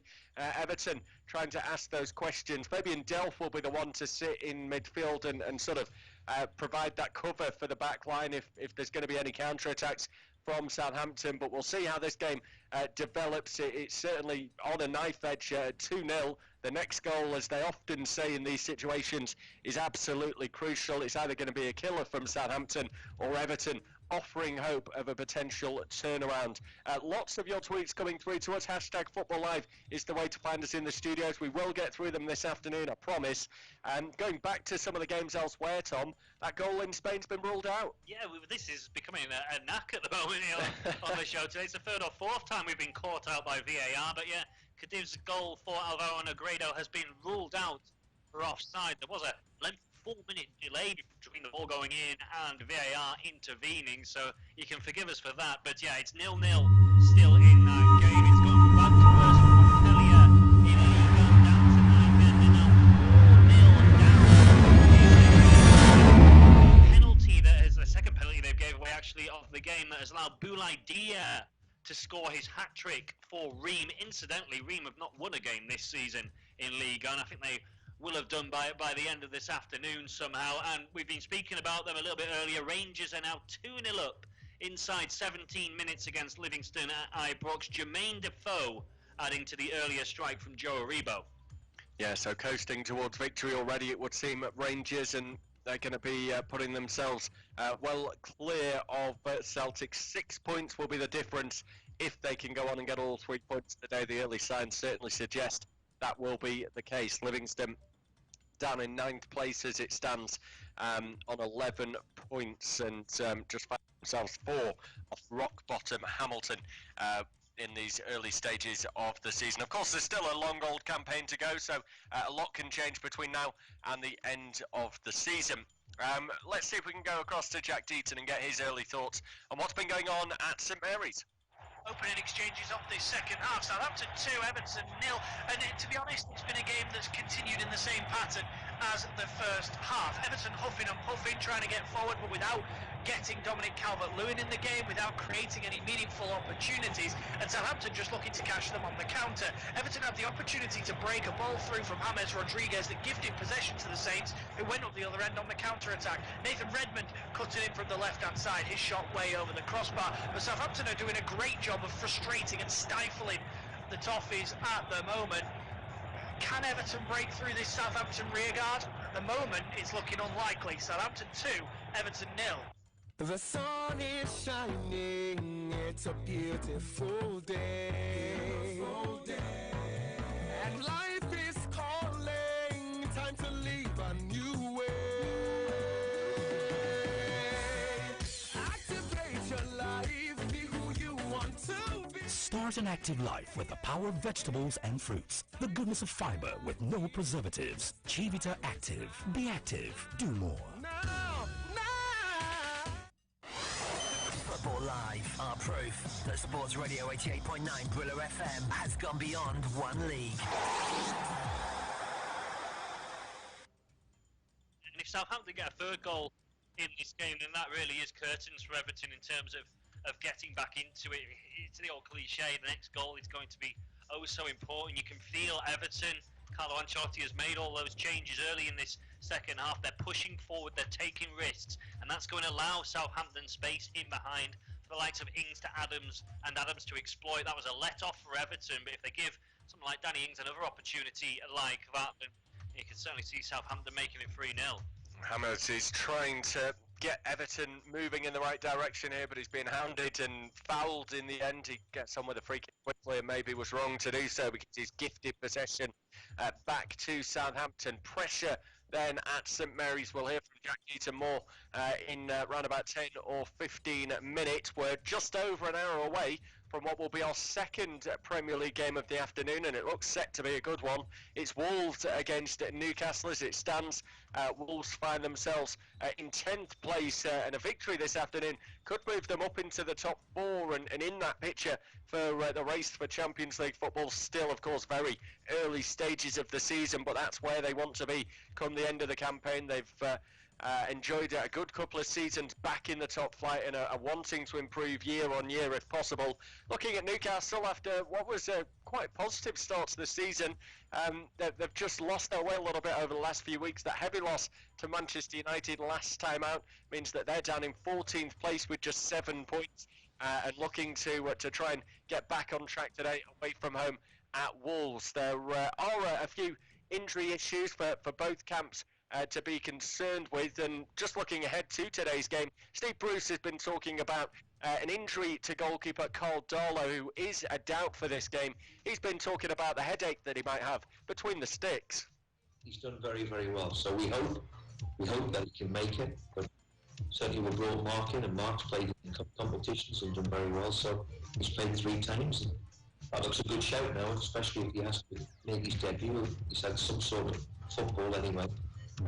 But he's an experienced goalkeeper who's played in the Scottish Premier League for the last 4 or 5 years, so he'll be fine. That was Steve Bruce talking about the goalkeeping situation at the moment. Martin Dubravka out injured, and backup goalkeeper second string Carl Darlow rated as a doubt for today's game, as he suggested there that they're sort of waiting to see just how things progress in the build-up to kick-off. He'll know in his mind, no doubt, at the moment who's going to be starting between the sticks, but the suggestion was that if Darlow isn't available, he's going to have to turn to Mark Gillespie there, who he spoke about, a 28-year-old goalkeeper who started out life in Newcastle's academy, and a man you'll know very well, Tom. He did, yes. He started off at Newcastle and he joined at the club I support, my hometown club, Carlisle. I used to see him in my local gym back when we were a good 10 years or so ago. Now he's a couple of years younger than me, I believe. But he's a decent goalkeeper. He played 150 times for Carlisle. He went to Walsall, played for Motherwell in the Scottish Premiership as well, which was what Steve Bruce was alluding to. But having seen him play in close quarters, I don't think he's quite at Premier League level and someone that could step in for any period of time, if you like. He could maybe come in and do a job in this game and not look out of place, but certainly he's not a long-term solution, and Newcastle will be hoping Carl Darlow isn't out for long, and certainly Dubravka as well. But Darlow's been in really good form. He's probably been Newcastle's best player so far this season, and might even be rivaling Dubravka for the regular number 1 place once both players are fit. So that is a concern for Newcastle. Just to update you as well, for 1 or 2 goals that have gone in elsewhere in Europe, Napoli now have an equaliser away at Benevento in Serie A, and Lorenzo Insigne, who had a goal disallowed, has now got his name on the score sheet. Actually, the scorer of the Benevento goal in the first half was Roberto Insigne. I'll have a quick look in a minute or so and see if those two are related. But but Napoli are back on level terms, and in Portugal, both games now have goals in them. Rio Ave are leading 1-0 away at Firenze. Carlos Mane has scored that goal for them, and Morientes are 1-0 up at home to Maritimo. It's an own goal in this one. Maritimo defender Lucas Africo putting through his own net. So that's your latest goals from around Europe. Just continuing to look ahead to this game between Wolves and Newcastle, and focusing more on the side of Newcastle just initially. As I say, they find themselves down in the bottom half of the table, obviously looking to always try and break into that top 10 at the moment. I would suggest Newcastle, that's probably their ambition at the moment. It's got to be baby steps, I suppose. The league is extremely strong nowadays with some of the clubs that have come up over the last few years performing so strongly. Wolves in particular, Sheffield United last season, you wonder if they're going to be able to back that up again. We've seen the likes of Burnley go on and achieve European football. So Newcastle, rightly, will have that sort of thought in mind. Europe will be the final game for them. Obviously, everyone wants to win the Premier League title at some point in the future, but that might be unrealistic. Europe potentially, though, could be on the cards, but top 10 is where they will be looking to get as a minimum, you would say, this season. Everyone won in the last 4 games, losing at home to Brighton. They then drew at Tottenham, a decent result, that one. They won at home against Burnley, and then that heavy loss against Manchester United last time out. They're going to be up against it today against a good Wolves side. The last 3 meetings between these two sides have ended 1-1. And Newcastle have actually got a pretty good record against Wolves because Wolves haven't won in the top flight at home against Newcastle since back in November 1977. Some going since that was last the case. And I just look at the Newcastle squad, Tom, and I think they did some good business over the summer. I think that the signing of Callum Wilson in particular was fantastic. We know what he can bring and what he'd done at Bournemouth rather previously. Alan Saint-Maximin recently signing a new contract. You just look at them and think, you know what, and as well as Ryan Fraser, I should say, as well, coming in, having left Bournemouth, they've got a really good nucleus of a squad now. They do.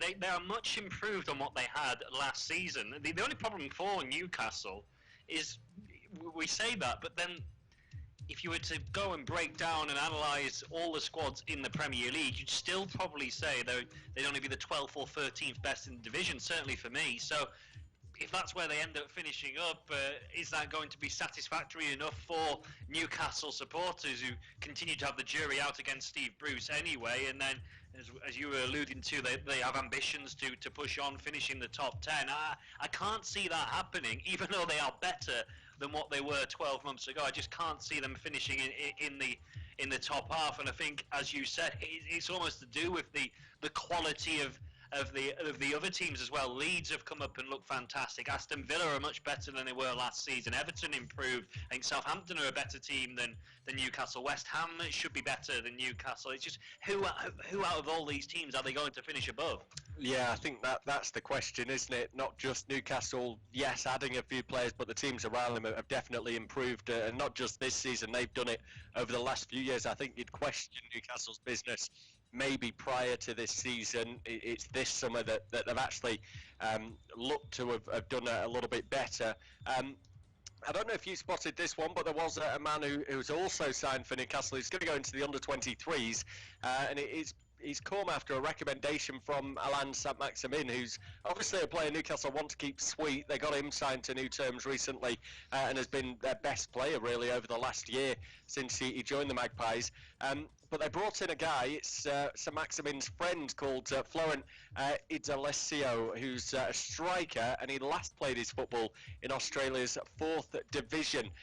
He'd been on trial with Newcastle, and he went viral because he scored a bicycle kick on trial, and he impressed the manager. We'll come back to that because we've got a sending off at St Mary's, and discipline has really been a problem for Everton over the last couple of games. Richarlison sent off in that Merseyside derby, and it's Lucas Dean who's been shown a straight red card now in this game. Everton trailing by 2-0 and now down to 10 men. He had one nibble initially at Kyle Walker-Peters, went sprinting on after him, and he just puts the foot down, doesn't he, on the back of the Achilles there. It's not a nice tackle at all. I wonder if it's a red card for me, though. It makes me a little squeamish seeing it. I don't think he's done it deliberately, has he? It's just a horrible looking challenge. He's putting the brakes on, and he just catches Walker-Peters and twists his ankle as he lands on top of him. I don't think he's actually deliberately done that. If he has, it's a horrible, horrible challenge, and the red card is the least he deserved. But I can't see how the referee can judge it was a deliberate act. But then again, will VAR overrule? I don't think they're going to. They've had a look at it. Yeah. I'm with you. I don't think he's deliberately done that, and I think a red card's maybe slightly harsh. It's just an unfortunate consequence of 2 players running back at pace. Yeah, I think the look on his face suggests to me that he's not meant that one. Ancelotti's sort of asking him the question as well, and it looks to me as though VAR have had a look at it. The referee, of course, in these situations now is allowed to go and look at the monitor himself, should he choose to, but it looks as though the verdict from VAR is solid enough that he's going to trust their eyes on this situation and go with their call of backing him with the initial decision he made. So Everton down to 10 men, and any hope of a comeback is probably now off the cards. That's 2 players sent off in the last 2 games. We will hear from Jack Deaton in just a moment. I'm just going to wrap up talking about this player that Newcastle have signed, though, because I suppose it gives hope to all of us, Tom, because he's been playing in the 4th division of Australian football, and he's been working as a bricklayer most recently, and now he's been signed by Newcastle. That's not bad going, is it? We need to get a friend who's a professional footballer, don't we? That's the key to it's who you know. And yeah, I mean, I don't know. Is it just as simple? I see Newcastle are taking him on to keep Alan Saint-Maximin sweeter. I don't know. It's an unusual situation. Maybe he is a half decent player, but I'd be very surprised to see him playing for the Newcastle first team anytime soon. Just to update you as well, Napoli have now taken the lead away at Benevento. They're 2-1 up now in that game. It's Andrea Petagna who scored. Incidentally, Roberto and Lorenzo Insigne are brothers. Roberto scoring for Benevento earlier, Lorenzo netting for Napoli. And in France as well, Strasbourg look like they've wrapped up all 3 points away at Brest. The 3rd goal in that game coming from forward Ludovic Ajorca. Your home for all the goal action and match report throughout Europe's top league. Time now for a Nigerian players update. This is Football Live. Okay, thank you very much, Bobby Jackson and Tom McGarry, for that beautiful pass right there. And we're looking at the Nigerian players who've been seen action as far as Sunday afternoon is concerned across Europe's top leagues. And we start from Italy, where Simito Chukwuwanko featured for 89 minutes in his side Crotone's 4-2 defeat against Cagliari.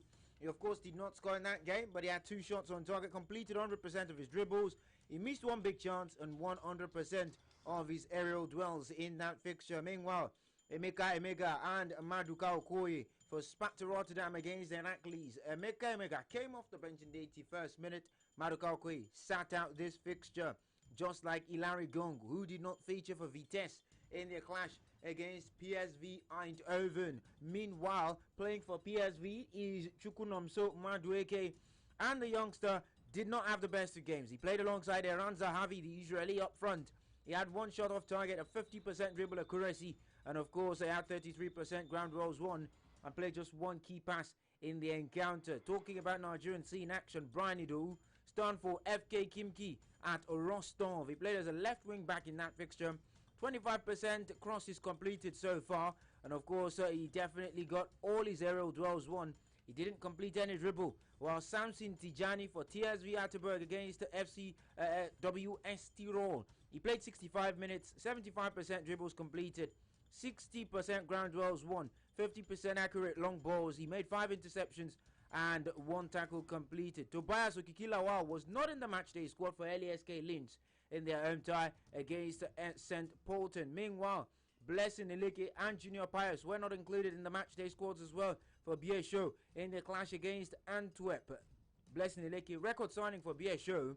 Junior Pius plays for Antwerp, Royal Antwerp right there. Meanwhile, Alexi Wobi completed 50% of his dribbles, had 1 shot blocked, and he attempted 3 uncompleted crosses, as well as winning just 56% of his ground duels so far in the game between Everton and Southampton. Meanwhile, Victor Osimhen is yet to score, but he's had 1 shot off target. He's had an 83% pass accuracy and been caught offside just once, while winning all of his aerial dwells in this fixture against Benevento. His side still lead by 2-1 right there. Meanwhile, Joshua Maja in the game for Bordeaux against Nimes has completed all of his dribbles, completed all of his aerial dwells, and of course his long balls as well. He has not scored, and he has not even had a shot in that fixture. Meanwhile, in the game between Villarreal and Cadiz in Spain right there, the man them called Samuel Chukwueze is on the bench in that fixture. He will be waiting and hoping to see action at some point in the fixture. Sending the pass back right there, of course, to our partners in the UK studios, talking about Bobby Jackson and Tom McGarry as they take us closer to the action in Europe's top leagues. He wasn't making a challenge, was he, Luca Digne? It was just a case of 2 players running back, Walker Peters slowed down slightly, and Digne, when trying to stop, has just landed on the top of his foot, and that's going to happen. Not every bad act is deliberate, and you have to take that into account. And I think referees are sometimes influenced by players on the ground, injured reaction of opposition players as well. But yeah, I don't like the way the game is going in that direction. That every painful challenge needs punishing to the absolute nth degree. So I feel sorry for Digne. I don't think it's one that'll get overturned though. That's the problem, and he's going to be out of action for at least Everton's next game. Just to mark your card in Belgium as well, we've had 2 quick-fire goals. It's a game we haven't mentioned as of yet. It was 0-0 between Oostende and Waregem, but the Overtime scored 2 goals in the space of just 2 minutes. The first goal coming from Van den Driesch on 32, and Darpino has added the second just a minute or so later. Earlier on today in Belgium, incidentally, Royal Antwerp, who will be facing Tottenham in the Europa League during the week, they had a 3-2 home victory over Beerschot. A few more tweets that have come through to us. Hashtag Football Live. Mashoud A. Hassan says, this season is really crazy. Can't believe Everton are 2 goals down. When are we going to see clear frontrunners for the title? Also a tweet in from Anthony Simeon, who says Everton are beginning to show their weakness. I don't think they can make top 4. They're beginning to loosen up their game. And one tweet going back to our topic earlier on about Celtic, Easy Slim Shade Vic says Arsene Wenger should be given the Celtic coaching job and feels he would do well. Not done and dusted completely yet at St Mary's. Dominic Calvert-Lewin is trying to get Everton a lifeline back into the game. He's just won a corner. 10 minutes remain. They are down to 10 men, Everton. We've seen teams do it before with a man less on the field. You would suggest that it's unlikely they're going to turn this one around, but they've still got James on the pitch. They've still got Dominic Calvert-Lewin out there. 2 players that have been absolutely key to their success so far this season. I mean, there's going to be a lot made of Everton losing today, isn't there, Tom? If they do go on to lose this one, as looks to be the case.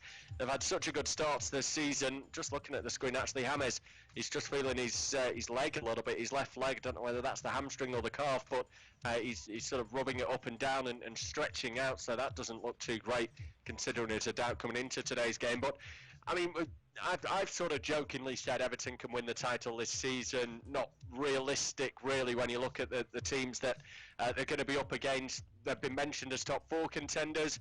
Ancelotti's aim from the outset was we need to get into Europe this season. He didn't specify which competition, so he gives himself that safety net, of course, of Europa League to qualify for that. That would do for the Toffees. They can't be judged just solely on today's game, can they? We have to look at what they've done over the course of the 5 previous matches as well. Absolutely, and regardless what happens in this game, regardless what happens over the rest of the weekend, Everton will still be top of the standings. So it's still a fabulous start to the campaign. This is just a bad day at the office. They conceded 2 poor goals, and they were trying to build up a head of steam when Digne was sent off. So that's gone against them as well. I still think I know every Everton fan would have bitten your hand off to have this position, 13 points top of the table after 6 games. They certainly would have taken that. So I don't think Everton, just like Aston Villa when they lost to Leeds on Friday night, I think it just has to be put down as a bad day at the office. We're saying that Liverpool and Manchester City are feeling the effects, tiredness of the quick turnaround, and that's why they've had some poor results. I think we have to say the same for Everton as well. It's just going to be one of those seasons where the more and more the weeks go by, you feel 75 points could win the Premier League this season. The amount that are being dropped by everyone at the moment. A couple of goals to tell you about elsewhere. Incidentally, Oostende now 3-0 up against Waregem. Goals in 5 minutes, and Sakala it is who's added the 3rd goal. And Metz have gone 2-0 up at home against St Etienne. Second goal of the game coming now, an own goal by Alpha Sissoko. That should be enough with less than 10 minutes on the clock, left to play on the clock, for Metz to secure all 3 points. There may well be a penalty as well in France. Bordeaux against Nîmes from the home side have got a penalty, and yes, indeed, the ball has just been put into the back of the net, so Bordeaux are 1-0 up against Nîmes, and it's the veteran Jimmy Briand who scored the goal. Yeah, they're getting a late victory, it would seem there. 10 minutes left to go as Bordeaux have broken the lead deadlock from the penalty spot. A nicely stroked penalty into the bottom left corner from Jimmy Brion to give them the advantage. We've got around about 7 minutes remaining of regulation time at St Mary's. Southampton just stroking the ball around and seeing themselves through to that final whistle. They don't want to be making any costly errors in these closing stages. That means we're right about 50 minutes away from our second Premier League game of the day, which will be Wolves against Newcastle. The confirmed teams are through, and I can take you through the 11s now. We will, of course, have Tom Hill watching this game for us a little bit later on, and he can give us a little bit more meat around the bones as to the changes and how things are looking from their most recent outings. But the 11s look like this. For Wolves, they go with Rui Patricio in goal, and it's Bowley, Cody and Kilman. Semedo, Dendoncker, Neves, Neto, Saiz, Jimenez and Pedence. With Newcastle, they have got Caldolo between the sticks. He's been past fit to play. He starts in goal, and it's Fraser, Lascelles, Fernandez, Lewis, Share, Hendrick, Murphy, Almiron, St Maximin and Wilson. The benches for Wolves with Hoiver, Ait Nuri, Marcel, Soares Silva, Ruddy, João Moutinho and Traore. For Newcastle, they go with Carroll, Jolinton, Hayden, Krath, Manquillo, Gillespie and Longstaff. So we might as well go on to talk about Wolves a little bit. In fact, just before we do that, I think we've got a second goal. Bordeaux have just doubled their lead in quick fashion, and it's a rifling effort that puts them 2-0 up. So that game now does look to be put to bed. It's been scored by Remy Udin, and the points are in the bag. A counter-attacking move. It's Brion, who had just scored, who lays the ball out towards the left-hand side, and Udin with the low-driven shot. It comes off the hands of the goalkeeper. He should be doing better there at his near post, but he can only parry it up into the roof of the net. So a good day on the whole for Bordeaux. They're going to move up to 8th place in Liga 1 with 12 points from their opening 8 games. Nîmes are down in 16th with 8 points after their opening 8 matches of the season. But the celebrations continuing there for Bordeaux as they now lead by 2-0. On Wolves, Tom, what we're making of their hopes this season, they've sort of gone under the radar a little bit for me at the moment, but as I said before, they can go into the top 4 today if they get a victory. They can, and they've just been grinding out results, haven't they? By and large, when they've won, it's usually been by a 1-0 scoreline, like we saw against Leeds on Monday night. I don't think they're anywhere near hitting their peak form, if you like. They seem to be transitioning slightly with a number of players having left. Matt Doherty going to Tottenham. The other wing-back, Johnny Castro's out injured for a long time, so they're having to bring in new players, which they haven't really done since being promoted to the Premier League. Adama Traore hasn't quite hit the heights we saw last season. He's only on the bench again today. So I think they are transitioning, but the good thing for them is they're still picking up points, and as you say, a victory in this one would take them just a point off the top of the standings. So I think that has to be regarded as a good start, and perhaps if they can keep the likes of Raul Jimenez fit, certainly the fact they're not involved in Europe this season, the slightly less workload for them than some of the other big clubs, could play into Wolves' favour, and I expect them to be there or thereabouts in challenging, certainly for the top 6, maybe even the top 4. And I just feel like, as you mentioned, they've probably gone under the radar slightly because of the form at the start of the season of the likes of Everton and Aston Villa. Yeah, well, if Wolves do win today, it's going to be the first time since 1979 that they've claimed at least 4 victories from their opening 6 top-flight matches. So, as we say, they've sort of not been one of the teams spoken about so much. I suppose that's because we've been looking at Everton top of the table, the great start to the season for Aston Villa.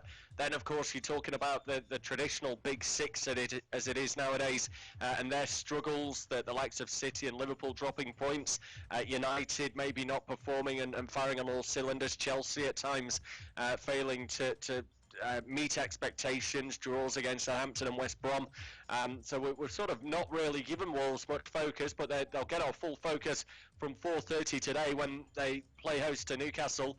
They've kept 7 clean sheets in their past 9 Premier League home games, so still a very strong outfit defensively, and that's going to make life extremely difficult for the Magpies to go and get on the score sheet today. But a win for Newcastle would give them their best start to a Premier League season since 2011, when they took 12 points from their opening 6 matches. They've also kept clean sheets in some of their recent games. 2 of their in fact, they've only kept 2 clean sheets, I should say, in their past 13 league games, so maybe not quite regarded in the same sort of bracket there as Wolves, being strong defensively. And just finally, Callum Wilson can become the first player to score in each of Newcastle's opening 3 away Premier League matches in a season, if he manages to notch today. He's been directly involved in 5 of his side's 7 league goals this term, scoring 1 and assisting 1. So it'll be Tom Hill who takes us through that game later on this afternoon. He'll be giving us some more of that team news a little bit later on, and then the updates throughout the day. If I was to push you for a score, Tom, bearing in mind that 7 of the last 10 Premier League meetings between these 2 sides have been drawn, with 6 of those, including the last 3, ending 1-1. Not that I'm trying to sway you here at all, but any thoughts on how this might go? I'm not going to be swayed. I think Wolves will edge this again, and I think it'll be quite a tight game, which is against what we've seen in the Premier League, isn't it, over the opening weeks of the season. I can see Wolves edging this by 1-0. I think they're so solid defensively, and then they just have that quality going forward. We saw it against Leeds during the week. They soaked up pressure in the first half, and then they took their chances clinically in the second. So I'd expect to see something similar. If they can keep Alan Saint-Maximin quiet, then that is a large part of Newcastle's creativity, and I think Wolves will have too much for Newcastle today. The interesting thing with Newcastle, you mentioned they haven't kept too many clean sheets. They've conceded more shots on average in games this season than any other Premier League team, which is why Carl Darlow has been taking so many plaudits, because he's been overworked, if you like, over the opening 5 games of the season. Yeah, and so crucial that they've got someone like him between the sticks that has been able to make saves when needed. I think I'm with you. I think I'm going to go for a Wolves win to 0 as well. I'm not quite sure what the scoreline will be. Possibly 2-0. I might lean towards more so than the 1-0. I think they've got a lot of attacking talent, and speaks to the depth of this Wolves squad as well. The fact that Adama Traore and João Moutinho are on the bench today, 2 players that would walk into several Premier League sides, and some of the top ones as well. It's not long ago that we saw Moutinho linked with Manchester United and Traore linked with Liverpool. So 2 players there that can come on and influence the game as it goes on as well. A fair bit of depth to that Wolves squad nowadays. We're into additional time at the end of the game at St Mary's. Let's go across to Jack Deaton for one final time. Into the closing stages of St Mary's. Southampton 2, Everton 0. Surely the points are staying on the south coast now. Southampton in complete control. They very nearly got a third. Yannick Vestergaard's header for a Ryan Bertrand corner, tipped over by Jordan Pickford. It's 365 days to the day since Southampton were beaten 9-0 at home by Leicester City. Today has been a completely different performance. What a difference a year makes. They've been resolute defensively. They've been on top of the game throughout. Everton, who's 100% or unbeaten record, should I say, looks like it's going out the window. They haven't been good enough, but Southampton, especially at the back, have been superb. Southampton 2, Everton 0. Thank you very much, Jack Deaton. I'll tell you what, Tom, that was a long-winded way of saying it's a year to the day since they lost heavily against Leicester, wasn't it? He's counting the days rather than years here. Yeah, exactly, yeah. I mean, he's right, though. I mean, it's remarkable, the difference in Southampton from that night. I remember covering that game, and you were just expecting Ralph Hasenhüttl to be sat the next day. I think Southampton did the right thing, certainly in keeping him, and he's proven what a good manager he is. He's managed to rally this Southampton side and turn them into such a good team, and a side that may themselves fancy their chances of challenging for a top 6 finish and getting European football back to St Mary's. And going back to what we were discussing earlier on in the Eredivisie, perhaps the hierarchy VVV Venlo need to have a look at Southampton and see what Ralph Hasenhüttl did after that heavy defeat a year ago, because who knows, maybe Venlo will be riding high in the Dutch top flight in 12 months' time. Yeah, that would be some story. We've got a goal in Portugal, Tom. It's Moreirense who have doubled their lead. Yeah, on the stroke of half-time, they're 2-0 up now against Maritimo. Nuno Pedro, the scorer of the second goal, and Maritimo have had a man sent off as well. Jean picking up 2 yellow cards during the first period, so it's been a bad opening 45 minutes for the away side, and it's going to be very difficult for them to try and get back in the game. Let's go across to Rob Eddy for the first time today. He's going to be watching our feature game from France. It's Nice against Lille. Not too long till the action gets underway at the Allianz Riviera's 5th place Nice entertains 2nd place Lille. Patrick Vieira's side suffered a 6-2 drubbing at the hands of Bayer Leverkusen in midweek. Only 2 changes made to the starting 11 though, with Alexis Claude Maurice and Ronnie Lopez coming in for Hichem Badoui and Amin Gouiri. While Lille, who hammered Sparta Prague 4-1 away, 5 changes made to that side, with Zeki Selik, Benjamin Andre, Renato Sanchez, Luis Araujo and Burak Yilmaz all getting starts today. The sun is shining, it's a beautiful day. And life is calling, time to live a new way. Activate your life, be who you want to be. Start an active life with the power of vegetables and fruits. The goodness of fiber with no preservatives. Chivita Active. Be active. Do more. Football Live are proof that Sports Radio 88.9 Brilla FM has gone beyond one league. Mora on the left wing-back role. Schneidlin and Claude Maurice are the holding midfielders. Ronnie Lopez, as Rob said, coming in today, is further ahead in midfield with Lise Melu, and Dolberg then leads the line.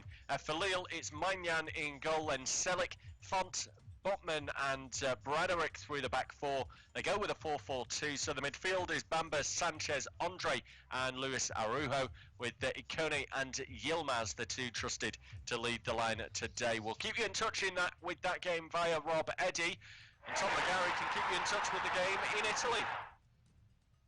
In Italy, Parma have grabbed a stoppage time equaliser at home to Spezia. It's come from the spot as well, Juraj Kuchka. Scoring, so it's 2-2 in that game now. Spezia had led, well, they were 2-0 up in the game on 31 minutes, and Parma pulled one back on 34, but since then it's been 2-1, Spezia holding out, but Parma look like now at the death they've nicked a point. The games in Italy are coming towards an end now in stoppage time. Benevento against Napoli as well. Matches in France are finishing, so we'll just wait for those games to reach a conclusion, and then I'll run you through all the latest results across Europe on this Sunday. Yeah, so make sure you do stick here with us, by the way, on Football Live. We've got plenty to come over the course of this afternoon. All your tweets coming through, and there are a lot of them. Hashtag Football Live. Keep them coming. If we haven't read your tweets out just yet, that's because we will get round to them later on today. We've had a busy start to the show with lots of goals on Football Live, but so many of your questions coming through, and we appreciate that. Lots of talk about Chelsea and Manchester United yesterday. No surprises that VAR has been brought up once again, as is so often the case. Lots of talk about Everton as well, and we've just seen the full-time whistle go at St Mary's. It's finished Southampton 2, Everton 0. Everton eventually reduced to 10 men. That was after they were already 2 goals down. We'll hear from Jack Deaton shortly with his full-time view, and later on we'll listen into his considered thoughts as well. We'll also get some reaction from both sides of the fixture. Ralph Hasenhüttl and Carlo Ancelotti. Likely we'll get some thoughts of some of the players as well, most likely from the Southampton side of things, more so than the Everton one. I'm sure they'll be more than happy to speak to the media today. The Everton players will just want to get back on that bus and head back up north as quickly as possible. But don't fear, if we haven't read your tweets out yet, we will get round to them later on this afternoon. We've got plenty of time still here on Football Live. We're coming up towards 4 p.m. UK time. We'll be with you right through until 6:30 p.m. UK time. We're still going to have a look back at some of yesterday's action, and that will be when we'll interlink that with your tweets as well. We've got our Clasico to talk about, the loss for Barcelona and the fallout from that. Ronald Koeman has been speaking about his frustration, surprise, surprise, with VAR. There's also a big injury that's come out of that game that we'll look at as well. But plenty to come between now and the end of today's show here on Football Live. Expert analysis and reaction. We'll get the thoughts of Tom Hill shortly with the team news ahead of the game between Wolves and Newcastle. Tonight's late game in the Premier League is Arsenal against Leicester, a 7:15 kickoff. Mikel Arteta's latest test is to try and find a way past a Leicester side who sit just above them in the Premier League standings. It's Leicester in 8th, Arsenal in 9th. Identical records in terms of the win-draw-loss column. Both sides have won 3 games and drawn 2, but it's just a better goal difference that sees Leicester sitting ahead of the Gunners. Leicester have scored 12 and conceded 8. Arsenal scoring 8 and conceding 6. Back-to-back losses for Leicester coming into today's game. They felt a 3-0 defeat at the hands of West Ham United before then going on to lose 1-0 against Aston Villa. Arsenal also come into this game off the back of defeat in the league anyway.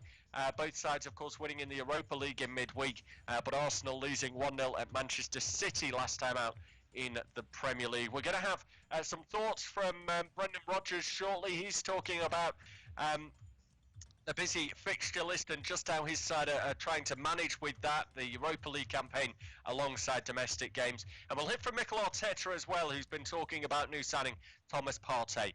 For now, though, let's go to Jack Deaton and get his full-time view on Southampton against Everton. Full time at St Mary's, it's finished Southampton 2, Everton 0 as Everton's unbeaten start to the Premier League season comes to an end. James Ward-Prowse opened the scoring midway through the first half, a lovely give and go with Danny Ings before slamming it across goal, beating Jordan Pickford. And just 9 minutes later, they made it 2-0. Che Adams getting on the end of a Danny Ings cross from the left and finishing past the goalkeeper. Luca Dean was sent off for a poor challenge on Kyle Walker-Peters midway through the second half as the Saints take the points by 2-0.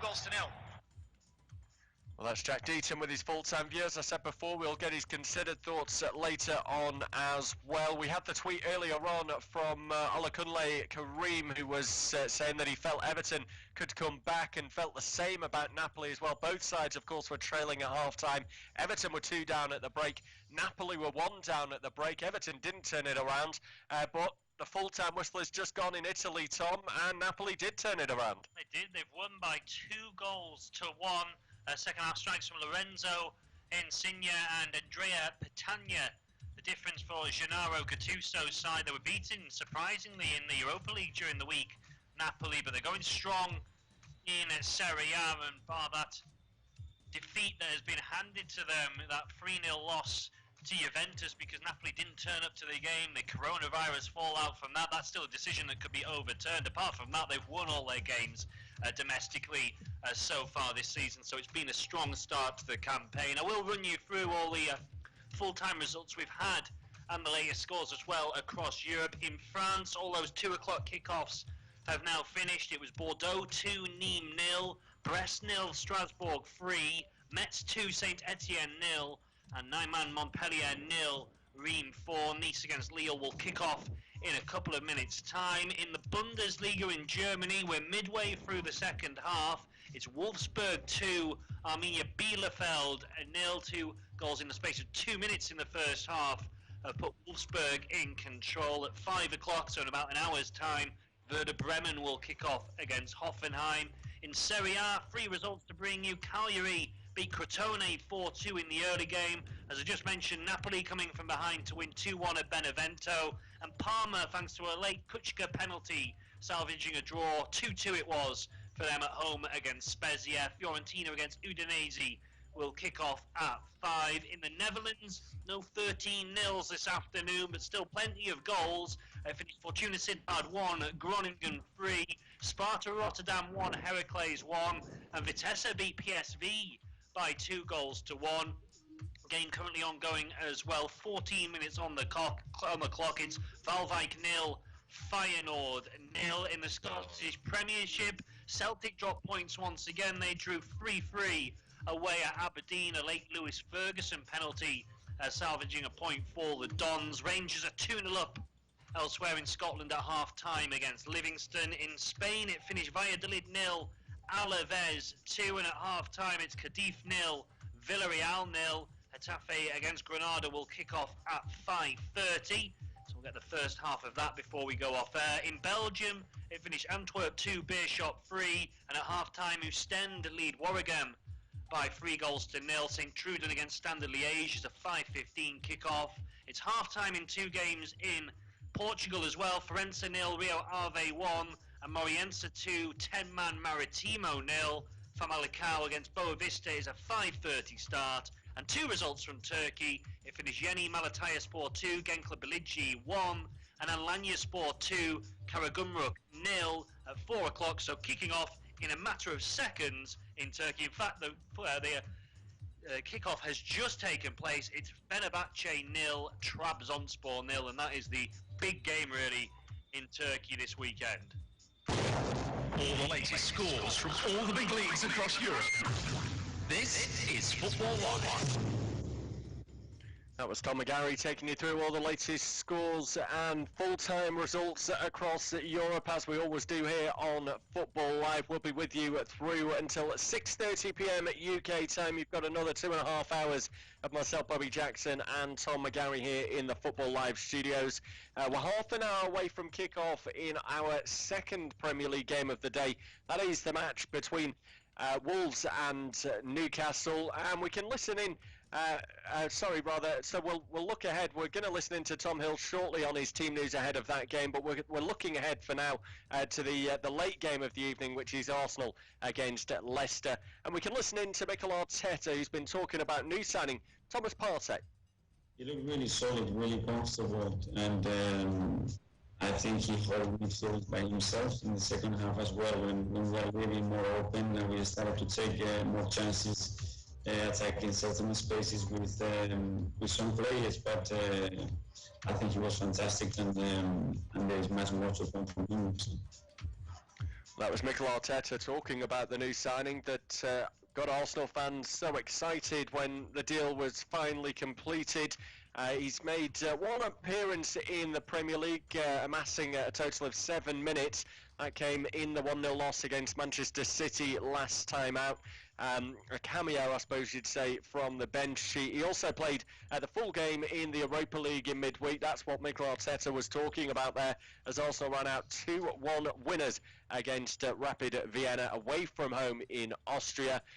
He's a man that's been brought in to offer a little bit more solidity to this Arsenal side, something that fans have been screaming out for a long time. It's been very obvious to everyone from the outside that Arsenal have required a good, strong holding midfielder, someone who can break up play and allow others then, the talented players they have in attack, to go and do their job. And Mikel Arteta might have just landed on the right man now, Tom. Absolutely, and he alluded to that there when he was speaking, Arteta, that Partey is someone that could hold in the middle of the midfield on his own, and what that would mean is that Arsenal can get more of their attacking players into the starting 11 and think about hurting teams going the other way rather than having to shore things up defensively. I think he's an absolutely brilliant signing, particularly for the money they were able to get him for with the buyout clause that was in his Atletico Madrid contract. I think he will be an absolutely fabulous player, still young and developing, exactly what Arsenal needed. They haven't really had a top-class defensive midfielder in a long, long time. And I mean, talking back to, your Patrick Vieiras, your Gilberto Silvas of this world. So Arsenal fans will be hoping he could become similar to what those two achieved at the club. But yeah, I think he's a really, really good signing. And I fancy Arsenal in this game against Leicester this evening. I just think that they have a better depth to their squad and are more used to dealing with playing in these European games during the week and then going back and focusing on domestic matters. It's something that Leicester are going to have to adapt to, and I wouldn't be surprised if the Foxes do pick up, do drop points, when they're returning from these European fixtures. Yes, they were at home during the week against Zoya, but I still think it is difficult to switch from one competition to the other. Well, you've teed me up nicely there, Tom, because Brendan Rodgers on the other side of things has been talking about the fixtures and the amount that Leicester are having to deal with in the early stages of this season. The games come thick and fast. That's what we want. It's these types of games and the consecutive games. That's what builds your robustness and your mentality. And obviously for young players, that's what we want. You come in, you play well, you get a good result, but it's now quickly forgotten. You get on to your next game. So we'll look to design a plan over these next couple of days in order to go into the game against Arsenal and look to get a victory. Well, that was Brendan Rodgers, as I say, nicely coming in off the back of Tom's comments there and saying that it is going to be tough for Leicester to get to grips with the demands that come with having to play Europa League football. I mean, you'd maybe suggest it would have been easier for them had they gone into the Champions League. Obviously, they'd have been playing against tougher opposition in the Champions League, but the trips, the journeys tend to be shorter. There seems to be a difference. I'm not quite sure, obviously, having never been a professional footballer myself, what the difference is, but players seem to struggle playing Thursday, Sunday rather than Wednesday, Saturday, or Tuesday, Saturday.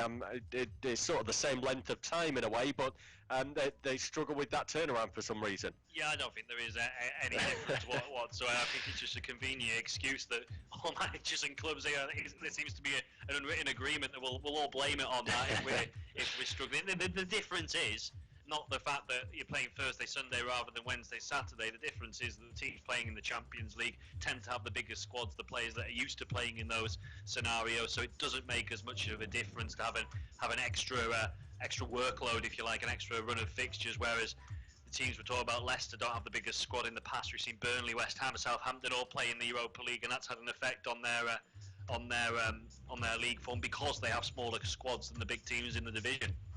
Yeah, so looking ahead to today's game then, a bit of early team news. Arsenal are set to assess Willian and Dani Ceballos. They were both absent in midweek against Rapid Vienna with minor injuries. Rob Holding is certain to miss out. He's got a hamstring strain. We found out last week when the Premier League squads were confirmed that Mesut Ozil has been omitted from Arsenal's. He's also been left out of the Europa League squad, so he's not going to be getting any senior football for the foreseeable future, and possibly the signs would suggest never again for Arsenal. Socrates has also not been selected in Arsenal's Premier League squad, so they're going to be without both of them today. But Thomas Partey, we've just spoken about, and Mikel Arteta was speaking about in his press conference as well. He's in line to make his first start in a Premier League game. Looking at the Leicester side of things, there's plenty more to be concerned about, and this probably further strengthens your argument, Tom, that you'd probably have to lean towards Arsenal getting a win in this one. They're monitoring Jamie Vardy. He's missed their last two games, which have come in the League and Cup, with a calf problem, so we'll wait and see if he's available. If he's not, Leicester are never quite the same without his sort of energy and tenacity in that final third. And then you're looking at Ricardo Pereira, Kaglar Soyuncu, Daniel Amati, and Wilfred Ndidi. They're all out injured. In particular, Soyuncu is a huge loss for them. I think Pereira down that right-hand side as well. And Ndidi is arguably their best midfielder, certainly as a defensive shield. Islam Slimani is back in contention. He was ineligible for Thursday's victory against Zora Luhansk. He's not been included in their Europa League squad, but is available for domestic matches. So if Vardy's out, we might be looking at Slimani coming in. Of course, they've got Kelechi Iheanacho as well, who might look to fill in the absence of Vardy. But those injuries just really add to the thought that Arsenal are probably going to win this one, Tom. Absolutely. I mean, you're looking at four of their most key players being unavailable if Vardy fails to prove his fitness. Him, Pereira, Soyuncu, and Ndidi. It's the spine of the team, isn't it? In a lot of ways. I would quite like to see Islam Slimani given a chance, though, if Vardy isn't fit. I think he is a good goal-scoring striker. He had a really good stint on loan at Monaco. Yeah, I'd be leaning towards him and see if he can get things going. I mean, he had a tough first season at Leicester, didn't he? And since then he's been frozen out and had numerous loan spells to varying degrees of success. But why not? You've got this player who's probably on quite a bit of money still. I think you should try and utilise him and get him back into the squad, because other than Vardy and Iheanacho, Leicester don't really have any other strikers. I mean, would you say that about Mesut Ozil then? On the other side of things, I suppose he's another one that obviously has been left out of the squad altogether, so we're not going to see him. It's a decision that's already been made by Mikel Arteta, but we're looking at someone who's earning a lot of money and now he's going to be sitting around doing nothing. He's probably going to turn out for the under-23s and he'll be a class above anyone, I imagine, that's going to be on the fields there.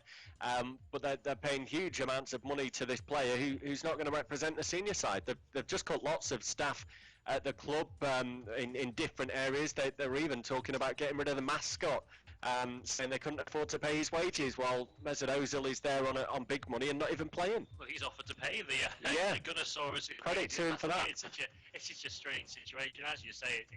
It's a complete waste of money all round. Of course, that deal was agreed with Ozil long before Mikel Arteta came in as manager, and he's got to pick the players that he sees best for him going forward. And Ozil doesn't figure in his plans, whether that's as a player or something that's gone on behind the scenes. And I know there has been talk about Ozil not participating in things during lockdown, not getting involved in the Zoom sessions and things, and that annoying Mikel Arteta. I mean, this is all hearsay at this stage, but he was playing regularly before lockdown and has not been seen since. So, yeah, it doesn't make sense. I wonder if it is not a disciplinary thing, but a clash in styles and personalities, if you like, between Arteta and Ozil, which is why Ozil's getting frozen out. Where if you look at someone like Slimani, maybe it's a case that he just hasn't been fancied before, but if he's working hard and putting in the efforts in training, then he should be deserving of an opportunity.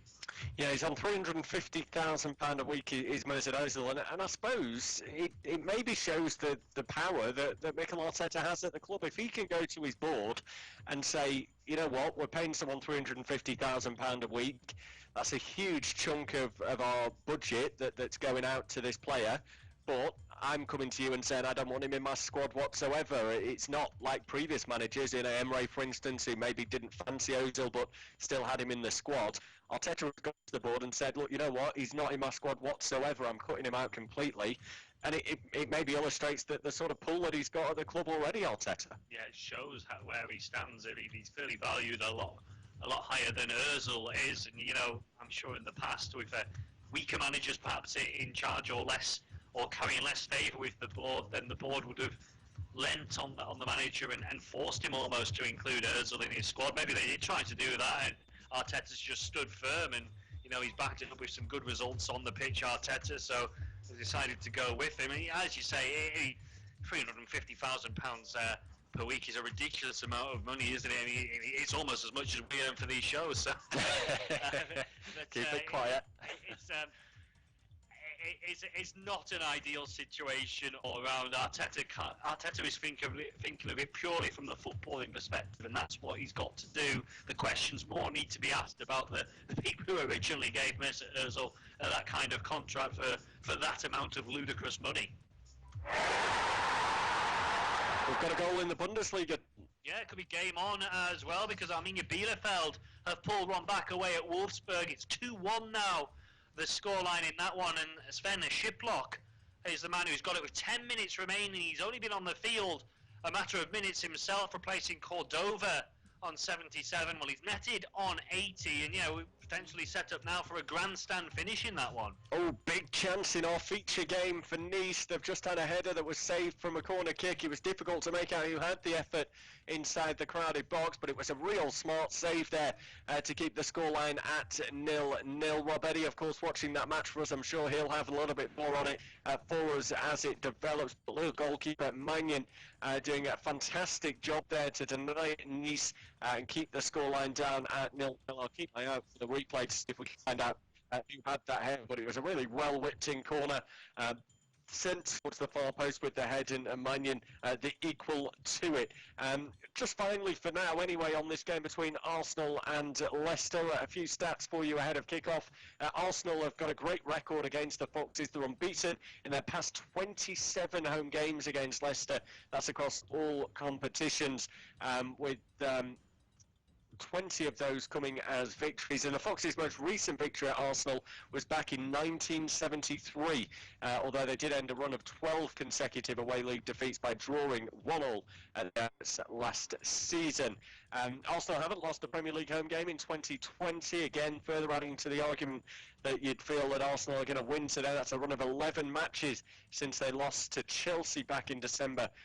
It was the 29th of December that they last lost on home soil in the league. And they've won 8 of their past 9 top-flight matches at the Emirates. That's with the exception of a 1-0 draw against Leicester back in July. Looking at Leicester, well, they could lose 3 consecutive league matches for the first time since February 2019, a run which led to Claude Puel being sacked. So we've never seen Leicester lose 3 in a row since Brendan Rodgers has been at the helm, and they could win their opening 3 away Premier League games in they could win their opening 3 away games in a league season for the first time Brendan Rodgers is winless in all 7 away matches as a manager against Arsenal across all competitions. And if Jamie Vardy does start today, well, he's been a thorn in the side of Arsenal. He scored 10 Premier League goals against the Gunners. Only Wayne Rooney with 12 has netted more times against the North London club. So that should be a good game tonight. That's the late one after we go off air at 7:15. One tweet concerning that game that I'm going to throw across to you, Tom, is from Dirisu Sunday, who says, you're doing a great job, guys. If you are a coach of a team, who would you prefer, Thomas Partey or Wilfred Ndidi? I think I'm going to have to go for Thomas Partey, you know, just because he's got that top level experience. Indeed, he is a fantastic player, but I'd just say the fact that Partey has played in the Champions League and against higher calibre opposition for a longer period of his career, for me, probably makes him the better player. Yeah, it's a difficult one, isn't it? I'm just looking at the ages of the two. Ndidi's 23, Partey's 27, so it might lean me slightly more to Ndidi. He's got that scope. How good will he be in 4 years' time when he's Partey's age? That's the $1 million question. But yeah, I might just lean towards Ndidi. But you know, if Thomas Partey really hits the ground running and proves himself in the Premier League over the coming months, I could easily change my mind by the end of the season. Seasons change very quickly, don't they, around here in the Full Live studios. There's no doubt about that. Let's go across to Tom Hill for the first time today. He's going to be watching the game for us between Wolves and Newcastle. Fast approaching the Premier League game between Wolverhampton Wanderers and Newcastle United. Sunday's 4:30 kickoff is a game between 9th and 14th in the Premier League table. Wolves have won back-to-back games to give themselves a real lift after 3 successive defeats in all competitions. They've both been 1-0 victories over Fulham and Leeds United. Newcastle United were brought back down to earth with a 4-1 thumping by Manchester United. And both managers have made changes ahead of kick-off. It's just the one change for Wolves that beat Leeds. Ruben Neves comes into midfield to replace Jean Martino, meaning it's Daniel Podence and Raul Jimenez up top. While Newcastle boss Steve Bruce reacts to the 4-1 defeat at home to Manchester United by making 4 changes. Fabian Schär, Jacob Murphy and Miguel Almiron come in to replace Daniel Graff, John Joe Shelby, Isaac Hayden and Joe Linton. Kick-off at 4:30. The sun is shining, it's a beautiful day. And life is calling, time to live a new way. Activate your life, be who you want to be. Start an active life with the power of vegetables and fruits. The goodness of fiber with no preservatives. Chivita Active. Be active. Do more. Football Live are proof that Sports Radio 88.9 Brilla FM has gone beyond one league. The resulting corner kick, idling a glance there towards goal, but the way by Mania. Still 0-0. Yeah, that was the chance we're talking about. Header in on goal, but saved by the Lille. So no breakthrough as of yet in that game. We're starting to get some reaction from today's early Premier League game, filtering through to us. James Ward-Prowse and Ralph Hasenhüttl have been addressing the media. We'll wait for something from the Everton side as well. We'll then get Jack Deaton to take us through his considered thoughts on the game, and off the back of that we can look at what the reaction is from the two camps as well. Hashtag Football Live, we are in Yimba, says Rooney and Vardy really love to score against Arsenal. We've just brought you that stat about the two there, and how Jamie Vardy's trying to close in on that record of Wayne Rooney of scoring the most against Arsenal. No player has scored more times against the Gunners than Rooney, but Vardy is only a couple of goals behind him. Easy Slim Shade Vic on the hashtag Football Live says, I see no reason why Arsenal pay Ozil so much money. Not playing him, it makes no sense to me because I feel the club is losing. Why not let him leave instead? All very good points there, I think, and it is so difficult to really know in truth. There's surely a lot going on behind the scenes. Obviously, Mesut Ozil is on a contract. It was signed by both parties, by Ozil himself and by the club, so the club have to uphold that contract unless they're going to offer him some sort of a payoff to try and get him off their wage bill, which would be a reduction on what the contract would amass to over the amount of time he's got left, and would free him up to go elsewhere. But maybe he's just not had the offers from other clubs at the moment. You imagine he probably has had a little bit of an interest. We've also got a tweet from We Are in Yimmer again talking about Thomas Partey and Wilfred Ndidi and saying how would we rate the two in midfield today. Well, it looks like Ndidi isn't going to be available. We'll wait and see. But certainly Thomas Partey looks as though he will start today's game. It would have been a fantastic battle between the two, but the early news that we have is that Ricardo Pereira, Kagwa Sionchu, Daniel Amati and Wilfred Ndidi are injured for today's game, so we're not going to get to see those two square off in the midfield. Do keep getting your tweets into us. #Football Live is the way to find us here in the studios. We'll also be looking ahead to Monday as well. We've looked at the game still to come tonight. That follows the match we'll have at 4:30 today at UK time, of course, in around about 10 minutes when it's Wolves taking on Newcastle. On Monday night, it's Brighton against West Brom at 5:30 p.m. UK time. Burnley take on Newcastle at 8 p.m. Before we go back into Champions League football again on Tuesday. It is non-stop at the moment. We will also have a little bit of a chat about Champions League and Europa League as well. Just before we get into kick-off then in this second Premier League game of the day, let's go back to the first, and it was Southampton against Everton. Jack Deaton's considered thoughts. Everton's unbeaten start to the Premier League season came to an end with a shock 2-0 victory against a superb Southampton side at St Mary's. Southampton were the better side throughout and had the first opportunity. Nathan Redmond shooting wide after a good piece of play from Ryan Bertrand down the left. His pullback for Redmond that he hit first time, but it went just wide of Jordan Pickford's left-hand post. Everton had a decent little spell around the 15-minute mark in the first half. James Rodriguez's free kick forcing a good save from Alex McCarthy.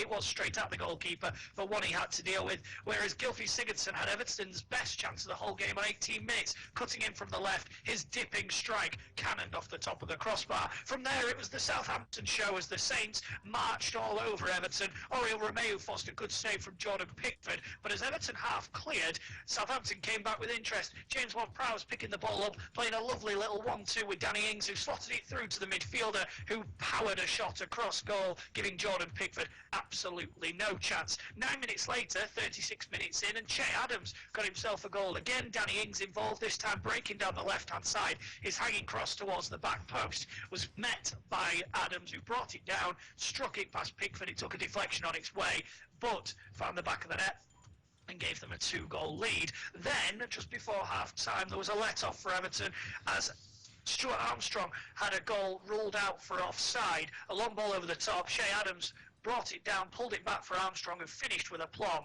but Adams had strayed into an offside position. The second half, there weren't many chances. The biggest talking point, Luca Dean sending off after he bit back at Kyle Walker-Peters, who won the ball off him and broke away.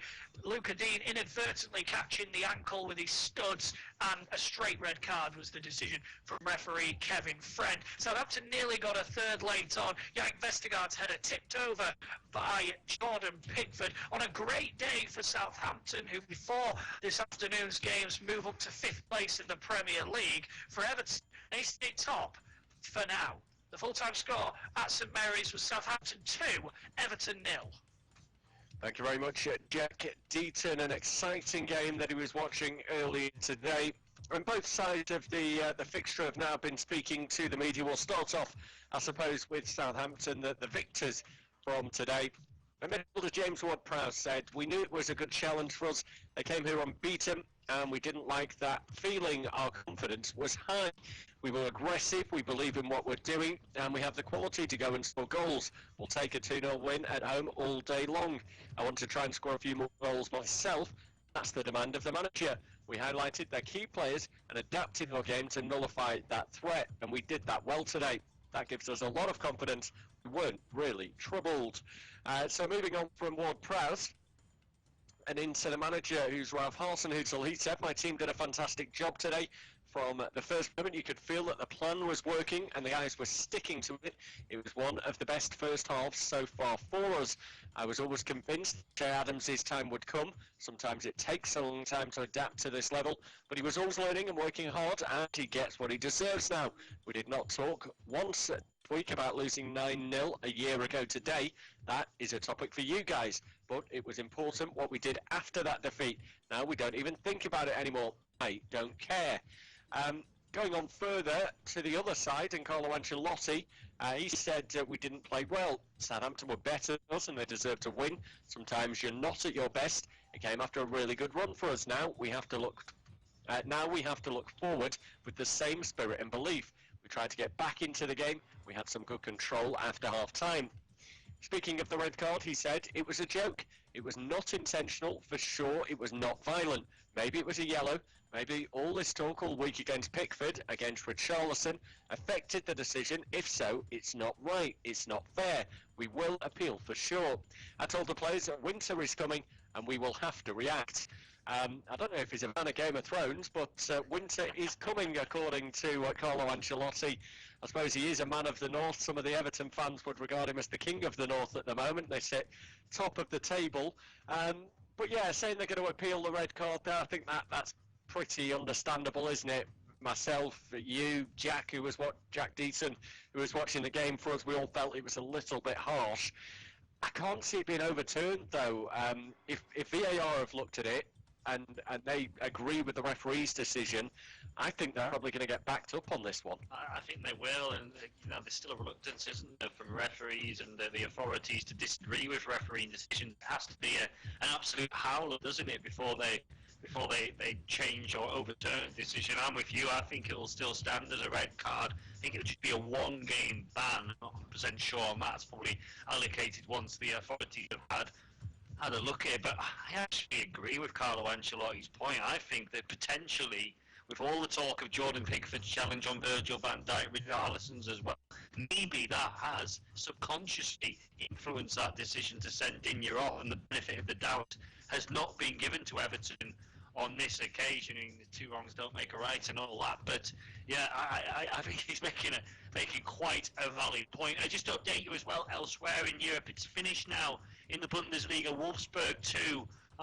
Bielefeld 1, and a goal in the big game in Turkey. Trabzonspor are 1-0 up away at Fenerbahce. I must admit, I did not know that Benik Afobe played for Trabzonspor, but he is the man who was up the scoring. Yeah, he scored the other week. It was a shock to me as well. I think he's the man that they brought in to try and fill the void left by Alexander Sørloth. He was scoring all their goals last season. He's since obviously gone on and joined RB Leipzig after Crystal Palace. His previous parent club had agreed that they could terminate that deal and work something out. So yeah, they turned to Benik Afobe, which is a real bolt from the blue, isn't it? He's come from absolutely nowhere there. I don't know if Daniel Sturridge is still there as well at the moment. They have got an English manager though, haven't they, Trabzonspor? Eddie Newton is in charge of Trabzonspor. So I think that's probably why we've seen a few players coming over from English soil. Yeah, they've got Lewis Baker on loan from Chelsea. So again, an Eddie Newton connection. He was a former coach and player at Chelsea himself. So yeah, Baker style. I think Sturridge is now, he left Trabzonspor, he's a free agent, but yeah, it's interesting. Interesting. Now, it hasn't started amazingly for Trabzonspor and Newton this season, but this would be a decent win, a decent start for them. Certainly, they finished second in the Turkish Super League last term behind Istanbul Başakşehir, so they'll be hoping to challenge once again. Just looking through their squad at the moment, another name that sticks out, Husseini Diabate, who was at Leicester, joined Trabzonspor during the summer. So there's one or two familiar names in there, but yeah, it's Benik Afobe, one of those that's just gone under the radar slightly. He's on loan from Stoke, incidentally. It's not a permanent transfer. Yeah, you're right about Daniel Sturridge. He was released just short of a year into a 3-year deal, mutually terminated his contract. He'd scored 7 in 16 games, not a bad return, but it was the same day that he'd received a 4-month worldwide ban from playing football. That was for breaching betting rules. He was also fined £150,000 after a failed appeal. So, as you say, he is currently without a club, Daniel Sturridge. You wonder if he's going to get back into football at all. He's still only 31, very young, of course. I would regard 31 as a decent age to still ply your trade in football, but yeah, he's maybe decided that football isn't quite working out for him. The injuries have been an issue, certainly over the latter stages of his career. They're out on the pitch anyway at Molineux. We've seen all the pyrotechnics as we often do at the home of Wolverhampton Wanderers. When we get those games at night, they have a big light show on. They really go all out at Molineux, even with no fans in the stadium. They still maintain those sort of high levels of showmanship, if you like, and we are about to get underway in just a couple of minutes' time. Just if you missed it earlier on, I'll run you through those teams once more. For Wolves, it's Patricio, Bowley, Cody and Kilman, Semedo, Dendoncker, Neves, Neto, Saiss, Jimenez and Podence. For Newcastle, it's Darlow, Fraser, Lascelles, Fernandez, Lewis, Cher, Hendrick, Murphy, Almiron, Saint-Maximin and Wilson. So there are your 11s for today's game. It is Wolves against Newcastle. We're going to have updates coming from Tom Hill over the course of the afternoon. We'll hear from Rob Eddy shortly as well. He's watching our feature game in France, which is still yet to provide us with any goals. It is Nice 0, Lille 0. In the meantime, we've got no goals elsewhere, so it gives us an opportunity to further dive into Twitter. Hashtag Football Live is the way that you can get in touch with us here in the studios. As I said before, we've had plenty coming our way concerning some of yesterday's games, so it's a real good opportunity for us now to have a look at them. We'll start off with the Easy Slim Shade Vic, and we'll go on with this theme, which is Manchester United. The first question concerning United comes from Easy Slim Shade Vic, saying how much longer should Pogba be on the bench at Old Trafford?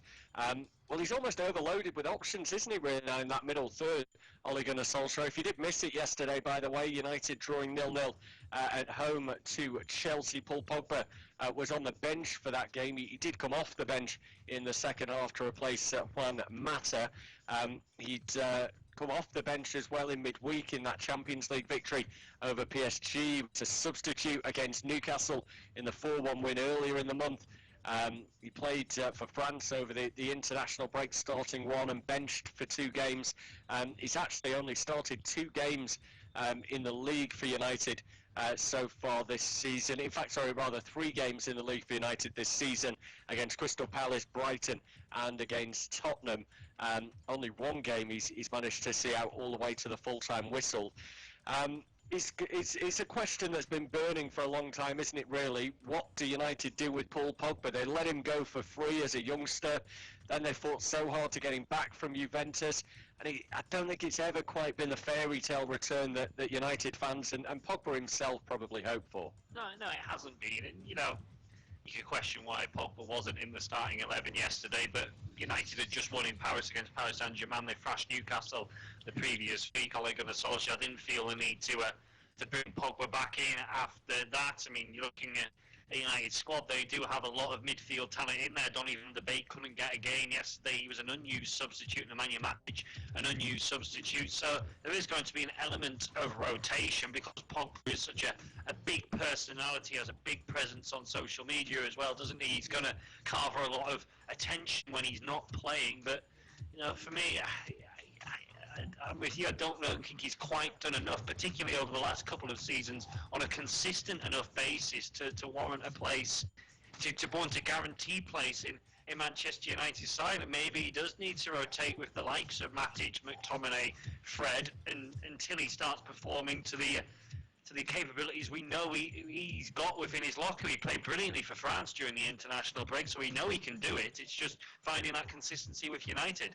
Yeah, further on, Manchester United, and we are on Yimba, hashtag Football Live, says money United used to buy Donny van de Beek and Alex Telles, keeping them on the bench, could have been used to buy a central defender. I've seen plenty of frustration from United fans concerning that one. People feeling that they have maybe added 2 players there, as you say. Van der Beek, a player that was completely left out yesterday. His former club Ajax ran out 13-0 winners in the Eredivisie. I bet he wished he was over there back in Amsterdam, involved in that type of game rather than sat in the rain in the cold at Old Trafford watching a goalless draw.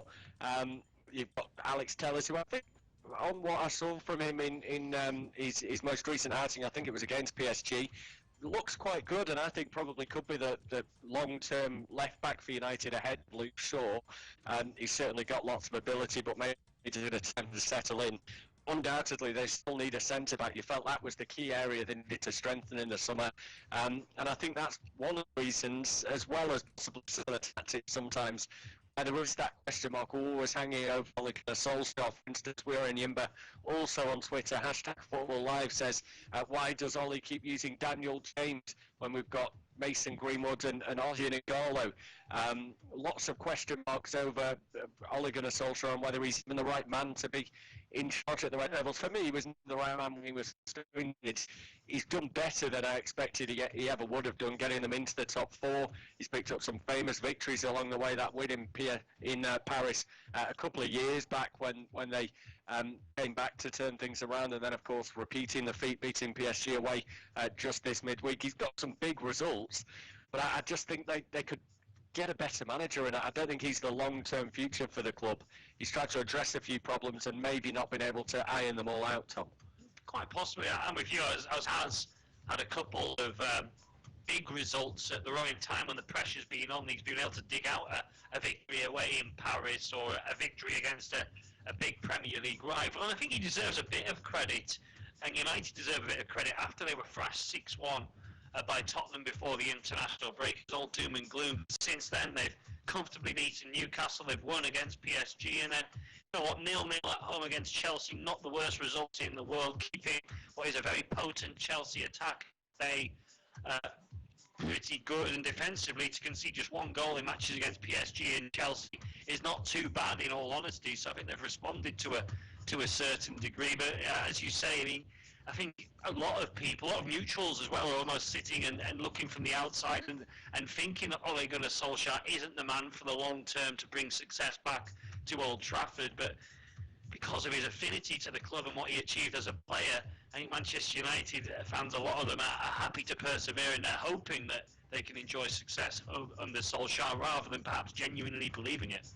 Yeah, I think you're really going to have to perform more consistently, aren't you, if you're going to be the Manchester United boss. Top 4 is the minimum, really. We've seen managers fail to do it before and have been sent packing much sooner, I suppose, than Ole Gunnar Solskjaer. Maybe the fact that he is a former player just does offer him a little bit more hope.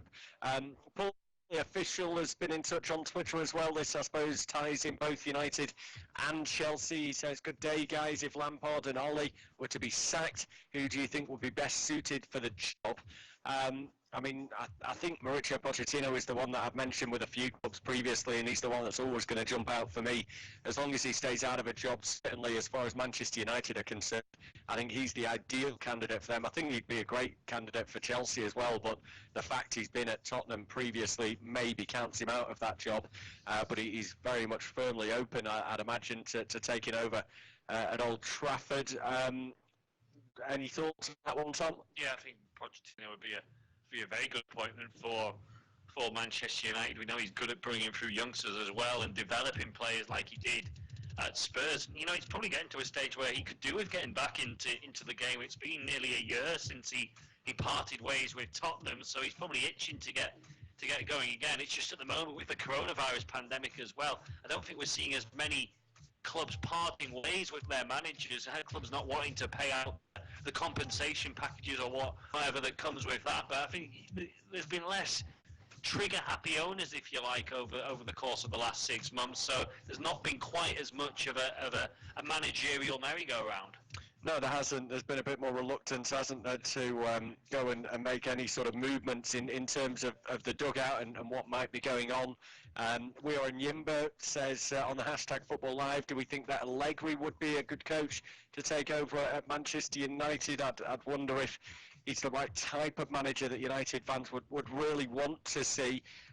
He might get some results, but whether the football is open and expansive enough, I think the reason that Solskjaer has been given a fair crack at it is because he's come in, he's tried to learn some lessons from his former United boss, Sir Alex Ferguson, who was very much a manager who wanted to get on the front foot and play in those wide areas, really stretch the field and go at it, really swarm teams.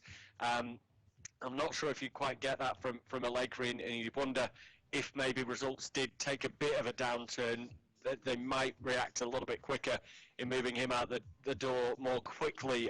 We're on Yimber also saying, I think this VAR is causing a serious problem in football. Do you guys think United and Chelsea yesterday, their error like Harry and Kante kicking Rashford, so there was a couple of instances yesterday in the game. I think the one that really did jump out, and there's been plenty of pictures around of it, made into all sorts of memes. It's Harry Maguire dragging down Cesar Azpilicueta. He's got both arms over the shoulders. I mean, for me, it was a penalty when you first look at it, never mind having a look at the replays on VAR. I'm not quite sure what they're looking at. They did check it. They said it wasn't a clear and obvious enough error. They go back to this terminology that we keep hearing that sort of gets them out of jail as they see it, Tom. Yeah, I mean, that is the thing we mentioned earlier on with the Lucas Digne situation. There's almost a case of closing ranks. They don't want to criticise each other, and I mean, at the end of the day, the referees are all friends and colleagues, which they're perfectly entitled to be, and, you know, it's difficult to dig your friends out if you like, say your mate's made a mistake and then have to criticise him. So they do tend to stick together. I mean, it looked like a penalty, didn't it? I'm just watching it again. Now he's got his arms almost around the neck of Azpilicueta, and yeah, you'd expect more often than not a penalty to be given. But I think clear and obvious error these days means that if 99 times out of 100 a penalty is given, and it hasn't been given by the on-field official, and they'll take that one time and say it wasn't clear and obvious. Yeah, that's what they're always going to fall back on, aren't they? We've had 10 minutes in our second Premier League game of the day. Every time I've looked up at the screen in front of me, it's Wolves that are coming forwards on the attack. They've just had a chance, although it was poorly taken by Raul Jimenez. The ball moved across to him from Nelson Semedo, and Jimenez just sort of slices it beyond the far post. So not the best effort from him. Our feature game in France is Nice against Lille. What's the latest there, Rob Eddy? Still remains 0-0 at the Allianz Riviera. Very few chances to speak of in what has now become a bit of a tactical battle, with neither side able to truly put the opposition under any great pressure. Consequently, neither Benitez or Maignan have been forced into serious work. Nice have grown into the game a lot more. Lille, of course, with a chance to go back to the top of the table, but Nice at the moment is currently giving things as good as they get. So they do have a particularly strong record against Lille, having lost only one of the last 16 against today's opponents, but it's rather mired in midfield at the moment. Still 0-0. And from Rob Eddy, let's go to Tom Hill. What's going on in the Premier League? Wolves Newcastle. We start at Molineux, was still goalless though, but Wolves have had the best chance, the only chance of the game, but the tempo they're setting, the possession football they're playing, certainly gives you the impression we're going to be in for a good afternoon today, as Podence has had the best effort towards goal. A left-footed strike that stung the palms of Darlow. Newcastle eventually cleared their lines, and Podence has had the only other real effort. But after a Newcastle sloppy bit of possession in midfield, they gave the ball away. Podence jumped in, made his way to goal before shooting over the top of the crossbar. But yeah, Wolves setting the tempo. Newcastle barely got out of their own half. I'm sure they've got time and confidence to do that as the game goes on. They've got three at the back. They're trying to absorb the pressure, but so far it's Wolves that have made the better start, goalless. Yeah, interesting that these two sides lining up with very similar formations today, the three at the back, but Wolves just seem to work it a little bit better. We've got a few Premier League sides that favour those three central defenders nowadays, some that sort of rotate between that and other formations. Arsenal and Chelsea, I suppose, are candidates for that, but Sheffield United and Wolves very firmly rooted in the back three. Newcastle tends to do it more often than not nowadays as well. It's becoming a fair bit of a trend in the Premier League, but at the moment today in this clash. It's Wolves who it's working better for. Newcastle clinging on a little bit as Raul Jimenez just puts another one wide of the goal. So that goes again down in the shots column for Wolves, and you'd feel probably the opening goal is not too far away. We've not really mentioned Rangers for a while, Tom. They still lead by 2-0, but they got those 2 goals early on and have maybe just sat back on it. Yeah, professional performance, you'd imagine, from Rangers. They've made 4 changes over the course of the second half. They had to grind out and work really hard to get that victory over Standard Liège in the week in the Europa League away in Belgium, off the back, of course, as well, of beating Celtic and all the physical and mental exertions that go into an Old Firm game. So perhaps they've just got themselves 2-0 up quite early and they've been content to sit back and just, retain that lead and, 2-0 decent result, get the job done, and they're moving 6 points clear at the top of the standings, rounding off a fantastic week for Stephen Gerrard's side. So I think it probably is a case that they've just taken the foot off the gas slightly. Yeah, it looks to be the case, doesn't it? And you can understand it. They've got the job done early, the points in the bag, and they've been professional, as you say, right through to the end. Just looking at some of the stats concerning this game between Wolves and Newcastle, 74% possession to Wolves. They've had 3 shots, 1 on target. Newcastle are yet to have a shot, and of course no shots on target with that as well. So just struggling really to find a foothold in this game so far. You said early on that if they could keep Alain Saint-Maximin quiet, then they're probably going to have a decent afternoon. Wolves, and so far that has been the case. They've not been able to find the real live wire in the pack that is Saint-Maximin. Wolves are asking the questions themselves, but Hens has just lost the ball low, and Newcastle might have an opportunity to go and break and try and cause a problem or two themselves. Do continue to get in touch with us on the hashtag Football Live. Lots of your tweets finding us here in the Football Live studios. We have a tweet from Olakunle Kareem, who says, hello guys, I'd like to hear your opinion about AC Milan versus Roma tomorrow, since we won't be live to broadcast the match. He says it's his routine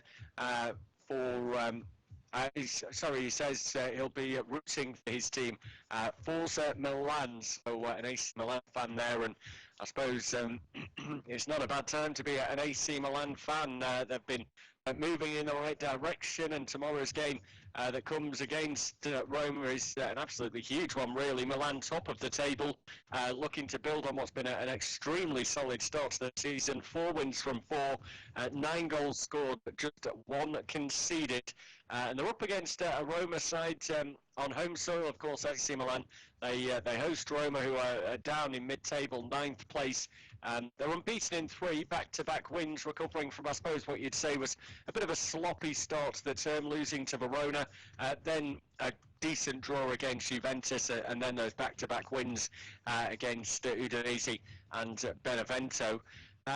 It's hard to make a case, really, isn't it, for Roma going to the San Siro and taking anything off at AC Milan's side, who so fantastically well beat Inter Milan last time out. Yeah, they were brilliant. I think the opening 3 games for Milan, they beat Bologna, and then back-to-back wins against newly promoted Crotone and Spezia. You could say they're all games you'd expect them to win, but it was an eye-catching victory against Inter.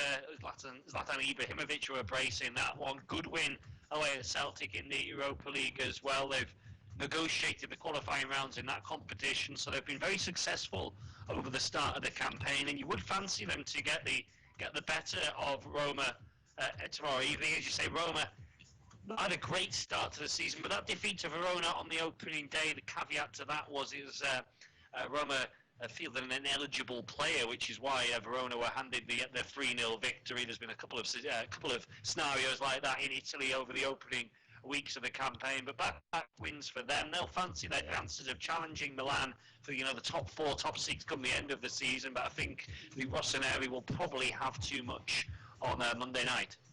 Yeah, I think we'd have to be leaning towards Milan to get the victory in that game after the way that they've got going this season. And I suppose it means that we might be set for an interesting title race this season in Serie A, something we haven't been able to say much over the last few years.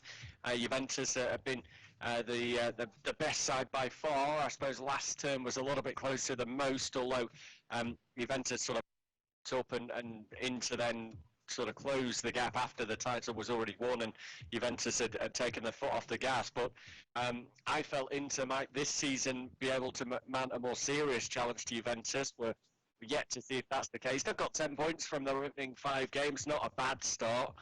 3 wins, a draw and a loss for Inter Milan. Of course, they beat Genoa yesterday to bounce back from that loss in the Milan derby. But if AC Milan can take huge strides forwards as well, we could potentially be looking at a 3-horse race there. Napoli have made a strong start to the season, 4 wins from their opening 5 games. Atalanta, who were up there last season, haven't quite been as consistent, 3 wins and now back-to-back losses, but a side that scores so many goals, you'd feel probably will be up there in that race for European football again. But we're getting back, is our point, where we were maybe a couple of decades ago, where Italian football was hugely exciting. Absolutely, and as you say, there's 6-7 teams, Roma, Lazio, you could throw a lot into the mix and say they could all potentially challenge Juventus. I mean, it's good for the competitive nature of the league if Juventus are dropping back a little bit, and it will make for a really tight, exciting title race, which I think we'll get across the board in Europe this season, perhaps, given the congested nature of the fixture schedule, how quick the turnaround was from the end of last season and the start of this. I think all the title races will be a little bit harder to predict, which is good. It's refreshing, it's different. I think we're all a little bit bored of Paris Saint-Germain winning Liga and Juventus winning Serie A, Bayern triumphing in the Bundesliga. We want other teams to challenge. I certainly do as a neutral watching on. I mean, otherwise, there's talk of a European Super League. We're already there at the moment with the way those teams are dominating their respective divisions. So we want competitive nature. We want other teams to come through and challenge. Just to mark your card, in Portugal, a 10-man marathon. Go home for all the goal action and match report throughout Europe's top league. Time now for a Nigerian Players Update.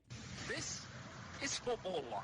Thank you, Tom McGarry and Bobby Jackson, for that pass right there for the Nigerian Players Update. Emeka and Maduka Okoye, of course, for Sparta Rotterdam against Heracles. Maduka Okoye did not feature, while the 18-year-old academy product, Emeka featured for 99 minutes in the stalemate. He made just 1 tackle in that fixture. Noni Madueke, Chukwunomso Madueke, of course, for PSV against Vitesse. He's not had the best of games today, playing alongside Eran Zahavi. Had 1 shot off target, 50% dribbling accuracy, and 33% ground duels won. He played 1 key pass in that fixture. Brian Idowu for FK Kimki had a fine game and played 90 minutes as the left wing back. He scored the 2nd goal in the 4th minute of stoppage time in the 2-0 win, completed 25% of his crosses, and of course 100% of the aerial duels won. No dribbles were completed, and 1 big chance was missed as well. Samuel Tijani played 65 minutes for TSV Atterberg. 75% of the dribbles were completed, 60% ground duels won, 50% accurate long balls, and he made 5 interceptions and 1 tackle for Atterberg against Tirol. Meanwhile, Alexander Iwobi played 45 minutes, was subbed off at half-time in the game between Everton and Southampton. He completed 50% of his dribbles. He had 1 shot blocked in that fixture, and of course attempted 3 uncompleted crosses and 156% of his ground duels. Victor Osimhen played the 90 minutes for Napoli in their 2-1 victory against Benevento. Had 2 shots off target, of course 83% passing accuracy, missed 1 big chance and was caught offside once. He won 100% of his aerial duels. Josh Maja played 65 minutes and was subbed off for Algerian winger Merdi Zekane for Girondins de Bordeaux against Nimes. He had 100% dribbles completed, 3 shots off target, 100% of the aerial duels, 60% of the ground duels, and 100% long balls completed in that fixture. And of course, Tony Wakeme started on the left-hand side of the attack for Eddie Newton's Trabzonspor against Fenerbahce after making a return from injury. He's had a decent start so far in the game. In the Scotland, Rangers against Livingston, Joe Aribo marked his return to the starting lineup with a cool finish in the 9th minute. He's completed 67% of his dribbles, completed 100% of his long balls, while Calvin Bassey started at left back. He's been decent so far making 1 tackle, 2 interceptions and 1 clearance in this encounter. Leon Aderemi Balogun on the bench for that one. Efe Ambrose, the AFCON winner, played for Livingston in that fixture against Rangers. The AFCON winner featured for 45 minutes before being replaced at half-time by Josh Mullin. He didn't have the best of days at the office, of course, completing 1 tackle and won just 29% of his ground duels. Kevin Akpoguma, meanwhile, has been named in the starting lineup, the left-hand side of a back three for Sebastian Oenis's men, as they look to bounce back to winning ways. That is the Nigerian players update. Of course, we're passing back to Bobby Jackson and Tom McGarry as they continue to take us closer to the action amongst Europe's top leagues. All the latest scores from all the big leagues across Europe. This is Football Live. The sun is shining, it's a beautiful day. And life is calling, time to live a new way. Activate your life, be who you want to be. Start an active life with the power of vegetables and fruits. The goodness of fiber with no preservatives. Chivita Active. Be active. Do more. Football Live, our proof that Sports Radio 88.9 Brilla FM has gone beyond one league. Martinez Manera did not initially spot that Clement Lenglet had pulled Sergio Ramos' shirt, but he eventually gave a penalty after viewing it on the screen. Barca then had 2 penalties turned down for a Rafa Varane challenge on Lionel Messi and a possible Varane handball.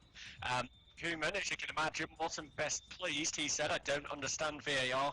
I think it's only used to make decisions against Barcelona." He said, "You always get shirt tugs like that in the area, and I think Ramos makes a foul on Lenglet first. There's a tug of the shirt, but not enough to make him fall behind as he did. For me, it's not a penalty." He said, "We've had 5 matches, and VAR has only been used to go against Barcelona. It's never gone our way. The decision had a big influence on the final result because we were playing well up to the penalty." Sergio Ramos, on the other side of things, said, "I think it was very clearly a penalty. He took my shirt when I was jumping for the ball, and it's as clear as daylight. It's unfair to criticise a referee for a decision as clear as that." Well, the result then, it leaves Real Madrid top of the La Liga standings in the early stages of the season. They've got 13 points from 6 games, and they are already 6 clear of Barcelona, who sit in 12th with 7 points after 5 games.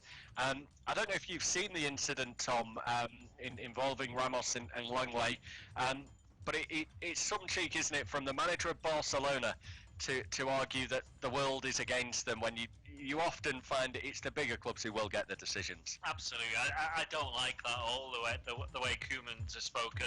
Barcelona have never had a VAR decision go in their favour. Yes, you may feel your team has been harshly treated on that day, and you know you can make what you will of the penalty call. There is contact made. I can understand Koeman's point about penalties would be given 10, 15 times a game if you're going to give them for that, but I don't like the way he used the term that Barcelona never get the decisions. It's always against them. That is just clearly not the case. It's one thing to think that the referee and the VAR team may have made an error for that individual cases, but you can't criticise and make suggestions like that against the entire organisation. Yeah, it's a little bit out of order. By the way, in Spain, we've got full-time result: Cadiz 0, Villarreal 0. Cadiz did think they'd taken the lead earlier on through Alvaro Negredo, but his goal was ruled out in VAR inspection. It's always the big teams, isn't it, Tom, that get hurt by VAR. Cadiz flying high in La Liga, but held to a goalless draw today at home against Villarreal. What are we making at Barcelona then? The early stages, I suppose we can't read too much into the healthy win they got in the Champions League in midweek against Ferencváros, a team that they're heavily expected to win. Is he under pressure already? 7 points from 5 games. It's not the sort of start he wanted. I think the sort of pre-season they had was overshadowed by everything that was going on with Lionel Messi, and now you look at the way that they've got going into the new term. There seems to be a disagreement between manager Koeman and also Antoine Griezmann as well. Griezmann sort of had a dig at him after he'd played well for France, and said to the media, well, if I get played in my right position, obviously I'm going to have a good game. If you play me out of position, then it's not going to work. It just doesn't seem as though it's a happy camp there at the moment. And I always wondered if Koeman was the right man to step in anyway. Yeah, it was almost one of those jobs for Koeman. He couldn't turn it down, given how big the job is and his previous connection as a player to Barcelona. But perhaps if you're thinking about it, taking emotions away from it, he'd probably been better turning it down, because he's coming to a Barcelona team that are in, not crisis necessarily, but they're certainly in a period of change where the likes of Luis Suarez moving on, Messi wanted to leave, of course. The big name players are coming towards the end of their careers, and he's got to try and keep getting results on a regular basis and see through this period of change. It's not easy for any manager to achieve. Down in 12th place, they take 1 point from their last 3 La Liga games. That's not good enough for Barcelona. It's a difficult one. I just don't think they're a great team at the moment. They have exceptional individual players, 3 or 4 of those, Messi of course most obviously, but as a team I just don't see one at the moment. I can't see them challenging for the Champions League. I can't really see them challenging for the La Liga title at this rate. No, for me, I think we're looking at it potentially as a 2-horse race between the 2 Madrid clubs. Atletico Madrid getting another win yesterday. They're having a fantastic season so far, and Diego Simeone again deserves a lot of credit for the way that he's rebuilt things there. Yesterday winning 2-0 at home against Real Betis. Obviously Luis Suarez part of the setup there now, having been shipped out the door by Barcelona. Another move that apparently just irked Lionel Messi a little bit. They were good friends, and he wasn't happy about a player that had given so much to the club being moved on in that type of manner. But Atletico Madrid so far yet to lose a game, the only side in Spanish top flight that are yet to lose a game. They've played 1 game fewer than Real Madrid, who they're 2 points behind. They've played 2 games fewer than Villarreal, who are currently in second and are a point behind there. But most amazingly, they've scored 10 and conceded just 1 so far in 5 games. That 1 goal that they conceded came in their opening game of the campaign when they were 6-1 winners against Granada. Since then, they've won 2 and drawn 2. Goalless draws and a couple of wins to 0. So yeah, again, that strong defensive platform that Atletico have always had, but scoring goals, getting results as well. More crucially, we could be looking at those 2 Madrid teams battling it out, Ron. Yeah, I think you're possibly right. Again, like the other big leagues around Europe, you could see 1 or 2 surprise teams mounting title challenges. I'm not saying they could go on and win it, but the likes of Villarreal, Real Sociedad could be there or thereabouts for a long period in the season and try and capitalise on Barcelona being in this transition. Real Madrid are in a transition, you would say, as well, despite their victory yesterday, those back-to-back defeats coming into that. I mean, Atletico Madrid have lost a number of big players as well. We were speaking about Thomas Partey earlier. I don't think this is the best Atletico Madrid team, nowhere near the best Atletico Madrid team we've seen over the last decade. So the 3 big hitters, if you like, in La Liga aren't as good as what they were, so it could allow other teams to mount a challenge. I mean, Sevilla, you maybe would have expected them to have been up there challenging and taking advantage of turmoil to all of the other big clubs, but they've lost back-to-back games, 1-0 against Granada and Eibar. That doesn't smack of a team that's going to be challenging for the title anytime soon. Just one final fallout then from El Clasico. Barcelona have today confirmed that Philippe Coutinho is set for a spell on the sidelines. He's been brought back into the picture at Barcelona after being frozen out previously. He was on loan at Bayern Munich, you'll remember, last season, and helped them to win the Champions League, helped them in that demolition of Barcelona, coming off the bench to score against his parent club, and went on to win the Bundesliga title, the domestic German Cup and the Champions League. It was a remarkable campaign for him in Bavaria. And he's been heavily involved for Barcelona so far this season. He's made 5 starts this term for Barca, but he picked up a hamstring injury yesterday, and he's set to miss the Champions League fixture with Juventus on Wednesday. Barcelona have said in a statement that the length of his absence will depend on how the injury evolves. So not giving too much information, really. It's just a case of wait and see, I suppose, for the time being. But a further hello to them, really. A man that has been involved heavily so far this season, is potentially set for a couple of weeks maybe on the sidelines. Don't forget, we've got an international break coming up again in November, so we're only going to get about 2 or 3 more weeks of domestic football before we're off back onto that international stage. Let's go across to Europe, because we've got a goal in the Eredivisie, Tom. Equaliser for Feyenoord away at Waalwijk. It's 1-1 now in that game, and it's Nikolai Jorgensen who's got on the score sheet just after the hour mark. So 2 quick-fire goals really at the start of the second period. It's 1-1 in that game, and you probably would, from this position, fancy Feyenoord to go on and win the game. But I'm saying that with at least a little bit of trepidation, given the strange results we've seen over the course of this weekend. Yeah, you never quite know, do you, anymore? We do have to hold our horses a little bit. In terms of the Premier League, let's get the latest in from Tom Hill, with Wolves taking on Newcastle at Molineux.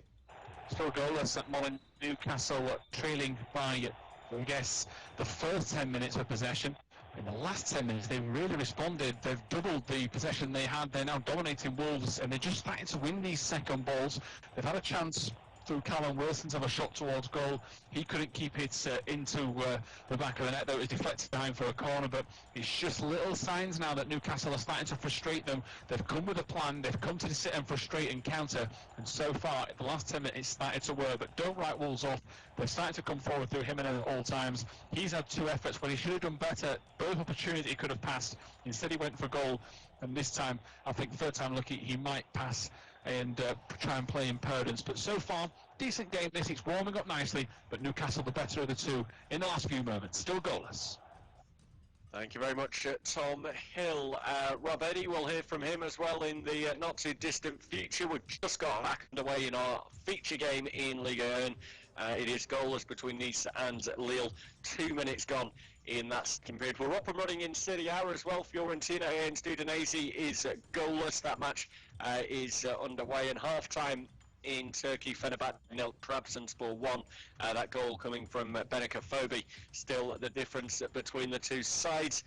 In Germany as well, 4 minutes old now, it's Werder Bremen against Hoffenheim at 0-0 as well. So fast start today with the goals around Europe, maybe just slowing a little bit as we head towards the home straight of today's show here in the Football Live studios. We're at 5:05 UK time. We'll be with you for around about another hour and 25 minutes. Anthony Simeon has been in touch on Twitter on the hashtag Football Live and says, I can see Arsenal getting past Leicester with ease today. Feels Aubameyang will be on the score sheet. He's not quite maybe performed to the levels we expect of him so far this season. Easy Slim Shade Vic also in touch on Twitter, hashtag Football Live, says, guys, don't you think Pep is not finding it easy with City in the Premier League anymore? I feel he will move on after the end of the season to another club and maybe return back to Spain. I mean, Barcelona, I'm sure, will welcome him back with open arms if he was open to that opportunity, but whether he'd want to go to a club like Barcelona in the situation they find themselves in would be extremely interesting. We Are in Yimba has been in touch, hashtag Football Live, says, which of these 3 clubs would surprise us in the Premier League this season? Leeds, Fulham or West Brom? I mean, I don't think Fulham have surprised anyone really so far this season, Tom. No, not at all. I mean, yeah, I think we're looking at 2 different scenarios, aren't we? Leeds are going to be pushing towards the top half, maybe even flirting with those European places. And for Fulham and West Brom, I think it'll be a firefight towards survival. And based on what we've seen so far, Fulham are offering an awful lot, and I don't think West Brom have that much quality really. So I think, yeah, it's 2 different ends of the scale for those teams really. Yeah, I think they are going to be really struggling down at the wrong end of the table. And we can listen in actually to some thoughts from Slaven Bilic ahead of tomorrow's game. In fact, just before we do that, we've got a goal in Germany, Tom. Yeah, Werder Bremen have taken the lead, Bobby, at home against Hoffenheim. Just 5 minutes on the clock when Maximilian Eggestein has put Werder in front. They've made a good start to the season, the home team, actually, after just about avoiding relegation last term in that relegation playoff. So they're in the lead, and the deadlock has been broken in our feature game in France as well, and Nice take lead against Lille. Lille unbeaten in Ligue 1 so far, but they're trailing in this one. Kasper Dolberg has just put the ball in the back of the net for the home side. Yeah, good movement from Dolberg. He just sort of peels across the defensive line there and gets himself in a pocket of space as it slid into his path. Keeps his composure really nicely, and then the outside of the boot finish to flick it home under initially a bit of pressure from the defender, but he shrugged that off and then guides it past the onrushing goalkeeper. We'll hear from Rob Eddy a little bit more on that goal in just a moment. As promised, though, we can listen in to some thoughts of Slaven Bilic, because 2 games to come in the Premier League tomorrow night, and the first of those is a 5:30 kickoff. It's Brighton against West Bromwich Albion, and Slaven Bilic has been talking about the topic over the last week or so that's been the big one around the Premier League, which has been about a potential breakaway and the Euro League. It happened in basketball in Europe.